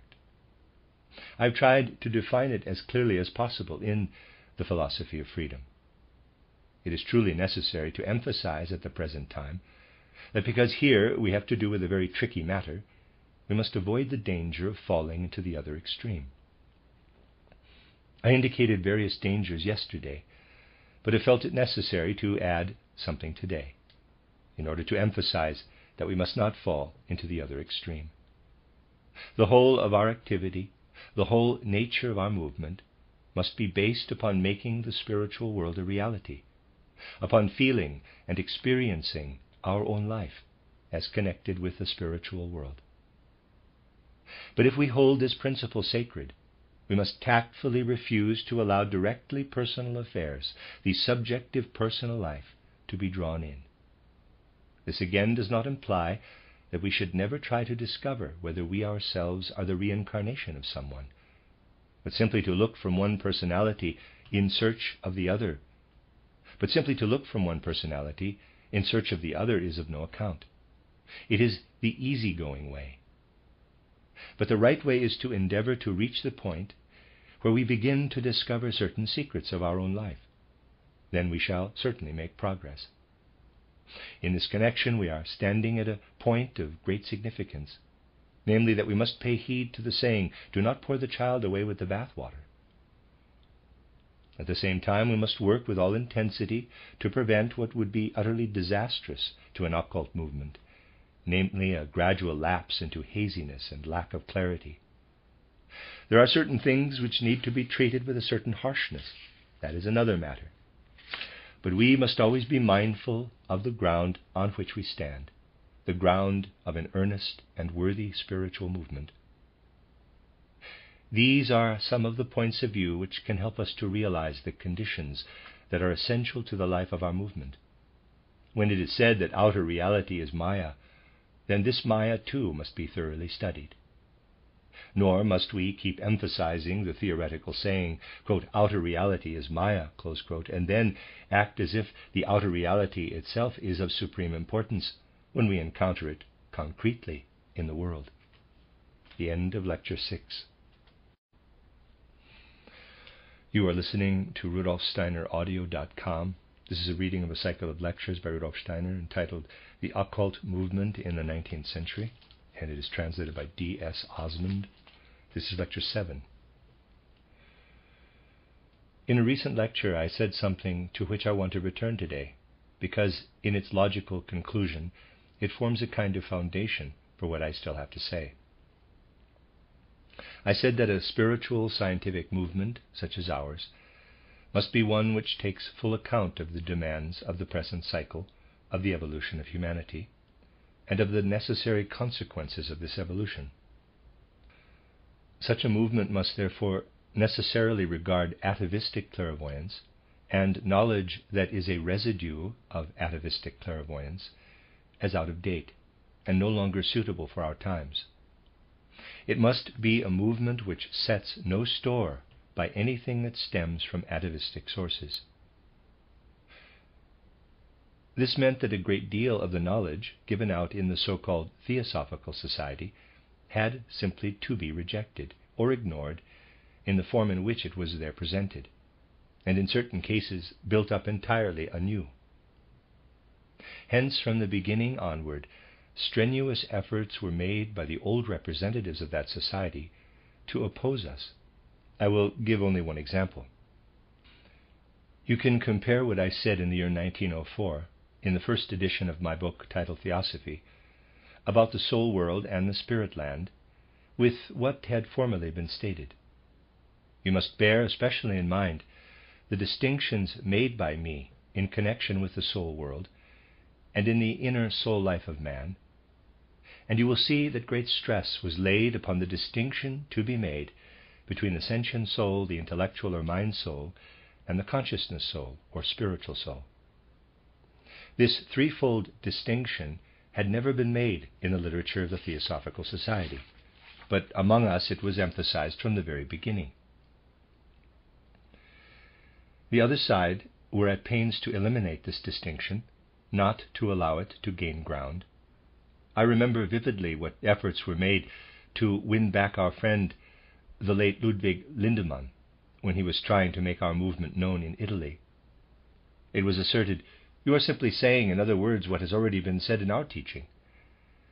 Briefly, these people did not wish it to be realized that this threefold distinction was something entirely new, and it was necessary to indicate it again and again. And the same kind of thing happened in many, many instances.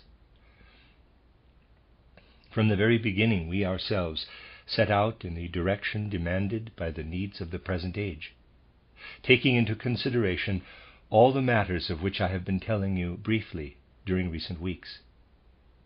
But in order to follow this course strictly, it was necessary to give a different form to the way of working adopted everywhere in the Theosophical Society. This naturally entailed effort, really strenuous effort. There was also the difficult question of how my own work could find a place in the literature. During the first years, I was obliged to present certain things with great reserve, for the simple reason that years of testing and strict verification were needed in connection with certain subjects, and because from the outset I had resolved never to publish or to say anything except that for which I could be answerable, having submitted it all to thorough testing. Now, as you will have realized after what I have been saying, confusion had arisen because investigation of the life between death and rebirth had been brought into an entirely false channel. I spoke about this in the foregoing lectures. But it has not always been easy to test these things as they should be tested. If one resolves to work conscientiously and with a sense of full responsibility, every opportunity that offers itself for stringent testing must be seized. But these opportunities must never be forced. In spiritual investigation, it is a matter of waiting. Opportunities must never, in the slightest degree, be forced. Most obvious of all was the inaccuracy of the statements purporting to give information about the life between death and a new birth. But whereas, on the physical plane, false results of investigation can be rectified by testing them with physical means, which make their inaccuracy immediately evident, it is of course quite another matter when things of the spiritual worlds are involved. In the spiritual worlds, the existence of a false, erroneous conception of the real facts is confusing for investigation itself. If then, through mediums, statements had been made which were not communications from the dead at all, but deliberately inspired by living persons with every kind of bias, these results of what purported to be investigation were in existence. They confront one, and if one is trying to verify things in this domain, one has to battle with these results of investigation as actual powers. Anything that is said on the physical plane can be refuted. One sits down at the writing table and refutes it. But a false result of investigation in the spiritual world is a living reality. It is there, and one has to battle with it, do away with it. Just as thoughts are living realities, false results of investigation are real powers, which are there directly one crosses the threshold of the spiritual world. One enters the spiritual world with the endeavor to bring to light knowledge of the life between death and a new birth. But now the false thoughts that have been produced stand there as living beings before one. To begin with, they give the appearance of truth, of reality. Hence one has first to battle with them, to test them, in order to discover whether they have the attributes of untrue thoughts, or the attributes of true and really living thoughts. This process of testing and verification often takes a very long time. In the nature of things, therefore, when one had resolved that the testing should be thorough and exact, it was difficult to investigate this realm of the life between death and a new birth, because so many false conclusions had been drawn. Hence, in these matters particularly, it was necessary to exercise great reserve, speaking of them only when they could be presented as absolutely and strictly true. A great deal of work had therefore to be done before it was possible to give, for example, the course of lectures now available under the title The Inner Nature of Man and the Life Between Death and a New Birth. Footnote, 6 lectures given in Vienna, 9th to the 14th of April, 1914. End of footnote. In a general way, it is easy to describe the life between death and a new birth.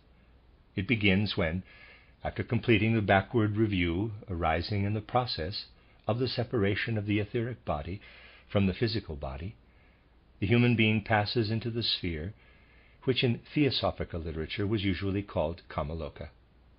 But if you compare what was called Kamaloka in that literature with what has been made known among us during the course of the years, you cannot fail to perceive the considerable differences. Now please do not misunderstand me here. I do not assert that at the present time it is the task of each individual to put everything to the test. The task of one is not that of the other. I regard it as my task to say nothing which I cannot guarantee to have been tested and proven. That is what I consider to be my particular, entirely individual task. I want now to speak of something that it is important to remember when speaking of the first years of the life between death and a new birth. A really positive and faithful picture of these first years or decades can be gained only by using certain parallels. Only so is it possible, by adding many details, to fill out the general picture given in the book titled Theosophy. Our whole development depends upon this being done. In that book, a broad ground plan is given, and our work should consist in filling out each of the various sections outlined in the general plan. It is a matter, therefore, of gathering together many things that have been said, and if, starting from what is contained in the book Theosophy, you go on to the many more intimate details given in the lecture courses which have been printed, you will see that real progress has been made in acquiring more and more intimate knowledge. To have an accurate picture of the first years or decades of the life after death, it is necessary to compare what is to be perceived in the case of human beings who died very young, let us say in earliest infancy, with what is to be perceived in the cases of those who died in middle age, and again at an advanced age. There are very great differences here. The life after death differs enormously, according to whether the human being has died in early or advanced years. And a really reliable picture can be gained only from what is experienced in connection with human beings whose deaths occurred at different ages.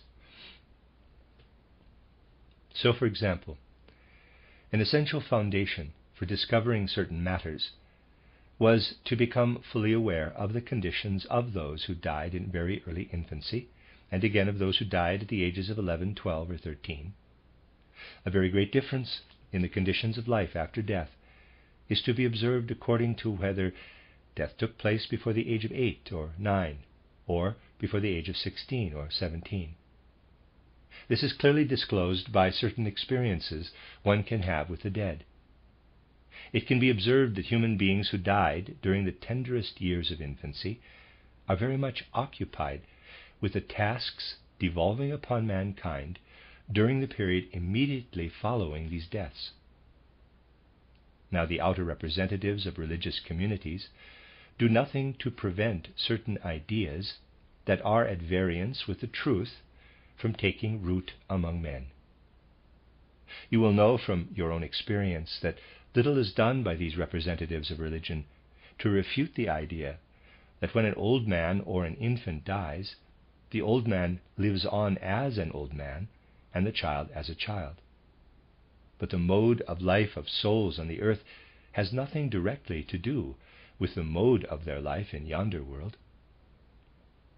If a child dies at the age of 3 or 6 months, all its earthly lives come into consideration, and it may enter the spiritual world as a very mature soul. It is therefore entirely false to imagine that an infant lives on as an infant. We find that souls who died in early infancy have tasks connected with what the earth needs in order that the necessary store of spiritual strength may be acquired for further activities. Human beings cannot work adequately on the earth unless impulses come to them from the spiritual worlds. These impulses, however, do not come in the vague, nebulous way imagined by pantheism. They come from actual beings, among whom are also to be found the souls of children who died in early infancy.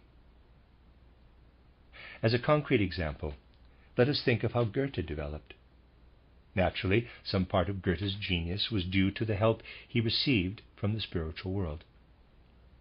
If we investigate this, we come to the souls of children who died in early age. the spirituality there present in the universe is connected with the souls of children who died in infancy. On the other hand, children who died at the ages of 9 or 10, but before they are 16 or 17, are found very soon after death in the company of spiritual beings. But these spiritual beings are human souls. Many of these children are found in the company of human souls, and indeed of those souls who must shortly come down to the earth, who are awaiting their next incarnation.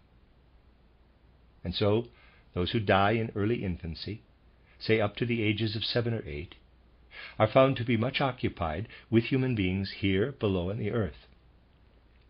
But those who died between the ages from about 10 to 15 or 16 are found to be occupied with souls whose endeavor is to incarnate soon. They are vital supporters and helpers, important messengers for what these souls need in order to prepare for their earthly existence.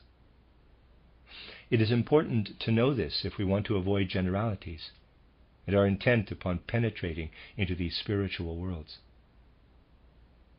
It is not easy to investigate these matters. One can make an approach by asking, for example, what is the best way to find the dead? It then proves to be the case that those who died years or decades ago, or quite recently, are most easily found when consciousness of the spiritual world awakens in sleep. I have often told you that awakening can be of two kinds. An awakening can take place in sleep itself, and then a man knows that now he is not asleep in the ordinary way, but is in the spiritual world. Indications on this subject are to be found in the book A Road to Self-Knowledge, 8 Meditations. Or, an awakening can take place in waking life itself. But investigation into the life of the dead is best pursued when the awakening takes place during actual sleep, because then one's own activity is most closely related with that of the dead. A remarkable discovery is then made. Here in physical life, between waking and sleeping, man always remembers the periods of his waking life. In what does his life really consist? Waking, daily life, sleeping, waking, daily life, sleeping, and so on. During the life of day, his remembrances are always of what happened during a former life of day. Our everyday waking life is full of such remembrances. But it is different when the life of our ego is interrupted by the periods of sleep. The curious thing is, however, that during sleep we remember only the preceding sleep conditions, only we are unconscious of this. In most cases there is no such remembrance. But during sleep, a subconscious process of remembrance continues through the whole of life. If we consider the life that embraces both sleeping and waking, night life and day life, we can say, the night life is interrupted by the day life, just as the day life is interrupted by the night life. Nevertheless, the stream of life is continuous. The remarkable thing, however, is that whereas in remembrances during the life of day we are passive, for they rise up, and it is only in exceptional cases, when we want to remind ourselves of something in the past, that we have to make efforts. During sleep, when we want to remember something for a particular purpose, efforts are essential. As a rule, however, man lacks the strength to become conscious of this activity, and that is why he has no remembrances during sleep. In his soul, however, he is much more active during sleep than during waking life. Dreaming does not cut across this activity. Dreaming corresponds to what goes on in our waking life, when we make great efforts to remember. But if, during sleep, we exert ourselves only slightly, this corresponds to the ordinary process of remembering during the day, when we make no efforts, because the remembrances come of themselves. After death, the remembrances we have of the waking life now ended are soon over. Then, in the period of Kamaloka, man lives through all the experiences of the nights in backward order. In our life here on earth, we are occupied with what the days brought to us, and also, although without being aware of it, with what we experienced during the nights. After death, however, everything we lived through during the nights comes into our consciousness. Night by night, everything comes back to us. And it is important to realize that, to begin with, the dead lives through his nights. This is by no means easy to realize and can only gradually be discovered. Naturally, a man lives through his life, but he lives through it by way of his experiences during the nights. I have often said that the time spent in Kamaloka is approximately 1/3 of the lifetime on earth. If you reflect that a man who does not die in childhood spends about 1/3 of his life asleep, you will understand why the time in Kamaloka amounts approximately to 1/3 of the time of the earthly life. The Kamaloka period lasts for as long as the time spent in sleep, about 1/3 of the whole lifetime on earth. It is very necessary to gather together carefully the items of concrete knowledge that have been given, and to correlate them. And that is why, how shall I put it, that is why it has such a jarring effect, although that does not quite express what I mean, when one who is trying to speak about the spiritual world with full responsibility is asked all kinds of questions about this or that point after the lectures. These people want to know everything. But on the other hand, one has been endeavoring to speak only of what has actually been thought through to the end. One is forced then to speak about a whole number of matters into which there has not yet been opportunity for thorough investigation. It is, of course, possible to give some reply, for the science of occultism is there. But when one has laid it down as a fundamental principle to speak only of what one has actually tested and verified, this kind of talking goes against the grain. And now, recall that I said, when we cross the threshold of the spiritual world, we find that comparatively soon after his death, a human being who died at the age of 11, 12, 13, or 14 years is living among those who are shortly to return to the earth and discharge their tasks there. This soul helps them to find the right paths to incarnation. It may seem strange to say this, but it is the case nevertheless. Now, these things are in turn connected with certain secrets of life, with very definite secrets of life. The fact of the matter is that we discover certain things in the real sense only when we can put the right questions. Not every question is rightly put. We have to wait until we become worthy, as it were, of putting the question in the right way. I shall now say something that may seem strange, although it is correct. The human being gets 2 sets of teeth. First he gets the teeth which fall out about the 7th year, and then he gets the second teeth. I do not believe that it occurs to many people to ask anything about the coming of these second teeth. For I have always found that when the subject is under discussion among specialists, they speak as though there were no difference between the first and second dentition. To an occultist, however, the first dentition is an entirely different matter from the development of the second teeth. To an occultist, however, the first dentition is an entirely different matter from the development of the second teeth. I once had to give what seemed a grotesque answer to a point raised to me by a medical expert. The answer amused him, but from the standpoint of occultism it was quite correct. He said that children with milk teeth ought to be taught to bite as soon as possible, because the sole purpose of the teeth is to enable human beings to bite. This line of thought, however, is not correct. From the occult standpoint, at least, it is only half correct. And the matter must in any case be gone into more exactly. There is no question that man has the second teeth for the purpose of biting. But, as regards the first teeth, there is a question. The first teeth come through heredity. The human being has them because the parents and grandparents have had them. Only when he has shed these first inherited teeth does he develop the second teeth. These are then an individual acquisition. The first teeth have been inherited. This is a matter which comes into consideration only if we pay attention to subtle differences.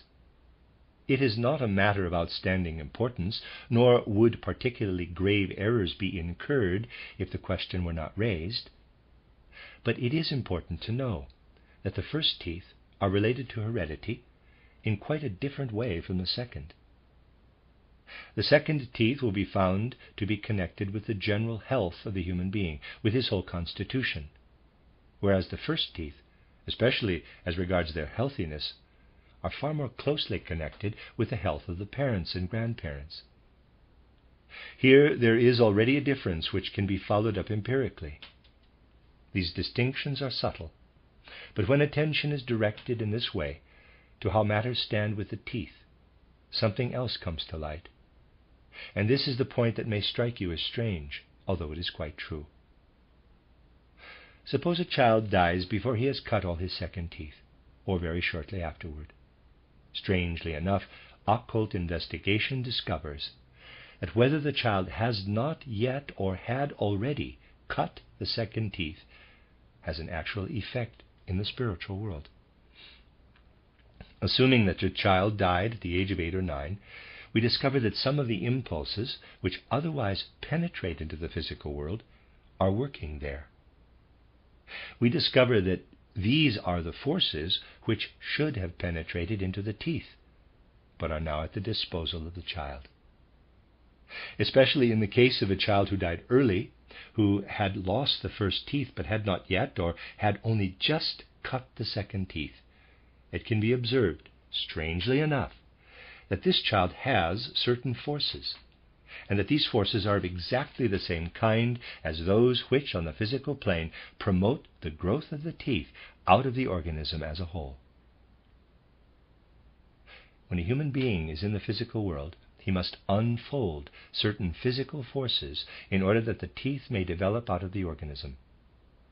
If he dies before the teeth have developed, or have only just developed, these forces are free for him in the spiritual world, and he can work with them into the earthly world.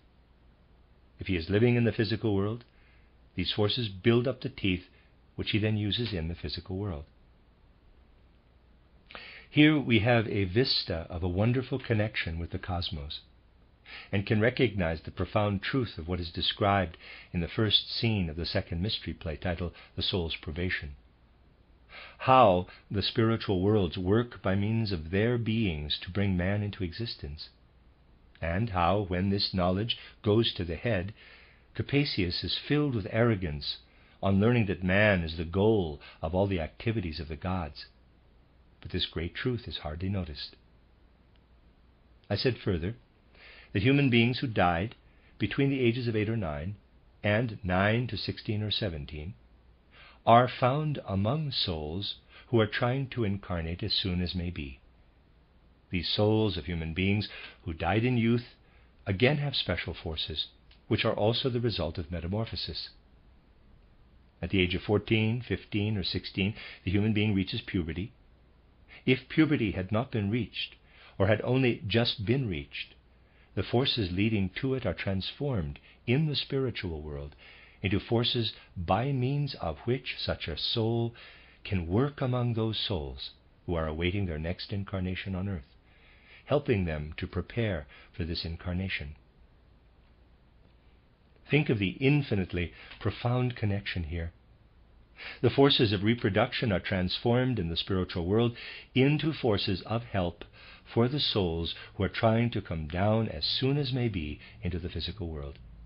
These are connections which show us how the spiritual on yonder side of the threshold, works on in the physical world in individual concrete realities. Moreover, we do not learn to know the physical world truly until we realize that forces are unfolded as a result of the fact that the human being discards certain teeth and develops others. Puberty again is brought about by the unfolding of forces. When the human being has actually reached puberty, the forces have quite different functions. All this leads to the question, why is man prevented in his ordinary life from looking into the spiritual world? The spiritual world is barred on two sides. On the one side, it is barred by outer nature. We see outer nature as a veil covering what lies behind it. If a man can pierce the veil, he is in the spiritual world. Materialism endeavors in every way to prevent men from recognizing that spirit is behind that veil. I've often said, even in public lectures, that an unconscious fear underlies this. But it is the same with regard to the inner life. Man is aware of his thinking, his feeling, and his will, but behind these there is something else, namely the being of soul who passes from incarnation to incarnation. And in that domain, the religious communities of the present day do not want it to be discovered that behind thinking, feeling, and willing there lies the other reality. For this reason, the book titled The Riddles of Philosophy will be very unwelcome, because I have dealt with this point in the last chapter. The path to the world of spirit is barred on two sides. Whereas natural scientists on the one side are at pains to produce nothing that might lead into the world lying behind nature, the representatives of the religious communities are at pains to prevent anything coming to the knowledge of souls that can enlighten them on what it is that passes beyond death and then on to the next incarnation. Why, on the one side, do the natural scientists hinder man from penetrating behind nature? And on the other, why do the priests hinder him from penetrating behind the secrets of the life of soul? This question is important and worth consideration, for you will find that these things coming more and more to a head. Let me read that sentence again. This question is important and worth consideration, for you will find these things coming more and more to a head. Those who build up a view of the world on the basis of natural science will be our opponents, because they do not wish the spiritual world behind nature to come into evidence. And the priests will be our opponents, because they do not wish to allow the reality of the being who lies behind thinking, feeling, and willing, and passes from incarnation to be grasped. On the one side, the natural scientist says, here are the boundaries of knowledge. And on the other side, the representatives of religion say, to go further is sinful. It is presumption on the part of man. Tomorrow we will consider the reasons on which the contentions of these two categories of opponents are based, and then pass on to other matters. The end of Lecture 7. You are listening to RudolfSteinerAudio.com. This is a reading of a cycle of lectures by Rudolf Steiner, entitled The Occult Movement in the 19th Century, translated by D.S. Osmond. This is Lecture 8. At the end of the lecture yesterday, I said that opponents of the spiritual scientific movement arise naturally, in a way, from two sides. They arise, on the one side, from the domain of natural science, because its whole makeup and stamp, at the present time, are up to a certain point bound to be such that anyone who undergoes a scientific training and thinks that on this basis he can or may or must develop a view of the world, feels compelled to adopt one which, on account of its materialistic trend, must inevitably be antagonistic to spiritual science.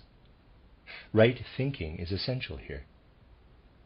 It must be realized that many individuals into whom the methods of modern materialistic science, which we recognize to be a necessity, have been instilled, simply cannot help becoming opponents on account of the thoughts that have been kindled in them. This, of course, cannot absolve anyone from the obligation to combat this opposition when it arises, but it will be combated in the right way only when what I have just said is taken into consideration. On the other side, in a similar way, opposition comes from the representatives of the various religious bodies. Just as in the domain of modern science, there is an interest in concealing the spiritual behind nature, so have the representatives of modern religious bodies an interest in concealing the spiritual behind the soul. We may therefore say, spiritual science is obstructed from the side of natural science because of the desire to keep concealed the spiritual behind nature. And it is obstructed from the side of the religious bodies because it is held that the spiritual behind the manifestations of the life of soul should be kept hidden. Religious bodies, as they now are, will always be prone to oppose what spiritual science brings into the open, because they have no interest in pointing to the spirit behind the expressions of the life of soul, but consider that the spirit should be kept hidden. This must be realized, although again it does not imply that the opposition should be left out of account. It is a question of adopting the right attitude to it. This is a chapter of which it is extraordinarily difficult to speak, for here we touch upon things which everyone must inevitably realize through what he reads between the lines in the literature of spiritual science, and who feels something of what is contained in its communications. At the basis of the matters to which I have referred, there lies something of great profundity, something very significant. For certain reasons, it is actually dangerous simply to point from nature herself, that is to say, from the surface manifestations of nature, to what lies behind nature. And because of this danger, there comes about what I have indicated more or less metaphorically by saying, in the so-called secret societies or orders, there is invariably a kind of, quote, right wing, close quote, composed of those esotericists who wish to adhere strictly to the principle of silence in regard to everything connected with the higher secrets. All such orders, but as I said, the expressions are to be taken metaphorically, all such orders have a kind of right wing, a kind of middle party, and a kind of left wing. The inclination of those belonging to the left wing is always to make public certain esoteric matters, but those belonging to the right wing are wholly against making public anything whatever of what they believe should be in the guardianship of the secret orders and societies. They consider that such knowledge is dangerous if it falls into the hands of incompetent people, if it were to be represented in public by persons insufficiently prepared. The reason why it is so difficult to speak about this subject is that the moment one does so, one is obliged to give certain indications which in a way do bring things into the open. The secret orders, believing rightly or wrongly that they are custodians of certain higher knowledge, necessarily choose a method whereby they provide certain precautionary measures in connection with their real or alleged knowledge reaching the public. In such orders, there are usually degrees, 3 lower and 3 higher degrees. The knowledge considered by those in the higher degrees to be dangerous in the hands of unprepared people is not, as a rule, imparted in the 3 lower degrees. In the 3 lower degrees, efforts are made to clothe the real or alleged knowledge in all kinds of symbols. Of these symbols, one may perhaps say the following. If they have been faithfully preserved since ancient times, and have not been adulterated through the machinations of those who did not understand them, they constitute a kind of language which can gradually be mastered by those who really penetrate to the gist of them. And when this language is mastered, it conveys certain knowledge. These symbols could also be said to be vehicles of information brought upon the scene with extreme caution. The egoistic standpoint of restricting the store of knowledge to the innermost circle is not adopted. The knowledge is given in a certain way to those who are received into the outer circle. But it is hidden in symbolism, so that only one who is able to unravel the symbols can penetrate to the underlying truths. There are indeed orders which keep a strict watch against theoretical explanations of the symbols ever being given, insisting that the symbols shall simply be presented or demonstrated by exercises, so that anyone who wants to read the symbols, when he takes them to be a language, must achieve this by his own efforts. It might be asked, is that really a protection? Is not the knowledge still apt to fall into wrong hands? Now, at any rate, until the 14th and on into the 15th or 16th century, it can be said that the orders working with symbolism did not, by such practices, allow the knowledge to fall into wrong hands. Since then, however, things have become essentially different. I will at once tell you why. Please, therefore, bear this in mind. In occult orders established before the 14th, 15th, and 16th centuries, those in the 3 lower degrees, to whom, as the outer circle, the knowledge was imparted in symbols, could not make any fundamental misuse of it, because the symbols were simply presented, and everything else was left to those who had now to get at their meaning. This was in itself a protection, because to discover the meaning of the symbols entailed a certain spiritual effort. Suppose someone entered one of the lower degrees of an occult order.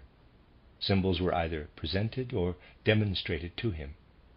He was given only the symbols and was instructed to let them work upon him as if they were phenomena of nature. If he wished to go further, to discover the secret meaning of the symbols, he was obliged to investigate, to exert spiritual energy. Had he received help, it would not have been necessary to apply this spiritual energy. But he received no help, and was therefore obliged to make efforts to decipher the symbols. And now the question is, what spiritual force was used for deciphering these symbols? It was the same force which, if not employed for this purpose, but for penetrating the phenomena of nature, would have helped to make a man cunning and induce him to apply certain faculties to a purpose to which he ought not to apply them.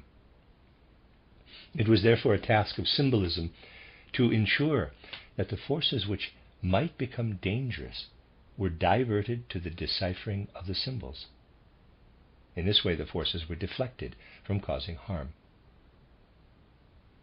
A second point to be remembered in connection with these symbols is that human nature is intrinsically constituted to view such symbols in their moral aspect.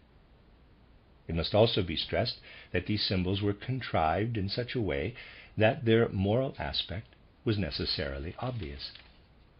But in the case of phenomena of nature, the moral aspect does not come into consideration.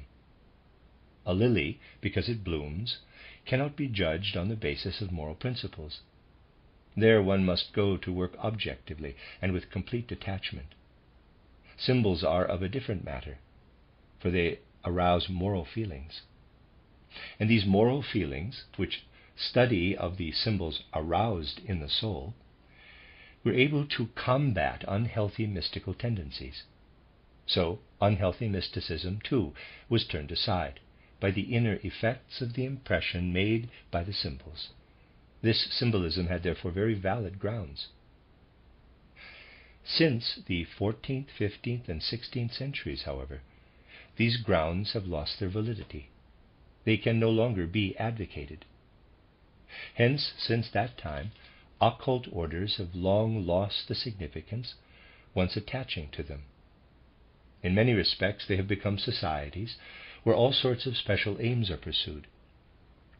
They are societies for fostering particular vanities and the like.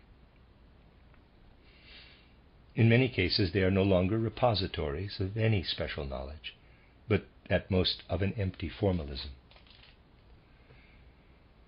The development of natural science since the time of Galileo, Copernicus, and others has played an essential part here. For the appearance and cultivation of these methods of natural science has caused the human soul gradually to lose the possibility of cleaving to symbolism with the old devotion.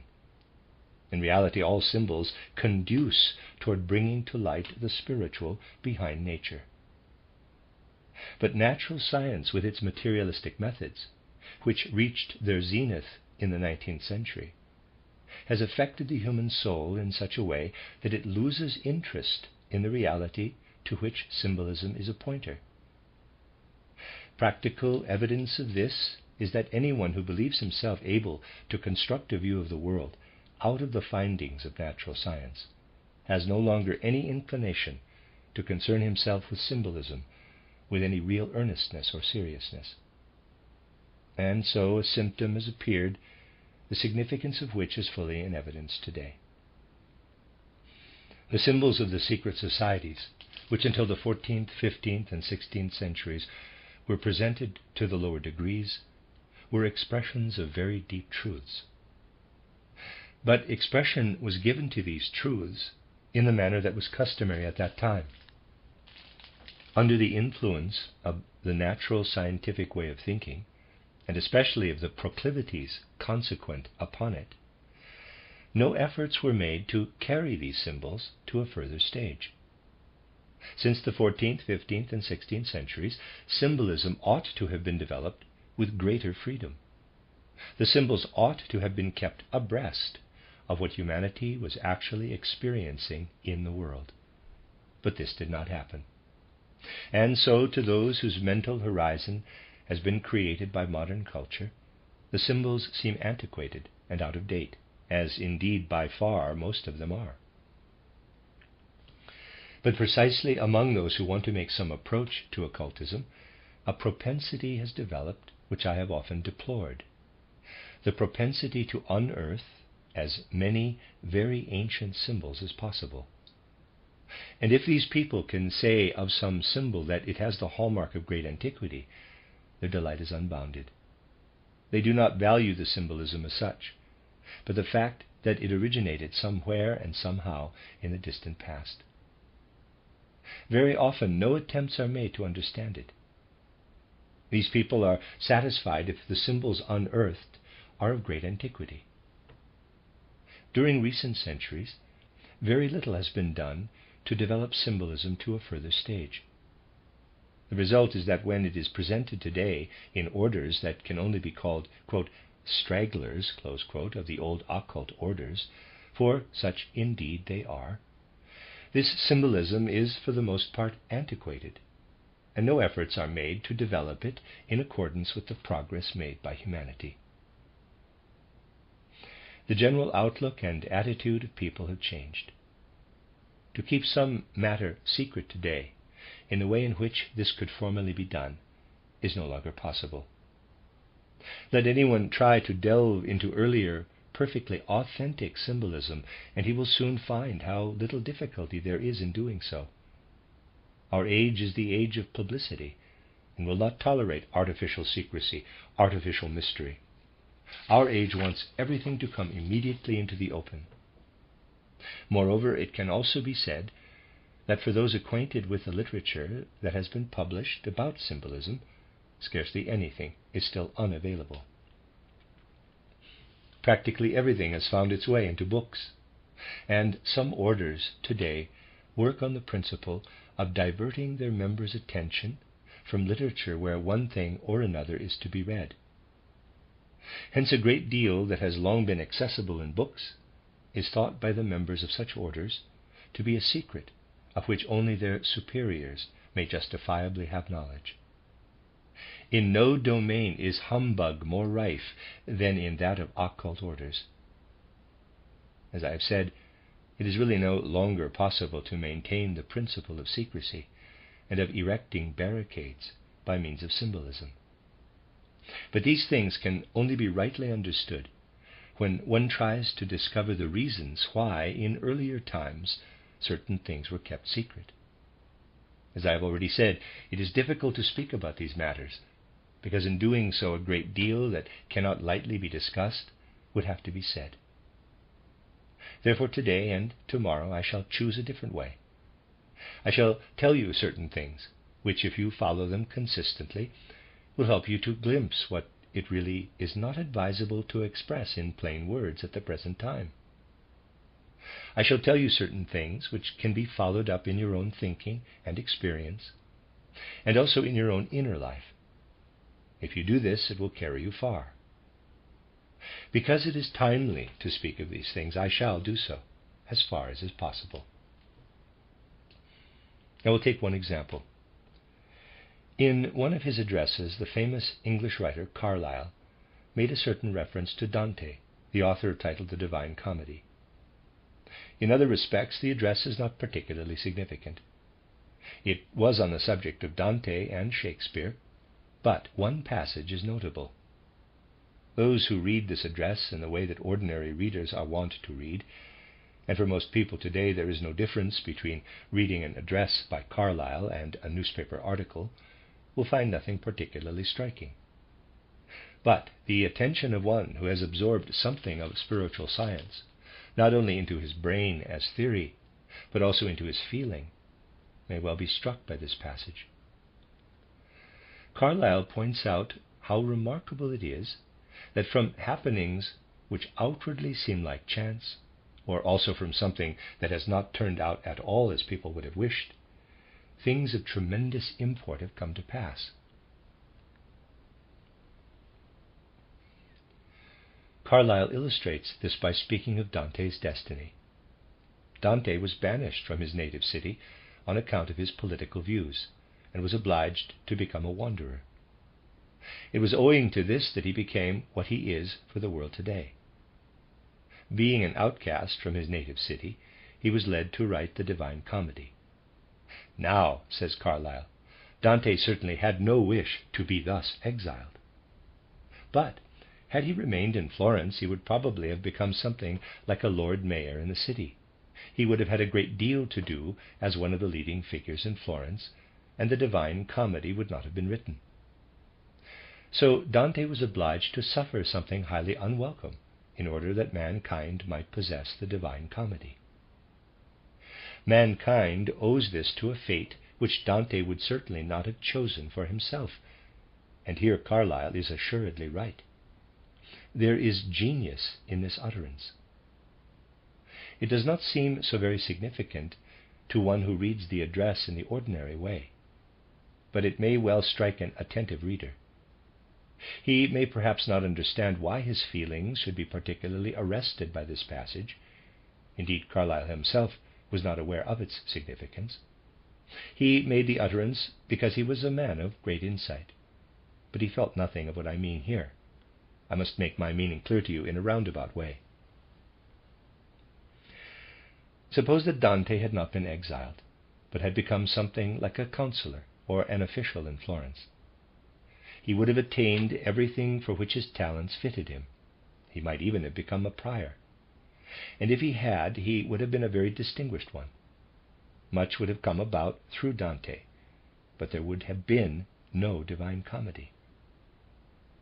The matter is, however, not as simple as this. Let us assume that Dante had achieved his goal, had not been exiled from Florence, but had become one of the chiefs of the state or of the church. Posts which are somewhat akin as far as public influence is concerned. As you will admit from what is contained in the Divine Comedy, Dante possessed talents of no mean order, and he would have been a most distinguished Lord Mayor, a figure of tremendous importance. In these circumstances, history would have assumed a totally different aspect. Florence would have had a very important civic official and statesman. Yes, and not only that. Imagine a Florence administered by counselors possessing the talents which flowed into the Divine Comedy. This able administration would have meant that many, many other forces present would have been obstructed in their hidden working. It is utter stupidity to maintain that there are no men of genius in the world. There are very many. Only they go under because they are not awakened. If Dante had become a leader of the state, he would have had a successor also of great importance, and there would have been 7 such successors. Exactly 7 people. We shall one day see the reasons for this. 7 people of importance would have succeeded one another as governors of Florence. Something really magnificent would have come into being, but there would be no Divine Comedy. Dante was born in the year 1265. We are living now in an age when, if all these 7 men had worked in Florence at that time, we should still be feeling the after effects, for they would have lasted for 7 centuries. 7 centuries would have taken a course quite different from the one they have actually taken. But these things did not happen. The Catholic Church is still there, but so too is the Divine Comedy. I have given you an example of how forces are transformed in the ordering of world history, an example of what is really involved in the great process of the transformation of world history.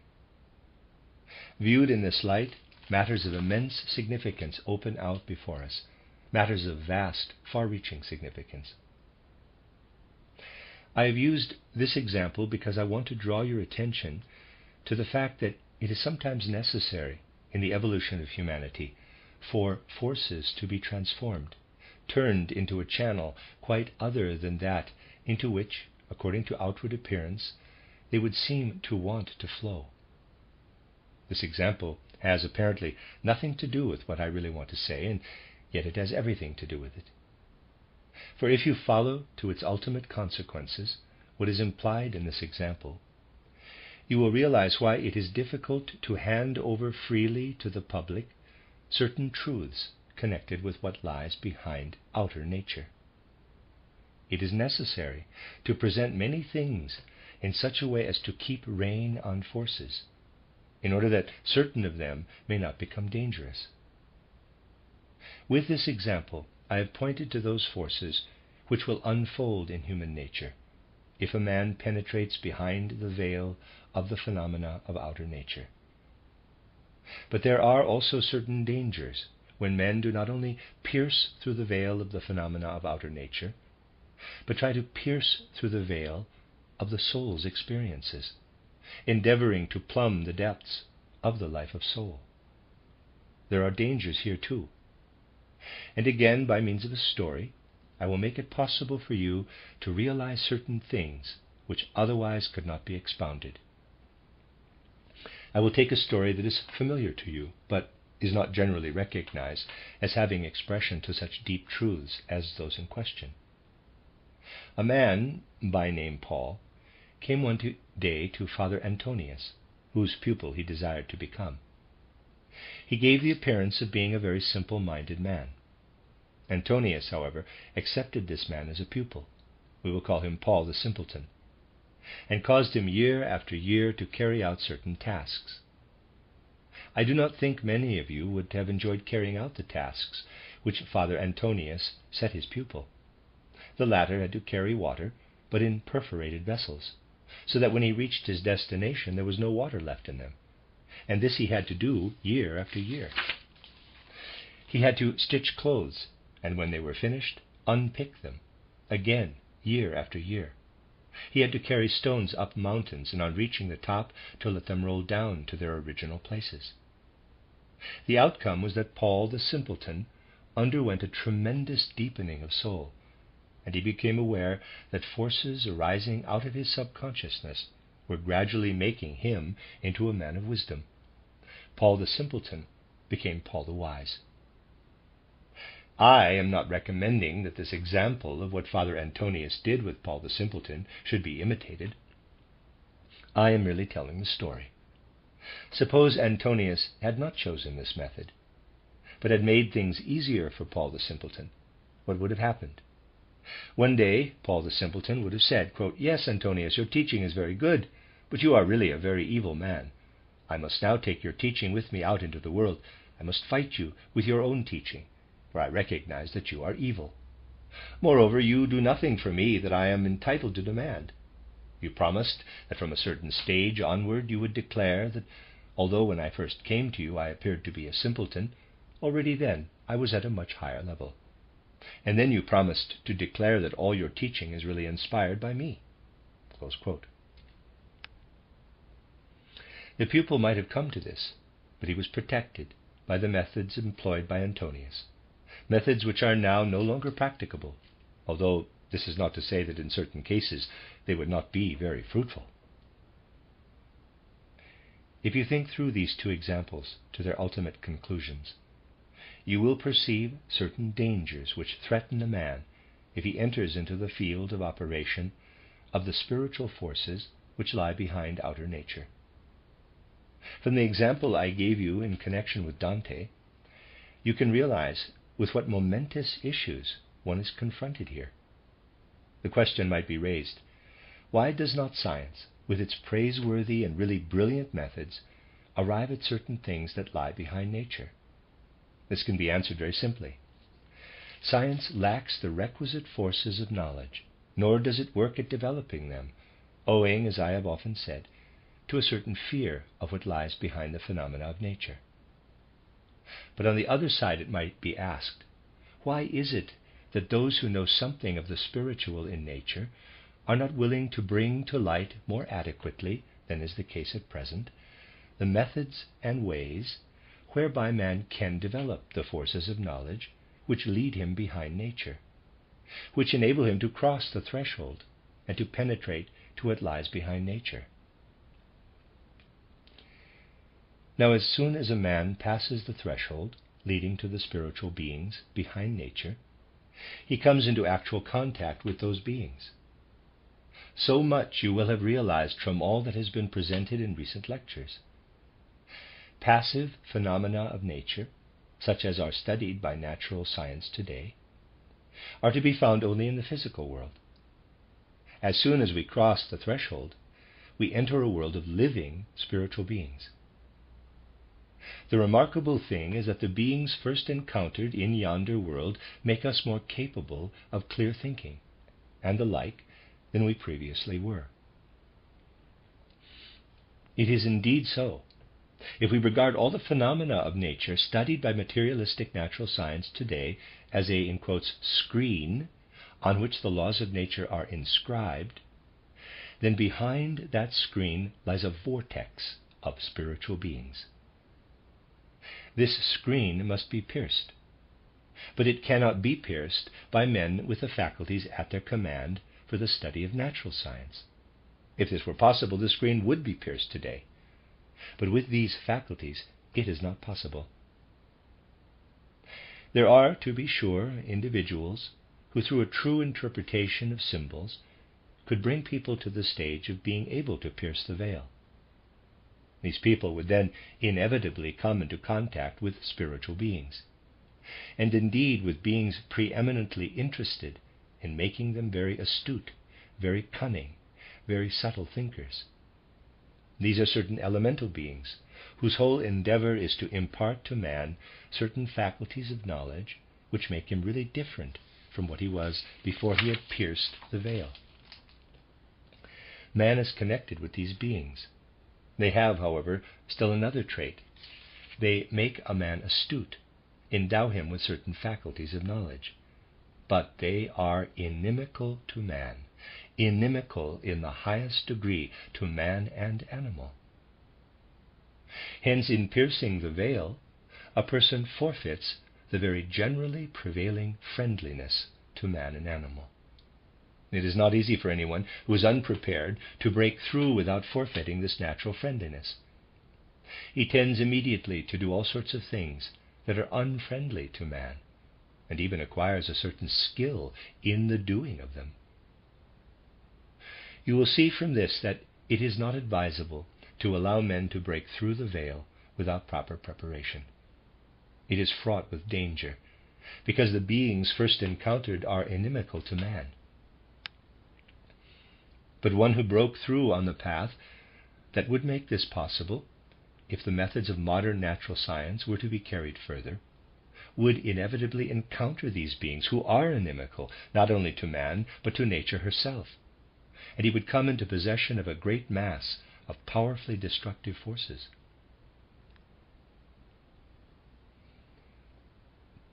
It is therefore not desirable to allow those persons to break through the veil who still have the slightest inclination to apply these destructive forces, many of which would thereby be delivered into the hands of mankind. The endeavor must be to allow only those individuals to break through whose training has brought them to the stage where they will make no use of such forces when these beings present themselves. In this direction, the deciphering of the symbols was extraordinarily effective. For in deciphering the symbols, the forces which these symbols would have been able to apply in order to make men into agents of destruction are used up. And the train of thought in those who were in favor of keeping secret the large part of esoteric knowledge was as follows. They said, if we make our knowledge and the kind of knowledge existing in the secret orders accessible to men unconditionally, so that they are spared the exertion of themselves penetrating to the meaning of the symbols, we shall make them rebels against nature. We shall make them bearers of forces of destruction. They said, we possess knowledge which would unquestionably bring this about. Therefore we cannot make this knowledge exoteric. We must adhere undeviatingly to the rule that those who approach us shall first of all be trained to develop an invincible love for plant, animal, and man. We must therefore first subject them to careful training and discipline. Well and good. But today people do not take kindly to discipline. They resist it, fight against it. Humanity has advanced. Suppose one were to enforce this discipline, were to put people into the orders in question and strictly apply what in most cases might be prescribed with great benefit. What would be the outcome? Within 3 months, the women, especially, would all have departed. They would certainly not have taken kindly to it. Certain orders, therefore, in order to be able to continue in existence, have abandoned this discipline. Hence what was once profound knowledge has degenerated into mere straw, lacking all real substance. On the other hand, however, the practice of discipline continued among those who really knew something about how to keep the knowledge secret. As you will have seen, the subject is widened by what I have said, namely, that when materialism was in full flood, the method of mediumship was adopted. It was thought that what would otherwise be gained from theoretical explanations of the symbols would be actually perceptible in the methods used by mediumship. From all this you will realize that those who possess some knowledge in this domain have, after all, certain grounds for not allowing the veil over the secrets of nature to be easily pierced. But it will be clear to you, too, that our movement cannot consist of taking secrets of some order as there preserved and making them exoteric. If that were to be done, then it would amount to my taking some ancient secrets of an order and teaching them in public. Then we should be involved in all kinds of questionable magic, of which nothing good could come. This means that the making public of any secrets of ancient orders is precluded in our movement. We cannot use such preserves of ancient orders for unraveling the secrets of nature. Tomorrow I will show you that neither can we so easily adopt religious truths, because thereby another and different danger would be set out on foot. So it will be clear to us why we could not adopt either of these methods and were obliged to take a particular path. It is precisely this path that brings us opposition from both sides, from natural science and from religion. I shall speak further of this tomorrow. The end of Lecture 8. You are listening to RudolfSteinerAudio.com. This is a reading of a cycle of lectures by Rudolf Steiner entitled The Occult Movement in the 19th Century, translated by D.S. Osmond. This is Lecture 9. If you recall what was said in the lecture yesterday, it will be clear to you that, fundamentally speaking, the appearance of materialism, I do not say the materialistic conception of the world, but materialism itself, has its very good sides. The harm occurs when materialism is made the basis of a conception of the world. As a method for investigating the external phenomena of the physical world, materialism is good. It is a good instrument for investigating the mineral world in Earth evolution. Again, it is of importance that man is embodied in this mineral world, for thereby he develops those faculties which can be acquired only in the physical mineral body. Intelligence and free will must be acquired to a certain degree during the Earth period. In the Jupiter, Venus, and Vulcan periods, man will possess these faculties, but a being of soul, such as he is, can acquire them only by being incarnated during the Earth period in a mineralized body.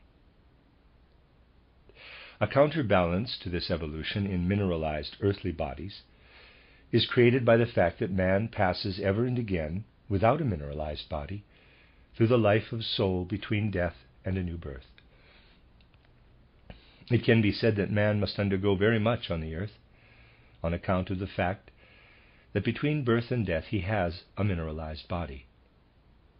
But what he undergoes, as it were, to his cosmic disadvantage, by being embodied in a mineralized body, is balanced out by what he lives through between death and a new birth, when he is not a corporeal being, but entirely a being of soul, using the word in its right sense. To examine into the mineral element contained in stones, plants, animals, and men is the task of materialism and its method. In practicing this method in the course of the centuries, man acquires that which, fundamentally speaking, he must acquire during the Earth period. The modes of investigation preceding those of materialism were all still influenced by the clairvoyance inherited by man from his previous evolutionary states. And when, after our fifth post-Atlantean and the post-Atlantean epoch as a whole, he has passed through his mineral evolution and enters a different form of evolution, the closeness of his relationship to the spiritual world will depend upon whether he has already acquired, during the Earth period, the intelligence and the measure of free will foreordained for him. Otherwise he will not have fulfilled the purpose of his evolution. Viewed in this light, the method of materialism assumes great significance, but it must remain method, in quotes, a method for investigating the physical material world. It is there that, even in the higher sense, it has its truly great significance. In that man observes and also investigates the purely mineral world, is active in the mineral world, he gradually unfolds his free will. For while he stands in the mineral world, what really underlies this world is veiled from him. We have heard during recent weeks what is the outcome if man limits himself to theoretical speculation within the perimeter of physical sense perceptions. The outcome is atomism. And as we have also heard, atomism is nothing else than a subjective delusion. But if a man who allows himself to be thus deluded were to go out into the world where he looks for the atoms, he would find Ahriman and his beings. For through those spiritual beings of whom I spoke yesterday, and whom man encounters when he breaks through the veil of nature, he will be led to develop forces of destruction. These beings, too, it must be remembered, are cosmic beings. Thus we can understand what has to be said about materialistic methods. They provide man with illusion, Maya. But this illusion is actually advantageous to man, for when he sees through it, he enters, to begin with, into the kingdom of Ahriman and his spiritual hosts, beings who are out for destruction and death, who cause him to develop certain subtly destructive forces in his own human nature. Intellect in particular, purely external cleverness, is developed in him by the powers into whose realm he enters, so that he becomes crafty, astute in a subtle way. If his earthly intelligence is not sufficiently developed to see through these things, he becomes unconsciously but subtly cunning and crafty. It may therefore be said that materialistic philosophy represents a period during which man can mature and thus be able, later on, to enter this realm of Ahriman without danger. So it is evident that materialistic natural scientists or philosophers follow a certain justifiable instinct.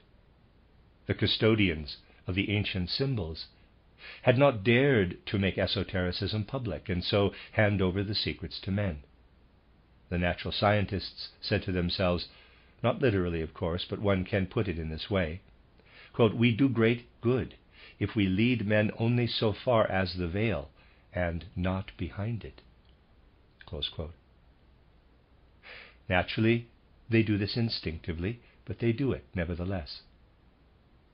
Fundamentally speaking, they render humanity good service. For if the natural scientists were to succeed in piercing the veil, they would make man acquainted with the forces of those destructive beings of whom I spoke yesterday, beings who are in the service of Ahriman. And the consequence would be that men, still unprepared, would come into possession of the forces proceeding from that realm, and would be able to bring about very much by their means. But it would all tend toward destruction, toward extermination of the good. Thus even the ignorance in which man is left through the natural scientific view of the world has in a certain sense something good about it. That is one side of the matter. But the other side is this. Man has been living already for a number of centuries in this world of illusions into which instinctively he is placed by the scientists. Yes, but this has not been without its effects on human nature. When a man is living in illusion, he is not living in the world of reality. This illusion does not affect his forces of soul as strongly as reality would affect them. And the consequence is that doubt upon doubt heaps up in the soul, doubts which make themselves felt even in the domain of science. Natural scientists of great eminence have declared, "Ignorabimus," we shall never know. The second half of the 19th century did everything to cause men to be beset by doubt upon doubt. But the truth is that we are facing the approach of an era brought about by the fact that man is living more and more in illusion, while believing he has reality. He steeps himself more and more deeply in the materialistic view of the world, but doubts about its validity constantly increase. And it would not take long for every human being to be living in a condition of unalloyed doubt as the outcome of scientific philosophy. People would then no longer be able to hold fast to anything. Doubt would inevitably arise over every problem, every task. Skepticism would become a vast ocean in which the human soul would inevitably be engulfed. It is the task of spiritual science to make men realize that a great ocean of skepticism and doubt threatens to break in and engulf the human soul. And the further task of spiritual science is to erect dams which will hold back this flood of skepticism and doubt. We are here facing a vista of something that will inevitably befall man if natural scientific doctrine continues as a view of the world. What I am now saying is connected with a deep secret, the secret that everything in the outer material world lives itself out in duality. 2 is the number of manifestation. 2 is the number which governs all material manifestation, but material manifestation only.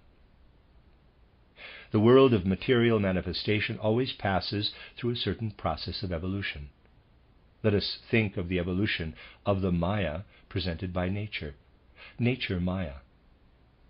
Reaching its zenith in the 19th century, this nature Maya gradually emerged together with the natural scientific view of the world. But the consequence of man's living in Maya is that underneath this view of the world, something else takes place, namely the preparation for a different view, the preparation for penetrating into reality. This preparation is going on in the subconsciousness. But timely care must be taken that the next phase of evolution is steered into reality. Otherwise nature Maya will assert itself as skepticism, as the most terrible doubt which will engulf the human soul. Thus we are approaching a time of which it may be said that without spiritual science, man will fall more and more deeply into skepticism. But if spiritual science is accepted, then in the place of the doubt that would engulf the soul, there will come what men truly need. There is duality, as you see. Nature Maya continues, but underneath it is the budding life, the preparation for spiritual science. In the material world, duality prevails everywhere. Therefore, the occultist says 2 is the number of material manifestation. Directly one passes from the material world into another world, the number 2 no longer has this significance, and it is entirely erroneous to characterize higher worlds as if duality also prevailed there. It is only the basic law of the material physical world that can be so characterized. In the higher world, if we are to start from number, we must, for example, start from 3. This governs everything in that world, just as the material world is governed by duality. In the material world, duality prevails. In the spiritual world, threefoldness. There are circumstances when it is by no means unimportant to understand that if someone says that there is white magic and black magic, this implies duality. But duality can have meaning only in the material world. Such a person, therefore, immediately shows that he has no notion of the fundamental laws of the spiritual world. For in the spiritual world, duality can never be a basic principle. True as it is that duality lies at the basis of the physical material world, it is also true that in the supersensible world we never have to do with duality. Now the human being is related to the whole cosmos. As earthly man, he is a microcosm, and in order to understand certain matters, it is necessary to learn more about this relationship. We have heard that when man breaks through the veil of nature and penetrates into the world lying behind nature, he encounters Ahrimanic beings. Beings intent upon destruction. In the world order, these beings are bitter enemies of man's earthly nature, so that if through weakness he allies himself with them, and this is possible, as I have indicated, he is allying himself with the enemies of man on earth. That is a fact, and a certain relationship existing between the human being and the cosmos does much to promote such an alliance. These beings behind the veil of nature are highly intelligent. I have spoken of human intelligence, but these beings have their own kind of thinking and intelligence. They have feeling, although it is different from human feeling. They also have will, although it too is different from human will. They perform certain deeds which come to expression outwardly in manifestations of nature, but the essential substantiality of which lies behind the veil. Now there is a remarkable affinity between something in man and the highest faculties of these beings. I will make this clear in the following way. When man crosses the threshold of the spiritual world and approaches these beings, it may seem to him as if he were entering a veritable inferno, or whatever he conceives it to be. What matters is that he shall understand the experience aright. What will strike him most forcibly is the remarkable intelligence of these beings. For they are extraordinarily clever, extraordinarily wise. Their faculties of soul come to expression in this cleverness. But the soul forces, the higher forces of these beings, are all related to the forces of man's lower nature. Sensuous urges in man are, in these beings, the very forces which strike one as so significant. Thus there is a relationship between the lowest forces of man and the highest forces of these spiritual beings. That is why they strive to identify themselves with the lower forces in man.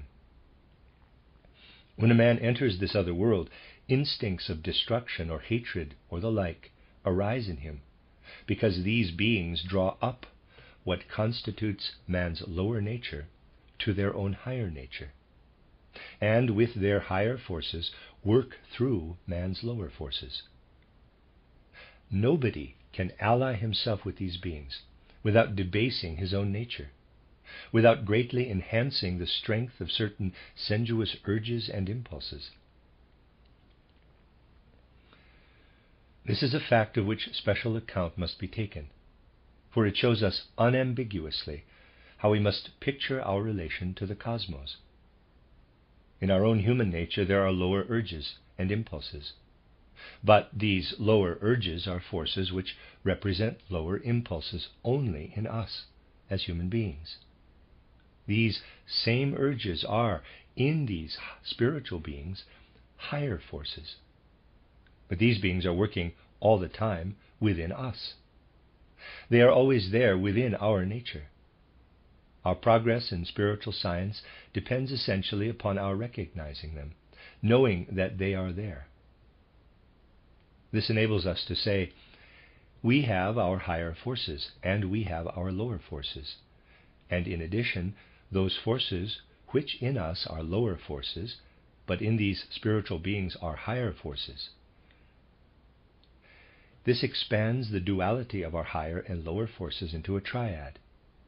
We are already at the border of the threshold of the spiritual world, when instead of the duality of our higher and lower forces, we recognize the triad.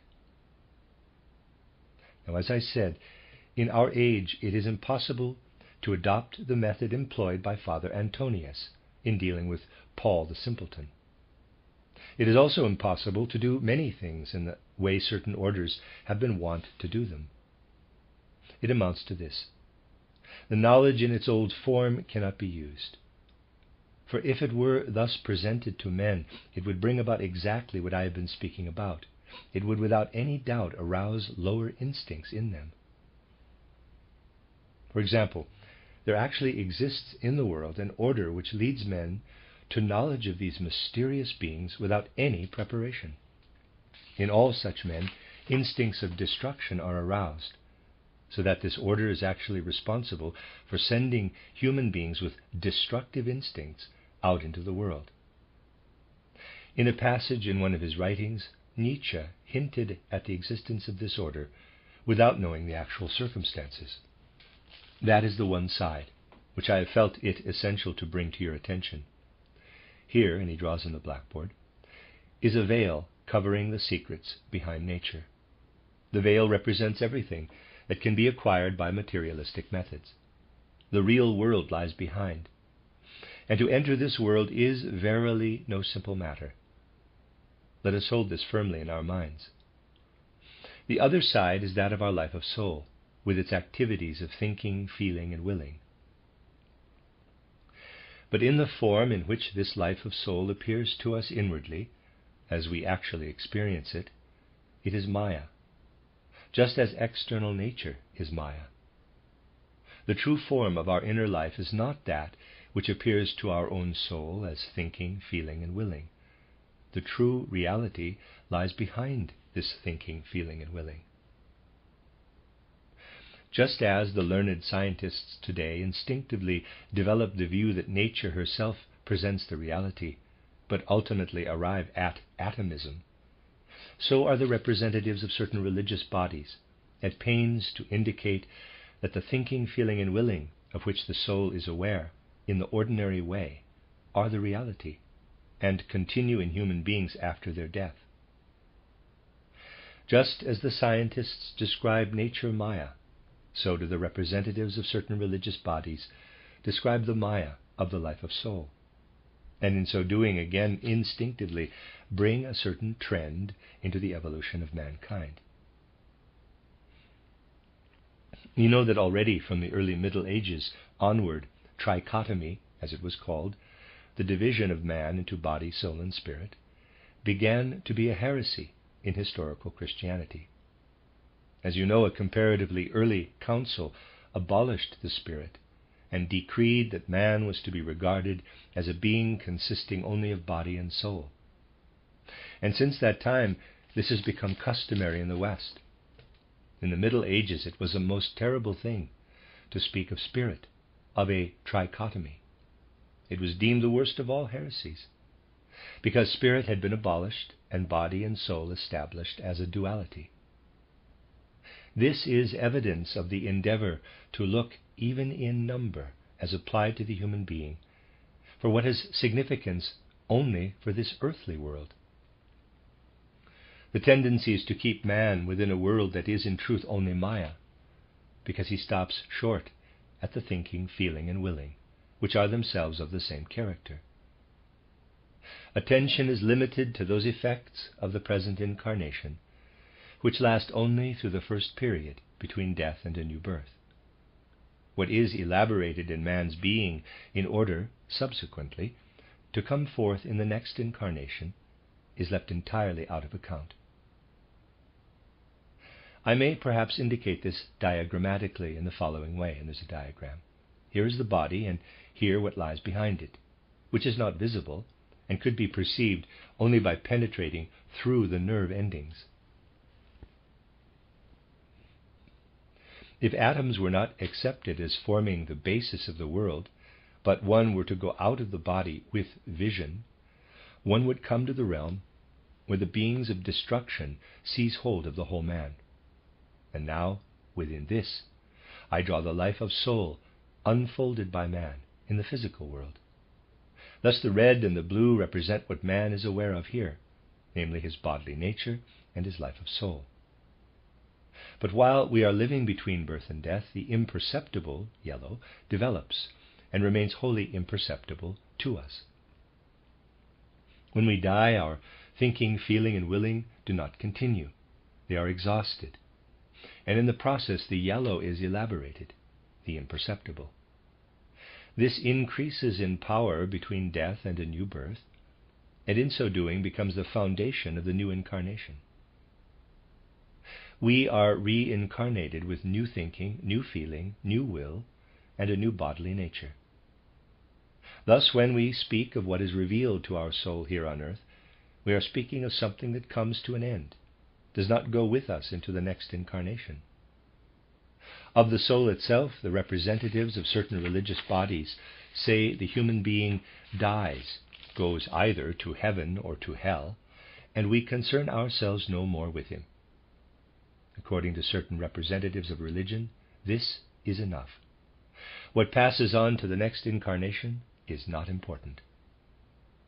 The aim is to conceal the fact that the spirit in man passes into the spiritual world and lives on until the next incarnation. It can be said that representatives of certain religious bodies are intent upon not allowing man to become aware of the yellow in his nature, upon preventing him from knowing anything of it. Here again they are really obeying a certain sound instinct, but one which shows even more clearly than the instinct prompting the learned naturalists that in our time it has really lost its value. The efforts of the representatives of various religious communities all tend quite decisively in the direction of concealing the fact that there is a spiritual world to which belongs the inmost core of our being, which is destined to appear in repeated earth lives, and in the intervals between them to pass through an entirely spiritual form of existence. They try to conceal this by offering men the consolation that the life of soul which comes to expression in thinking, feeling, and willing is, after all, sufficiently immortal. In their actions and trend of thinking, these pastors of souls instinctively prevent men from coming into contact with certain beings.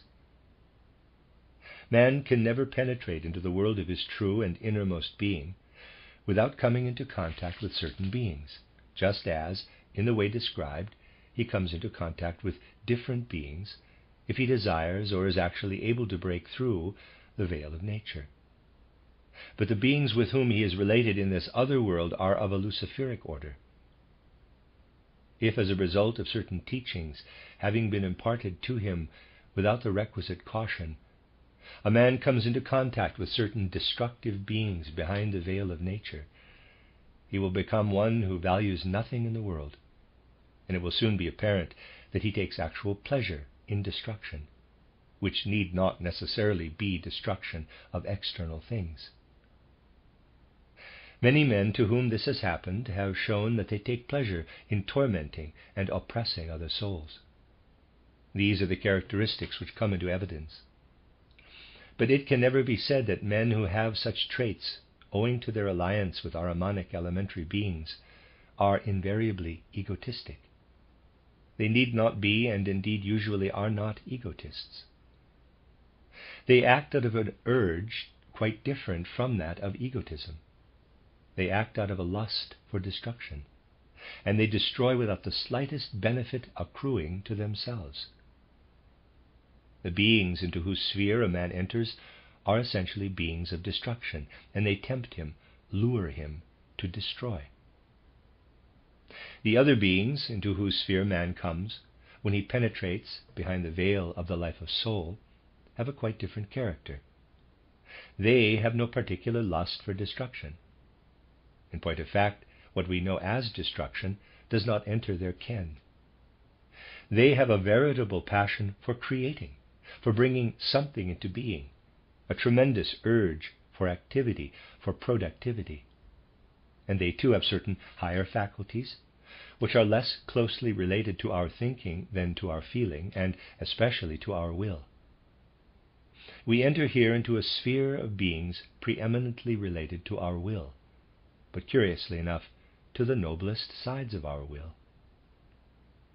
Thus, if we enter this world without knowing anything of what the initiate knows, namely that behind the world of nature and also behind the world of soul there is a spiritual world, when we fill our will with ideals, when we unfold noble spiritualized will, this will becomes allied precisely with the lower attributes of these beings into whose sphere we have entered. There is a mysterious bond of attraction between the noble side of our will and the lower urges and desires of these beings. And now think of it. If a man's spiritual pastor gives him the consolation of immortality, laying stress on the dignity of the human soul, the majesty of the divine, and the like, it may happen that through some slight incitement, particularly if he was a noble character, he breaks through the membrane of his soul activity at some point and penetrates behind the secrets of his thinking, feeling, and willing. But he then comes into the region of these beings of will, and the consequence is that the idealistic side of his will actually begins to assume a sensuous character. And now, with this in mind, please read the descriptions given by certain mystics of either sex. If you read the biographies of these mystics, notice the sultry, voluptuous atmosphere which pervades them. The most sublime ideals assume a sensuous character. I would remind you of the rapture experienced by mystics in connection with their soul bride, in quotes, or, in quotes, soul bridegroom. In women mystics, the mystical union is like a sensuous union with the Savior, and in male mystics, like an actual bond with the bride of the soul, with the Virgin Mary. It is the endeavor of these beings of will to pour into man's thinking, into his ideals, what he otherwise knows as sensuousness. This is a hard saying.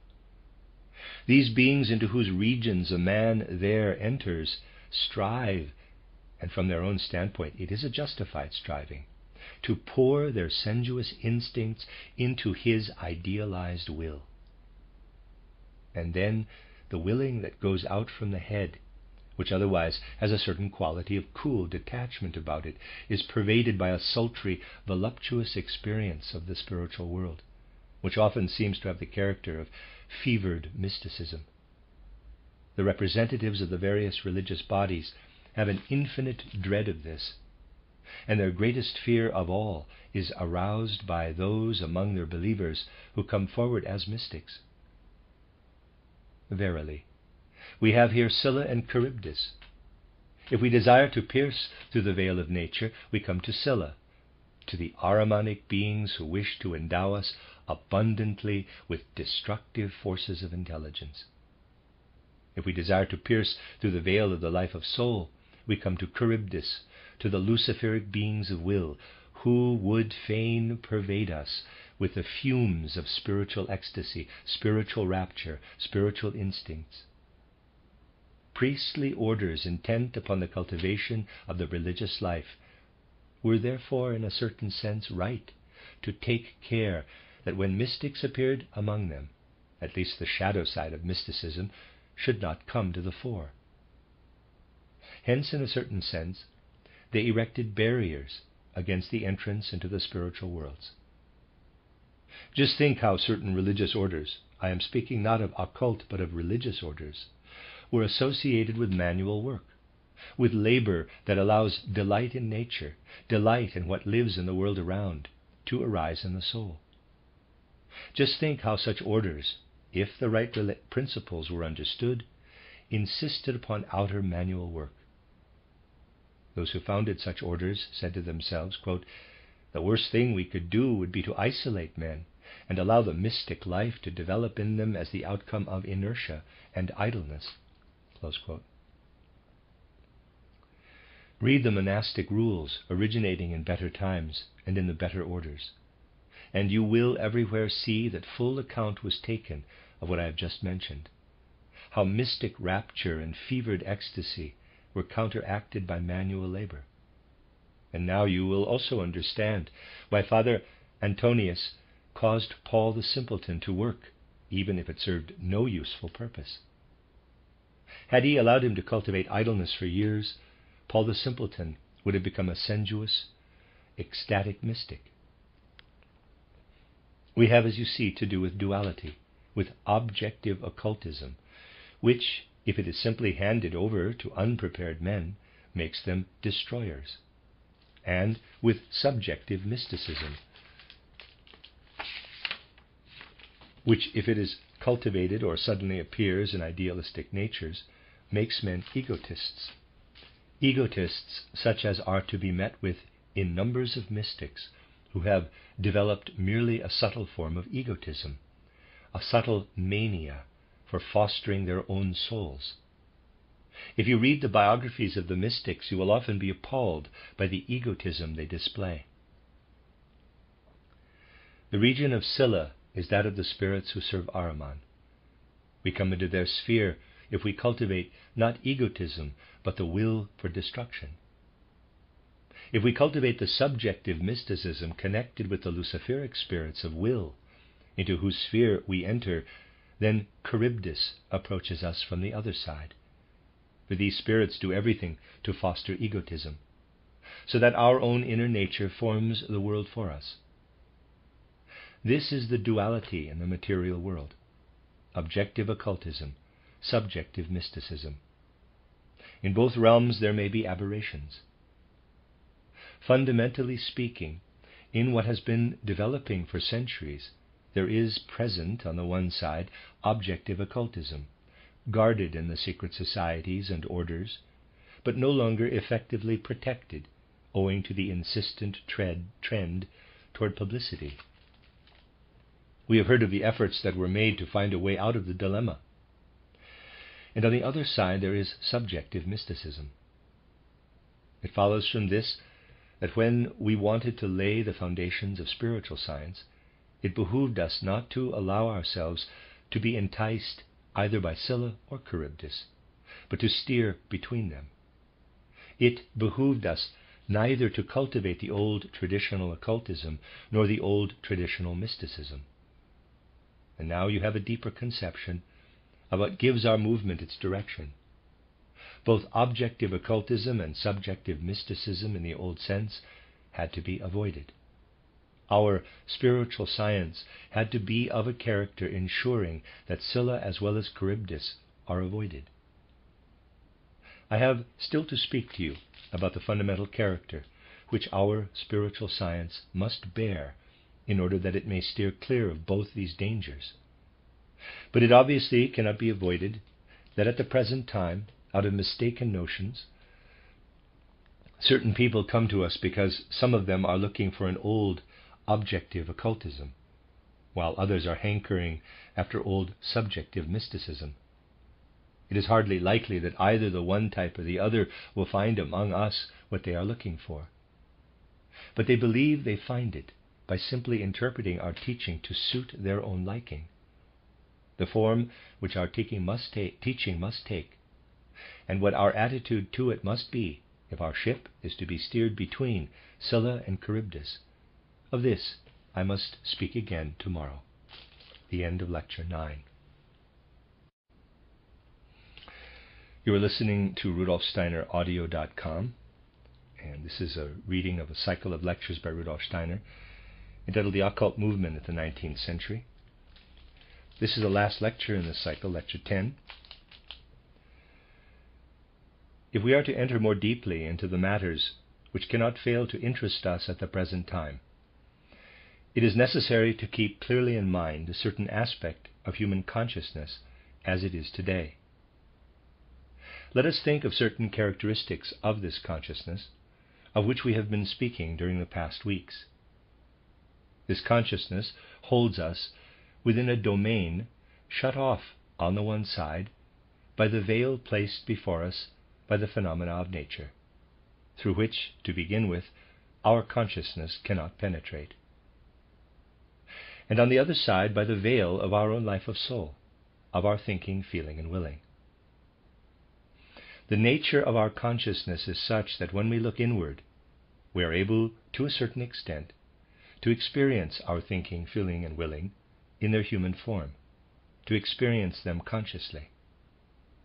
But again, we cannot penetrate behind the veil.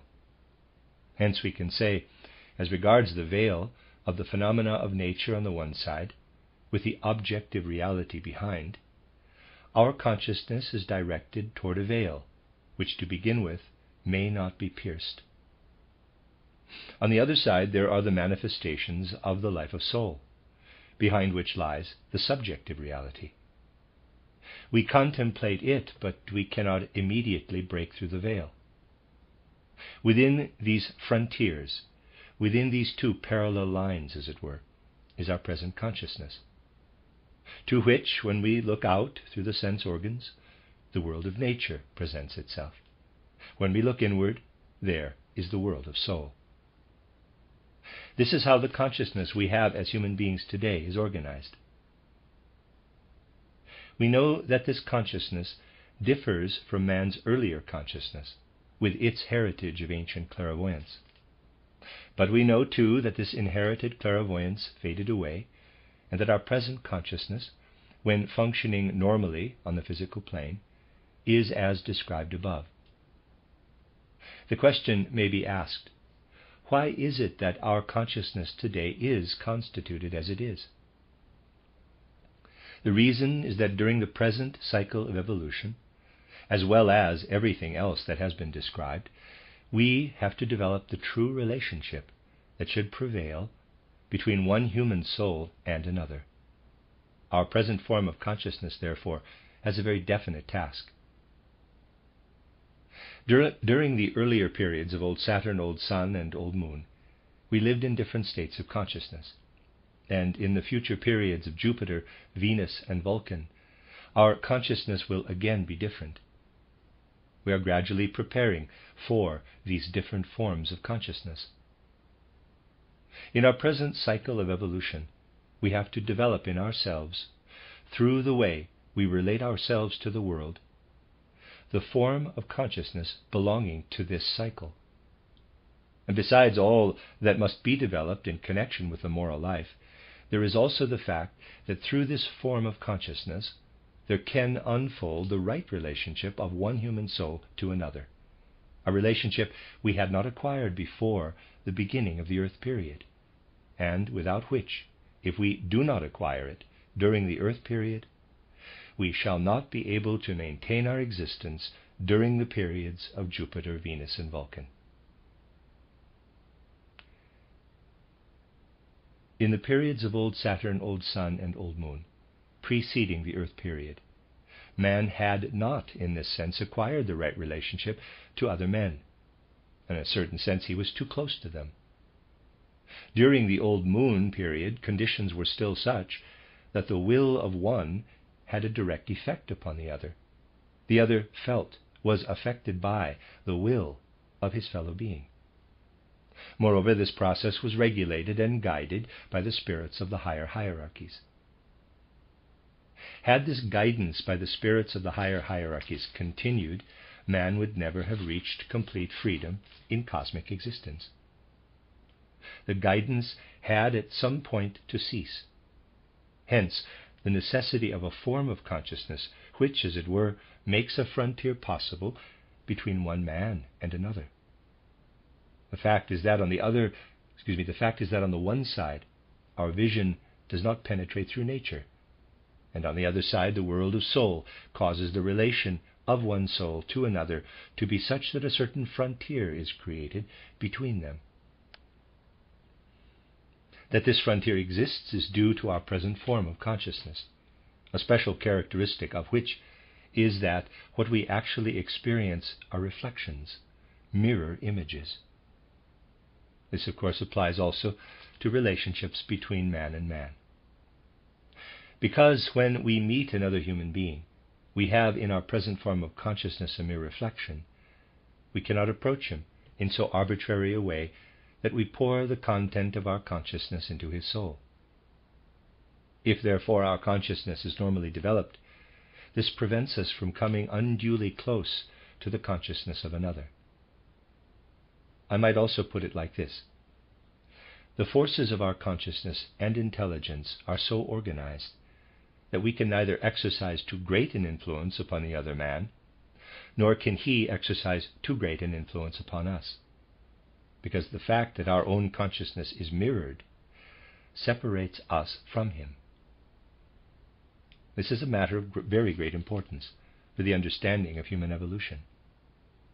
Whenever there is a defect in the normal consciousness, what happens is at once evident.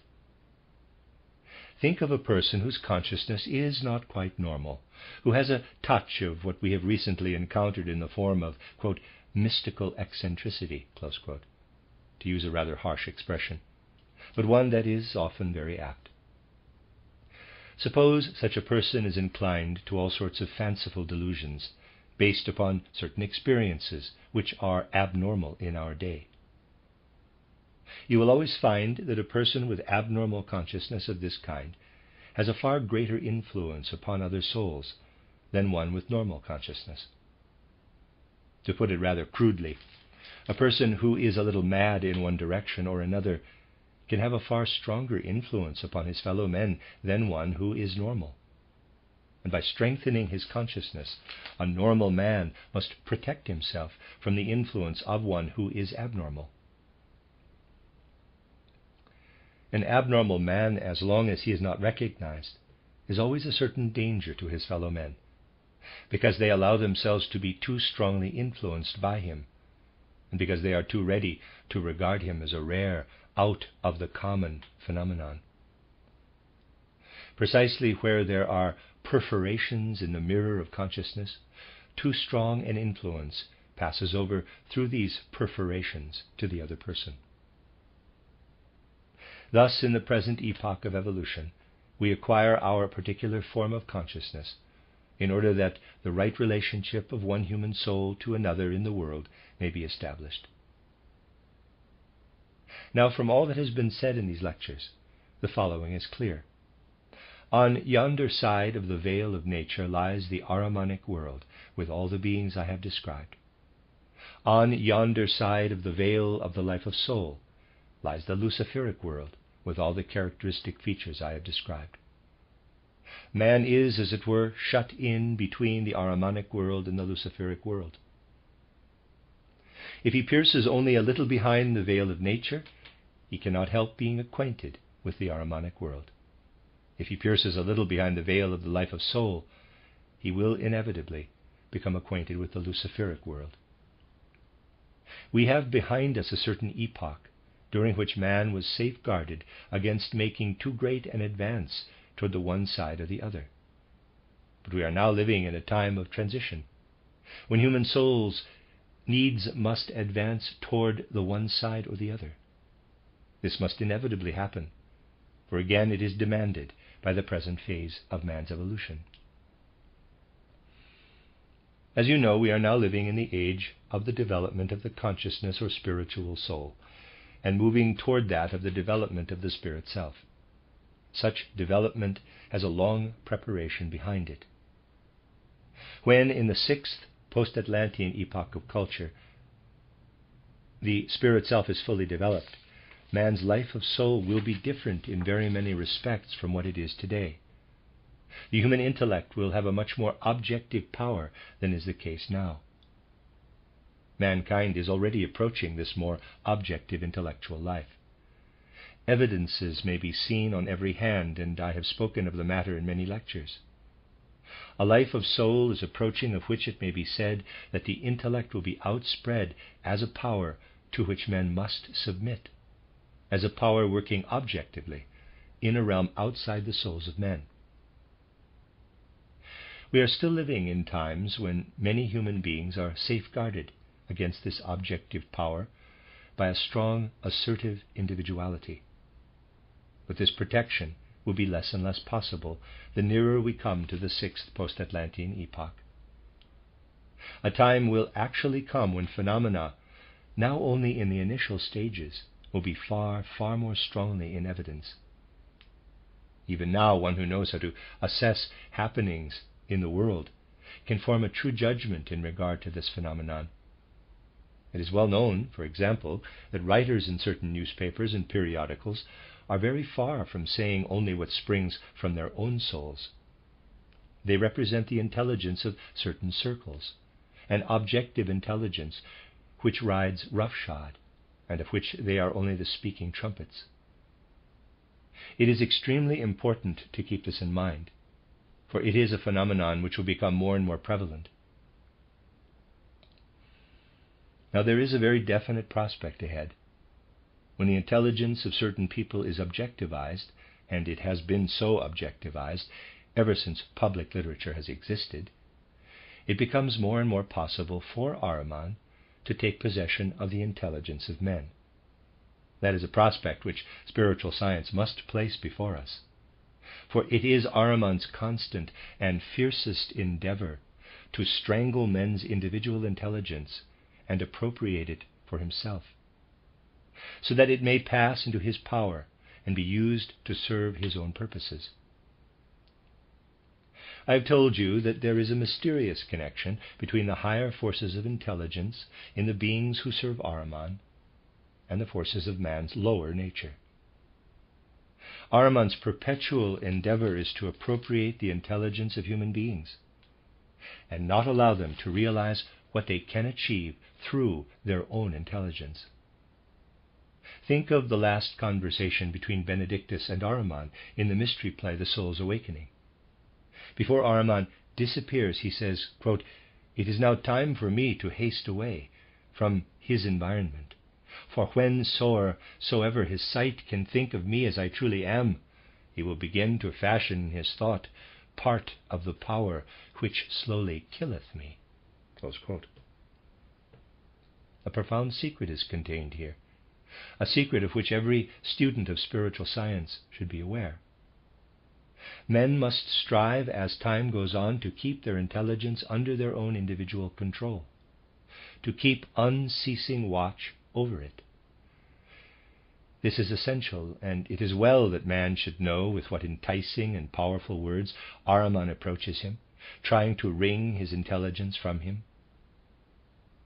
More and more it will behoove men to be alert to such moments, for Ahriman takes full advantage of moments when in full waking life a man falls into a state of vertigo or dizziness, into a kind of twilight consciousness, when he feels not quite securely anchored in the physical world and begins to yield himself to the whirl of the universe, when he does not stand firmly and steadily on his own feet as an individuality.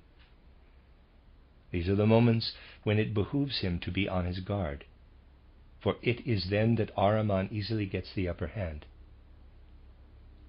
The best way in which we can protect ourselves is to develop clear, exact thinking not simply skimming over things in thought as is the general custom today. We should go even farther and try to avoid colloquialisms and current catchwords. We should go even farther and try to avoid colloquialisms and current catchwords. For directly we use such words which come not from thought, but from habits of speech. We are not exercising thinking, even if only for a very short time. These are particularly dangerous moments because they are not heeded. We should really be careful to avoid using words behind which there is not sufficient reflection. Such self-training, precisely in these intimate details, should be undertaken by those who are in earnest about the tasks of the age. After all that has been said in these lectures, it will not be difficult for you to realize what is necessary. But Lucifer, too, endeavors by way of the will to bring man into a condition where he does not act out of well-considered impulses, but out of impulses springing merely from temperament and inclination. Here again, Lucifer takes hold and makes us his prey. And it is easiest for him to find his prey when a large number of people give way to such impulses, which surge in the dark foundations of the life of soul, without rising into the sphere of the individual will. If impulses springing from temperament and vague inclinations bring us into connection with groups of human beings in such a way that we feel ourselves part and parcel of a group, we are at once caught into a whirl in which the judgment of the individual will is wrested from us.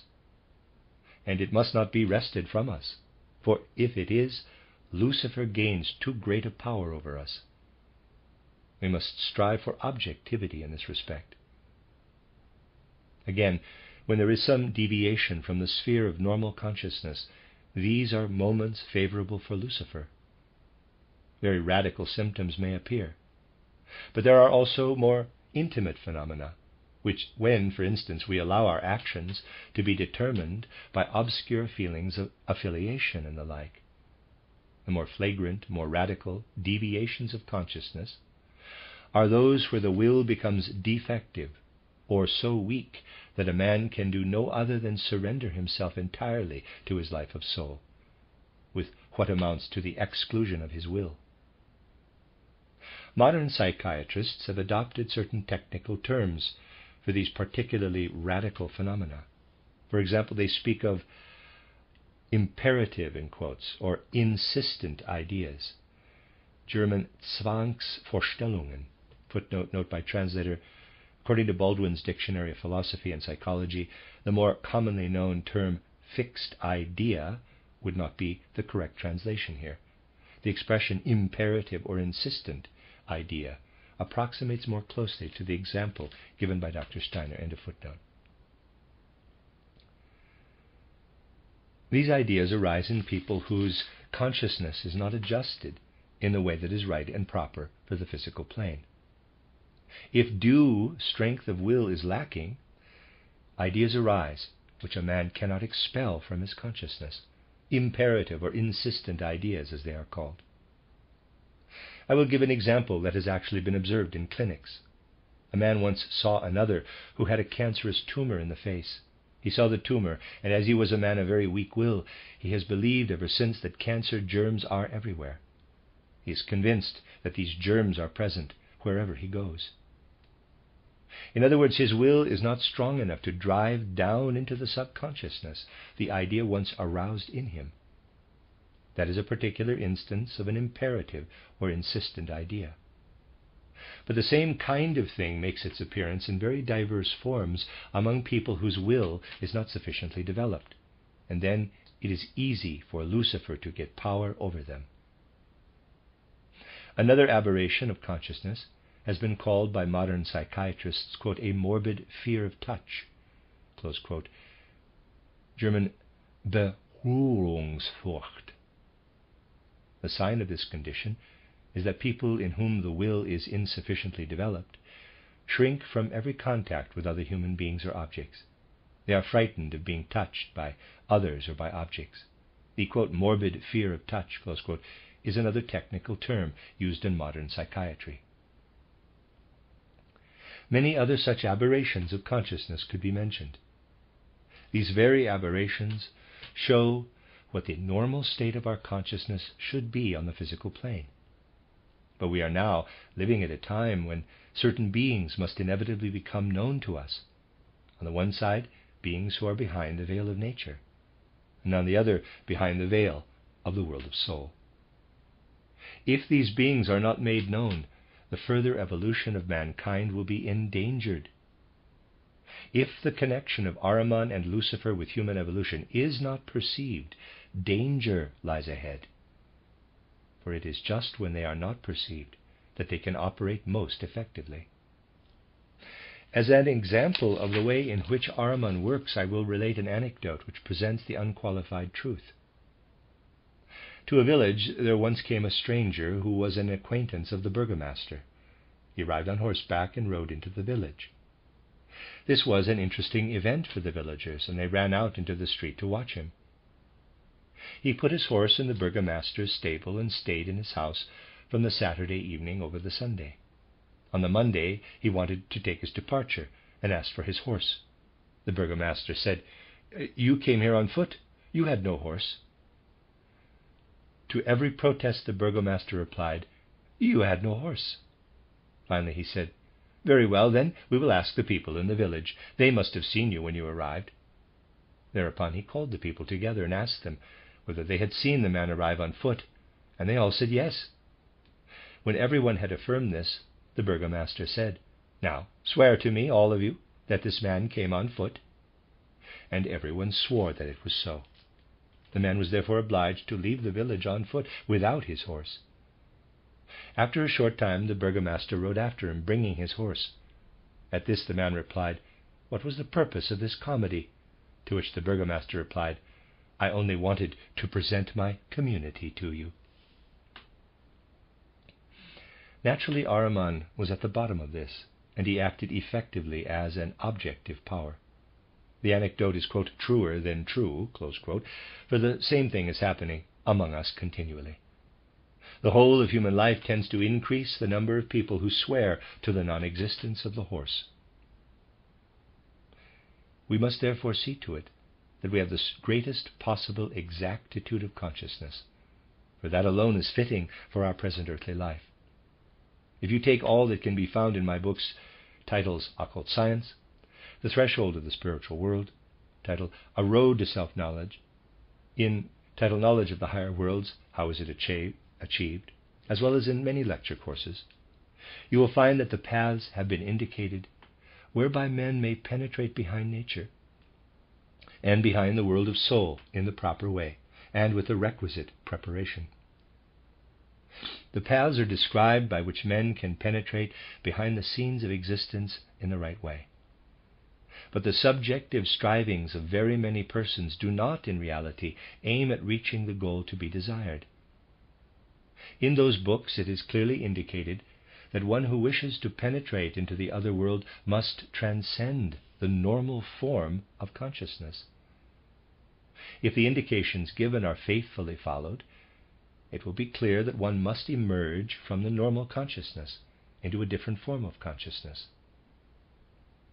It is important to know this, for there is a tendency among most people, indeed among many of our friends too, not to leave the normal form of consciousness at any price, but to remain in it and to bring the spiritual world into the ordinary consciousness. That is to say, not to let the ego emerge, but to bring the spiritual world into the ego. It is knowledge of the spiritual world that should be brought into the ordinary consciousness, not the spiritual world itself. If you faithfully practice what is contained in the books mentioned, you will bring yourself into conditions through which you will experience the spiritual world, conditions through which experiences deriving from that world can be brought into the sphere of the normal consciousness. But there are many who do not want this. They want the experience to be actually in the normal consciousness, whereas it ought to originate from consciousness that is different from the normal and passes into the normal. Many of our friends, however, try to have visions in the normal consciousness, not something that is a reminiscence of a different kind of consciousness. If, however, you have visions in the normal consciousness, that is to say, if you do not really wish to develop a different kind of consciousness, but to keep consciousness in its ordinary form, and yet look into the spiritual world, this means that you do not seriously wish to go beyond, but to remain in the ordinary consciousness, expecting to see forms and figures there which look like those of the physical world. Many people try hard to see spirits or the activities of spirits, but they want to see them just as they see physical things. They want to see a spirit, but the spirit is expected to have the form of a man or a woman, or perhaps a poodle, as these are seen in the physical world. In the other world, however, it is not like this. The process itself lies outside the ordinary consciousness, and what enters into the consciousness is at most a picture, an image, which appears afterward. In short, we must not expect the spiritual world to be merely a kind of finer sense world, nor that it will speak in human words, the only difference being that the words come from the spiritual world. Our friends are often only willing to listen in this way to voices which seem to speak to them. These voices are expected to be similar to those of the physical world, merely giving a different, subtler version of things of the physical world. These people would like to enter the spiritual world with the ordinary consciousness which belongs to the physical world only. Actually, most of the visions or voices of which one is told are of the character just described. At all events, this much is certain. When we have such visions or hear such voices, it is always easy for Lucifer and Ahriman to have an easy game with us. They lay hold of these experiences for themselves, for men are always prone to interpret them incorrectly. If such experiences are rightly interpreted, Lucifer and Ahriman gain nothing from them. As you see, there are distinctions here which must be kept strictly in mind. We must be fully alive to the possibility that as soon as we bring something else into the ordinary consciousness, which is in truth suitable only for the physical world, we come to Scylla and Charybdis, to Lucifer and Ahriman. We must learn to recognize Lucifer and Ahriman as real powers in this connection. It is for this reason that such emphasis has been laid on the relationship between Ahriman and Lucifer, and the statue in the Goetheanum will be a true representation of this. Now you might ask, if this is how things are, might it not, after all, be more sensible to act like the scientists, who, although Ahriman is within what they say, are nevertheless unwilling to acknowledge his reality? Or might it perhaps be better to act like the pastors of various religious communities? For they present things in such a way that Lucifer is everywhere, but they will not admit it. They would regard it as sinful were anyone to realize that the door there is open for Lucifer. But a person who speaks to this effect today is not being very clever. To say that it is more sensible to act like the scientists and the pastors of various religious communities would be the same as deliberately refraining from warning someone who has to cross a chasm for some distance on a narrow plank that he is facing danger. It is obvious that he should be warned. Otherwise it would amount to saying, certainly the man may be in danger, but it is more sensible to say nothing to him about it.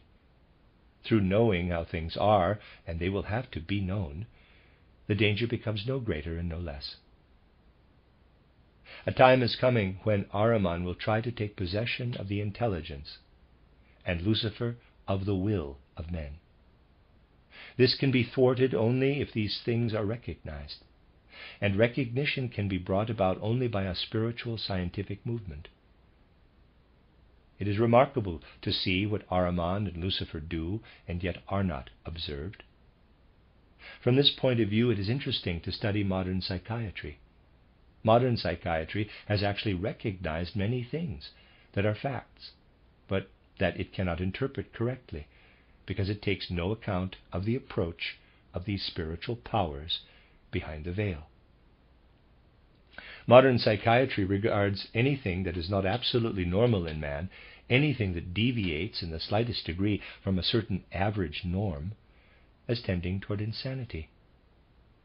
In numerous treatises, the Maid of Orleans is held to have been merely an hysteric. Indeed, writings are accumulating in which Christ Jesus himself is regarded as a not quite normal man. There are also writings which ascribe craziness to Goethe, and so on. Here we have an unmistakable but false Ahrimanic science, a science which is at pains to show that although Goethe was in certain respects a moral genius, this was entirely due to the fact that he had an element of madness in his nature. Socrates, however, knew better. He spoke of his daimon, being well aware that his soul bordered on objective spiritual powers. This was quite clear to him. But the modern psychiatrist sees fit to make out that there was an element of madness, or something of the kind, in Socrates too. Ahriman must be hidden at all costs, which is exactly what suits him, and the same applies to Lucifer. The fact of the matter is that if one were simply to cultivate today what purports in certain occult orders to be secret knowledge, with its accompanying symbolism, it would be very easy to deliver into the hands of Ahriman everything that has been pursued hitherto as occultism. And if the mysticism hitherto pursued were to be encouraged and cultivated in human beings, it would easily be delivered into the hands of Lucifer. The ship of spiritual science must be steered between these two dangers. This is extremely important. Spiritual science must therefore be so constituted that neither mystical nor occult aberrations can take root. I said yesterday that when man breaks through the veil of nature, he comes into a region where he encounters beings who have a will for destruction, and that this will for destruction is related to the human intellect. I have described what may become of a man who falls prey to these beings. This must not happen. I have also spoken of the fevered, ecstatic condition into which a person may fall in his spiritual life if he indulges in false mystical experiences. This too must be avoided. I said in an earlier lecture that the esotericists among the occultists tried hard to compel men to apply their intellect to the deciphering of symbols, in order that they should not break through the veil in a wrongful way and become the victim of the powers encountered in so terrible a form in these border regions.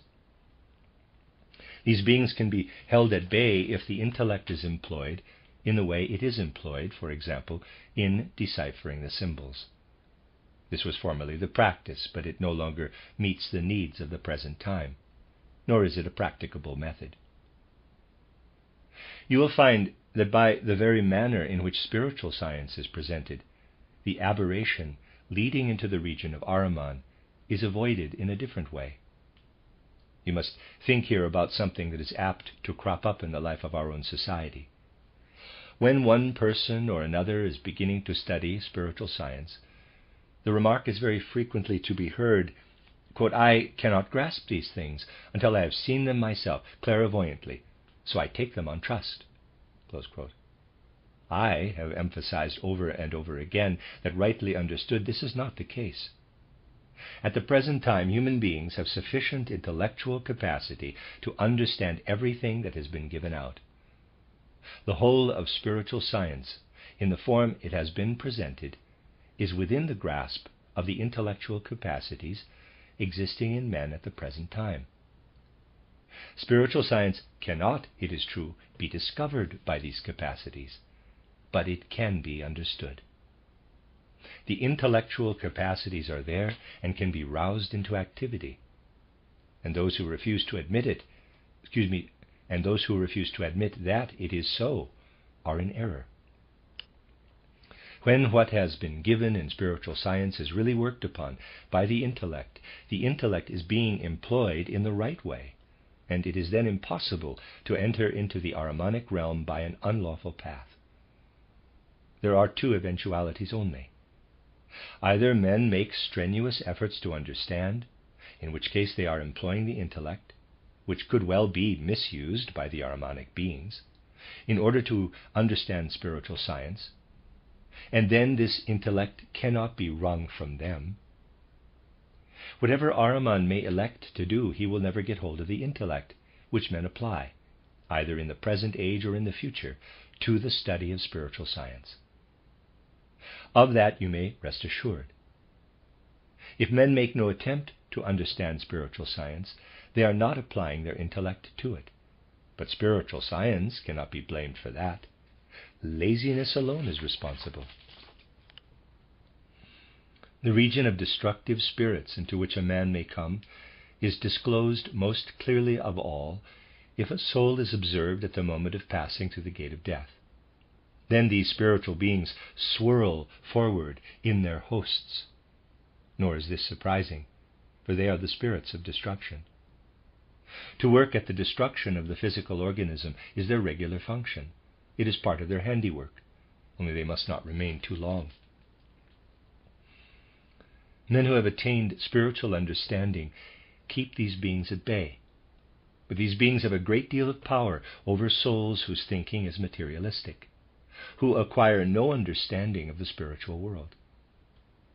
Souls who disdain any attempt to acquire knowledge of the spiritual world have a great deal to suffer from Ahriman. The Greek myth has depicted this very graphically in the figure of Tantalus. The gods placed food in front of him but out of his reach, and then watched the torments he had to endure. Many such figures can be seen in the world today. All of them are materialistic souls who have no desire to understand the spiritual world. They are like Tantalus, in the sense that after death, during the period of Kamaloka, when they live through their life, for a third of its duration, in backward order, everything is snatched away from them. Again and again they have the feeling, to what purpose did I do this or that? For they see one of the spirits of destruction snatching it away, and then they realize that they really did it to no purpose. That, of course, is an illusion, but such souls suffer the torments of Tantalus because the spirits of destruction are all around them.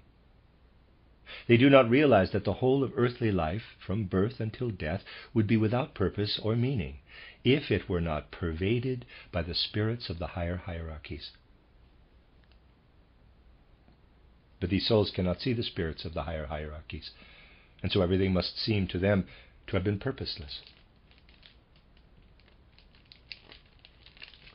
Spiritual science avoids false occultism in that it applies the ever-increasing intellectual capacity now developing in humanity to the establishment of a science for which more intellect is required than hitherto. The nature of spiritual science inevitably demands greater intellectual effort than people have been accustomed to apply. Men like to delude themselves in this respect. Were they really to apply the intellectual capacity at their command today, they would understand spiritual science.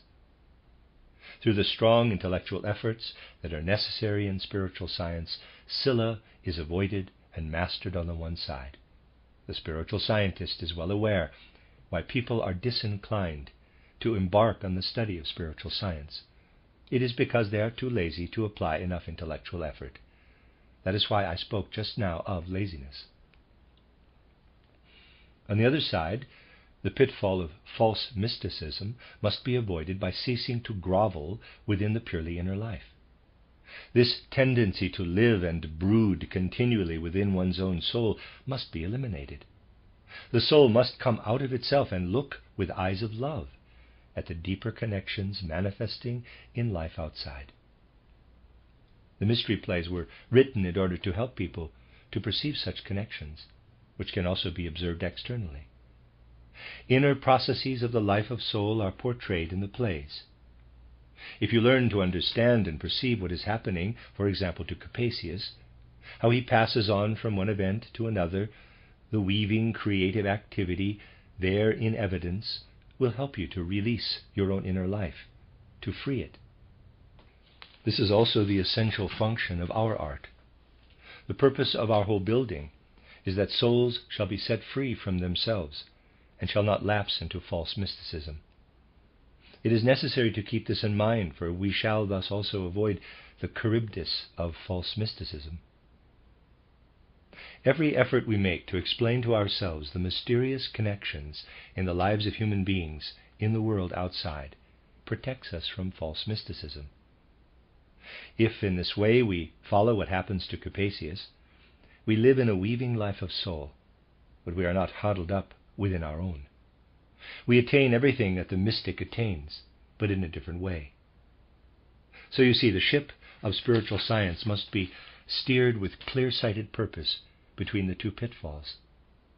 The teachings given must be of a nature whereby false occultism and false mysticism are both avoided.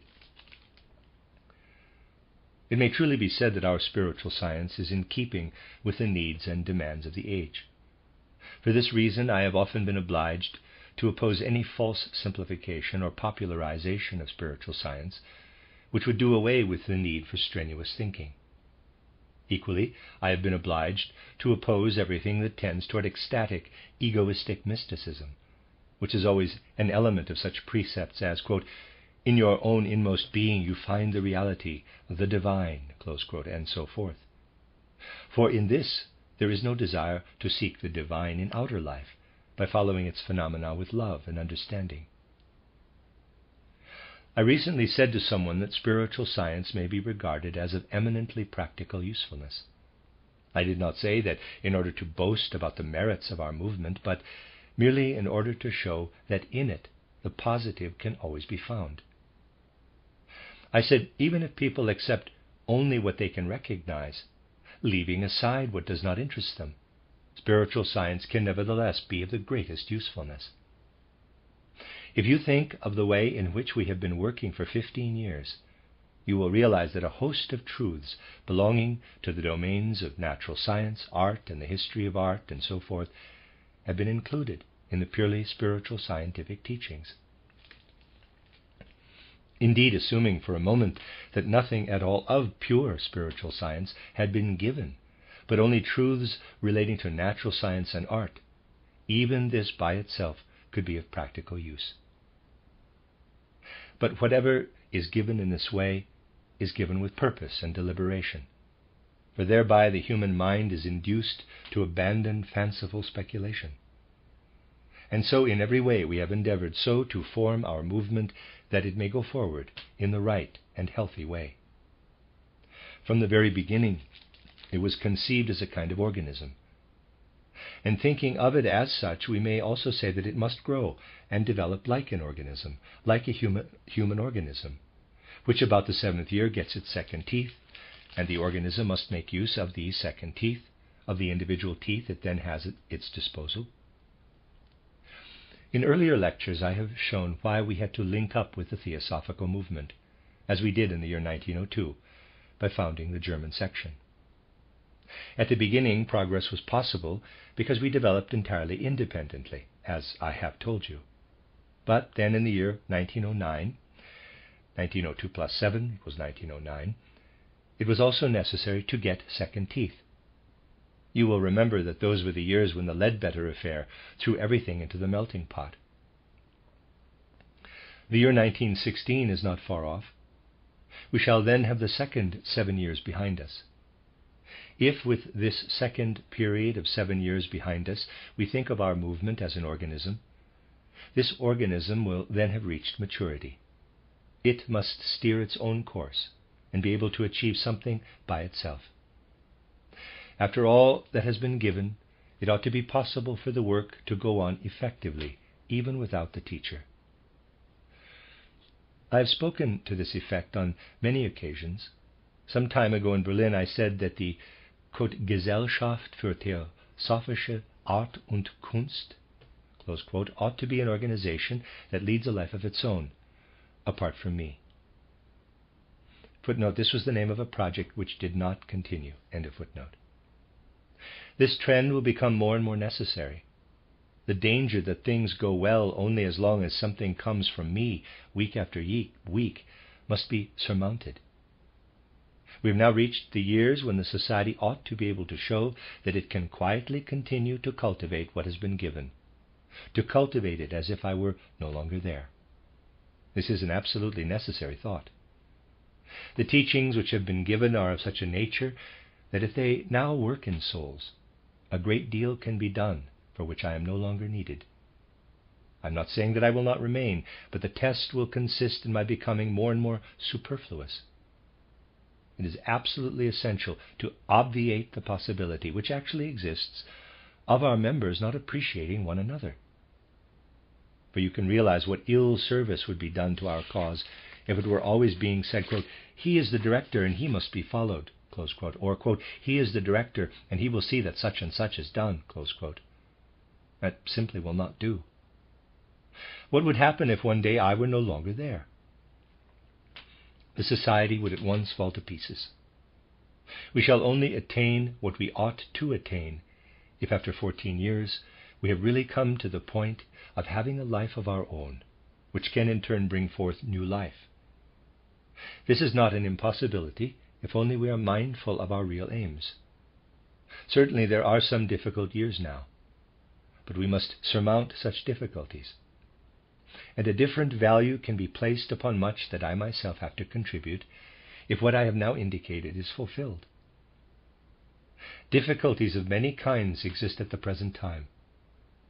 There are certain things which cannot be said indiscriminately, and during the last 4 days I should have liked to call together a small restricted group of people in order to speak of matters of which I cannot speak before a whole audience. But I was obliged to abandon the idea, because we are living in days when such an arrangement is not feasible. In order to see clearly what I have been trying to present in these lectures must be kept well in mind.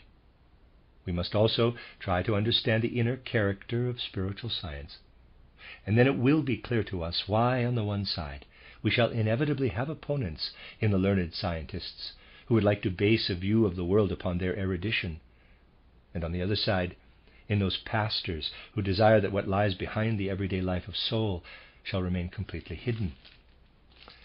We must hold faithfully to our teaching and also steep ourselves deeply in its contents. Let us remember, for example, how the mystery of Golgotha has constituted the very core of our strivings, how it has been stressed that Christ entered into Jesus of Nazareth in the way so often described, coming from other spheres of consciousness into the sphere of consciousness proper for man's physical life on earth. Christ Jesus is a power on earth, living on in the earthly consciousness of men and in earthly happenings. For this reason, the New Testament can be no natural science, for natural science, the science of what lies behind nature, must, if it makes for reality, go beyond our normal consciousness. Neither can the New Testament be spiritual science, for there, too, normal consciousness must have been transcended in the other direction. The marvelous greatness and significance of the New Testament lies precisely in the fact that it aspires neither to be natural science nor yet spiritual science. But for all that, it must not be used to support polemics against spiritual science. Here, however, we perceive the reasons why the representatives of one or another religious body will always rise up in arms against spiritual science. It is because they will never be willing to allow man to enter the world they so greatly fear. They are afraid that one day human beings will discover the eternal nature of the soul within them. They want people to realize that only what they already know lives eternally within them.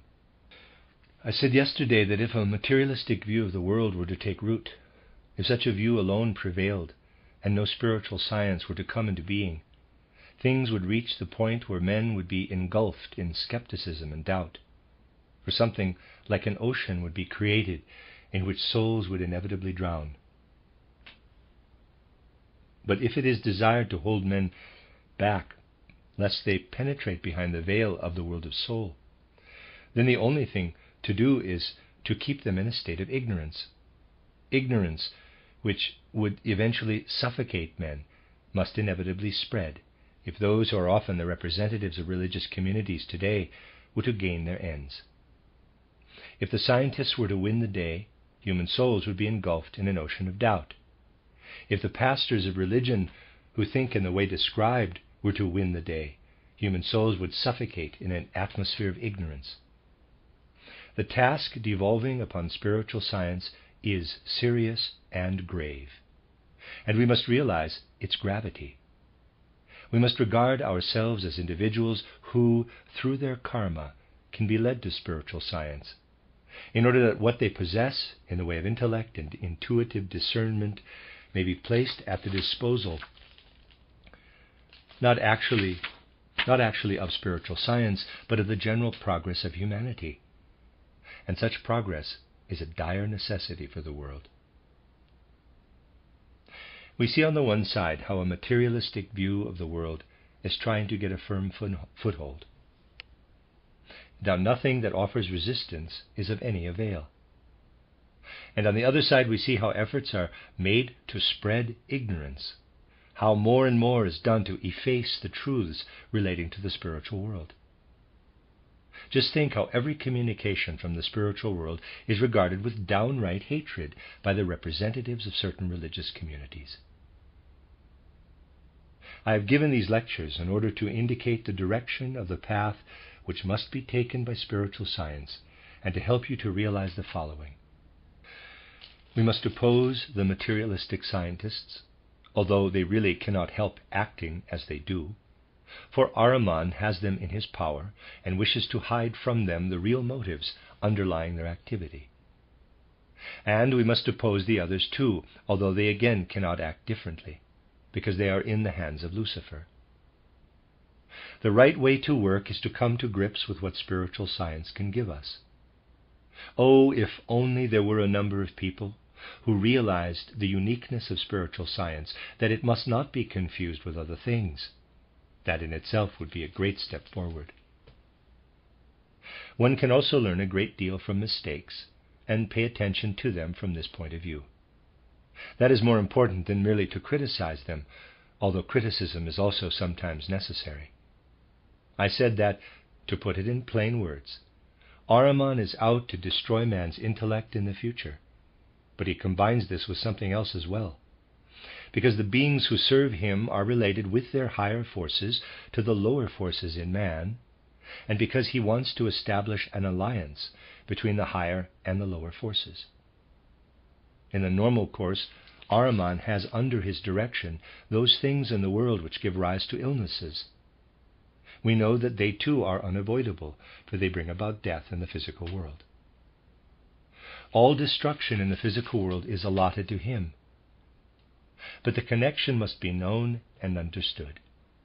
If what is in the lower sphere is taken up into the higher, it is united with these beings of destruction, and then man himself gives many opportunities to Ahriman and his hosts. And when he does so, he will not fail to notice that certain lower parts of his organism begin to function as higher parts of the organism otherwise function.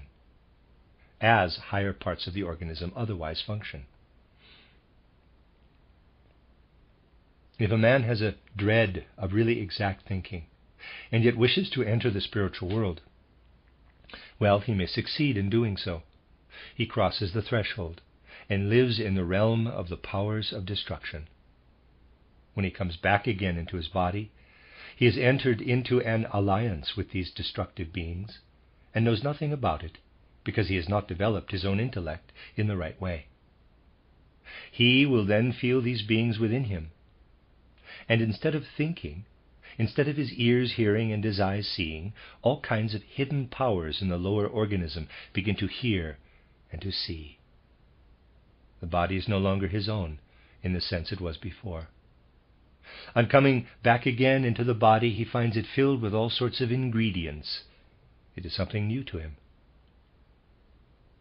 This entry into one's own body as into something unfamiliar and containing unknown elements is an experience that may befall those who do not keep faithfully to the right path.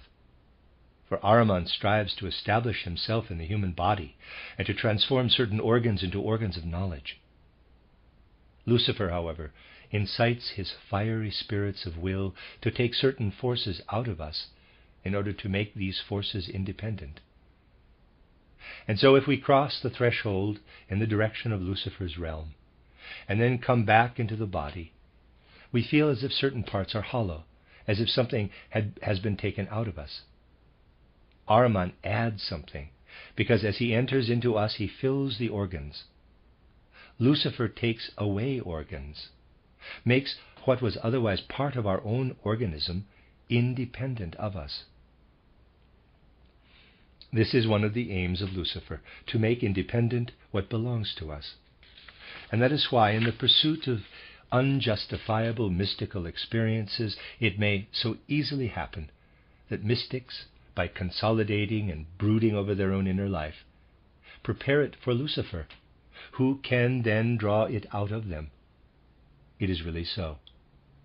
Lucifer approaches the human being and draws out something from his brain, namely the intellect.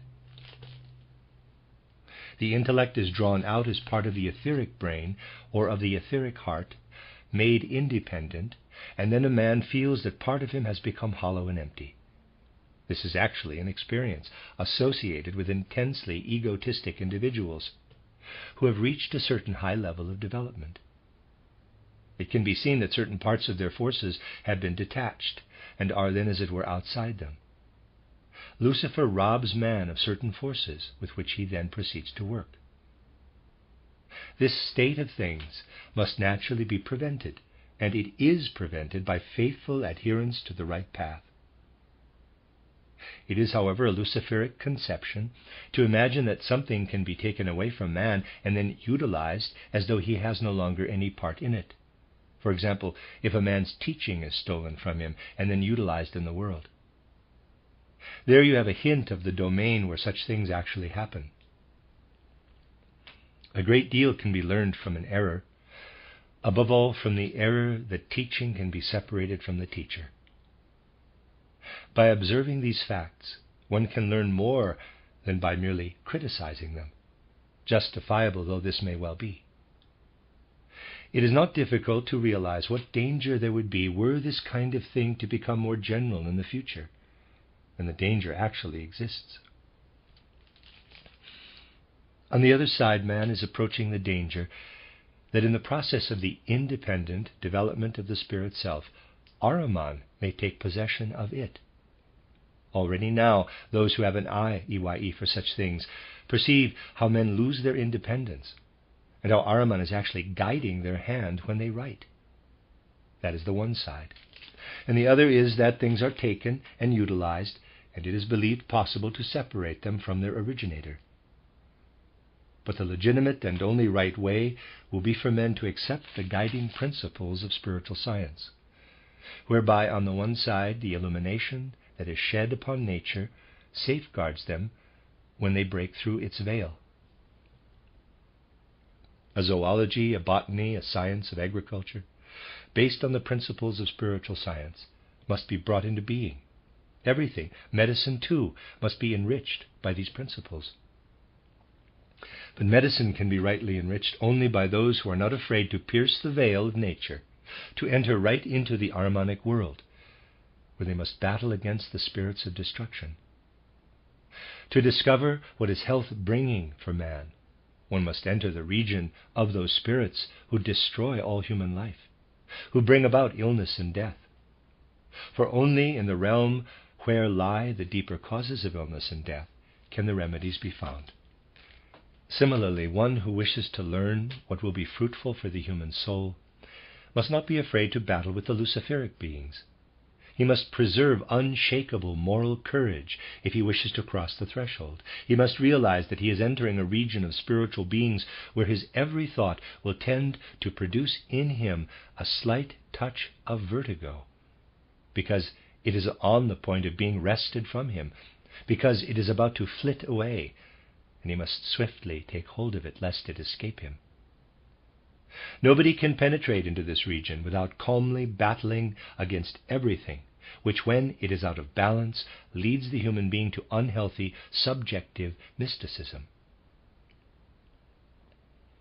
But spiritual science steers us in such a way that if we understand it, we actually find the strength to combat the Ahrimanic forces of destruction wherever they may be at work.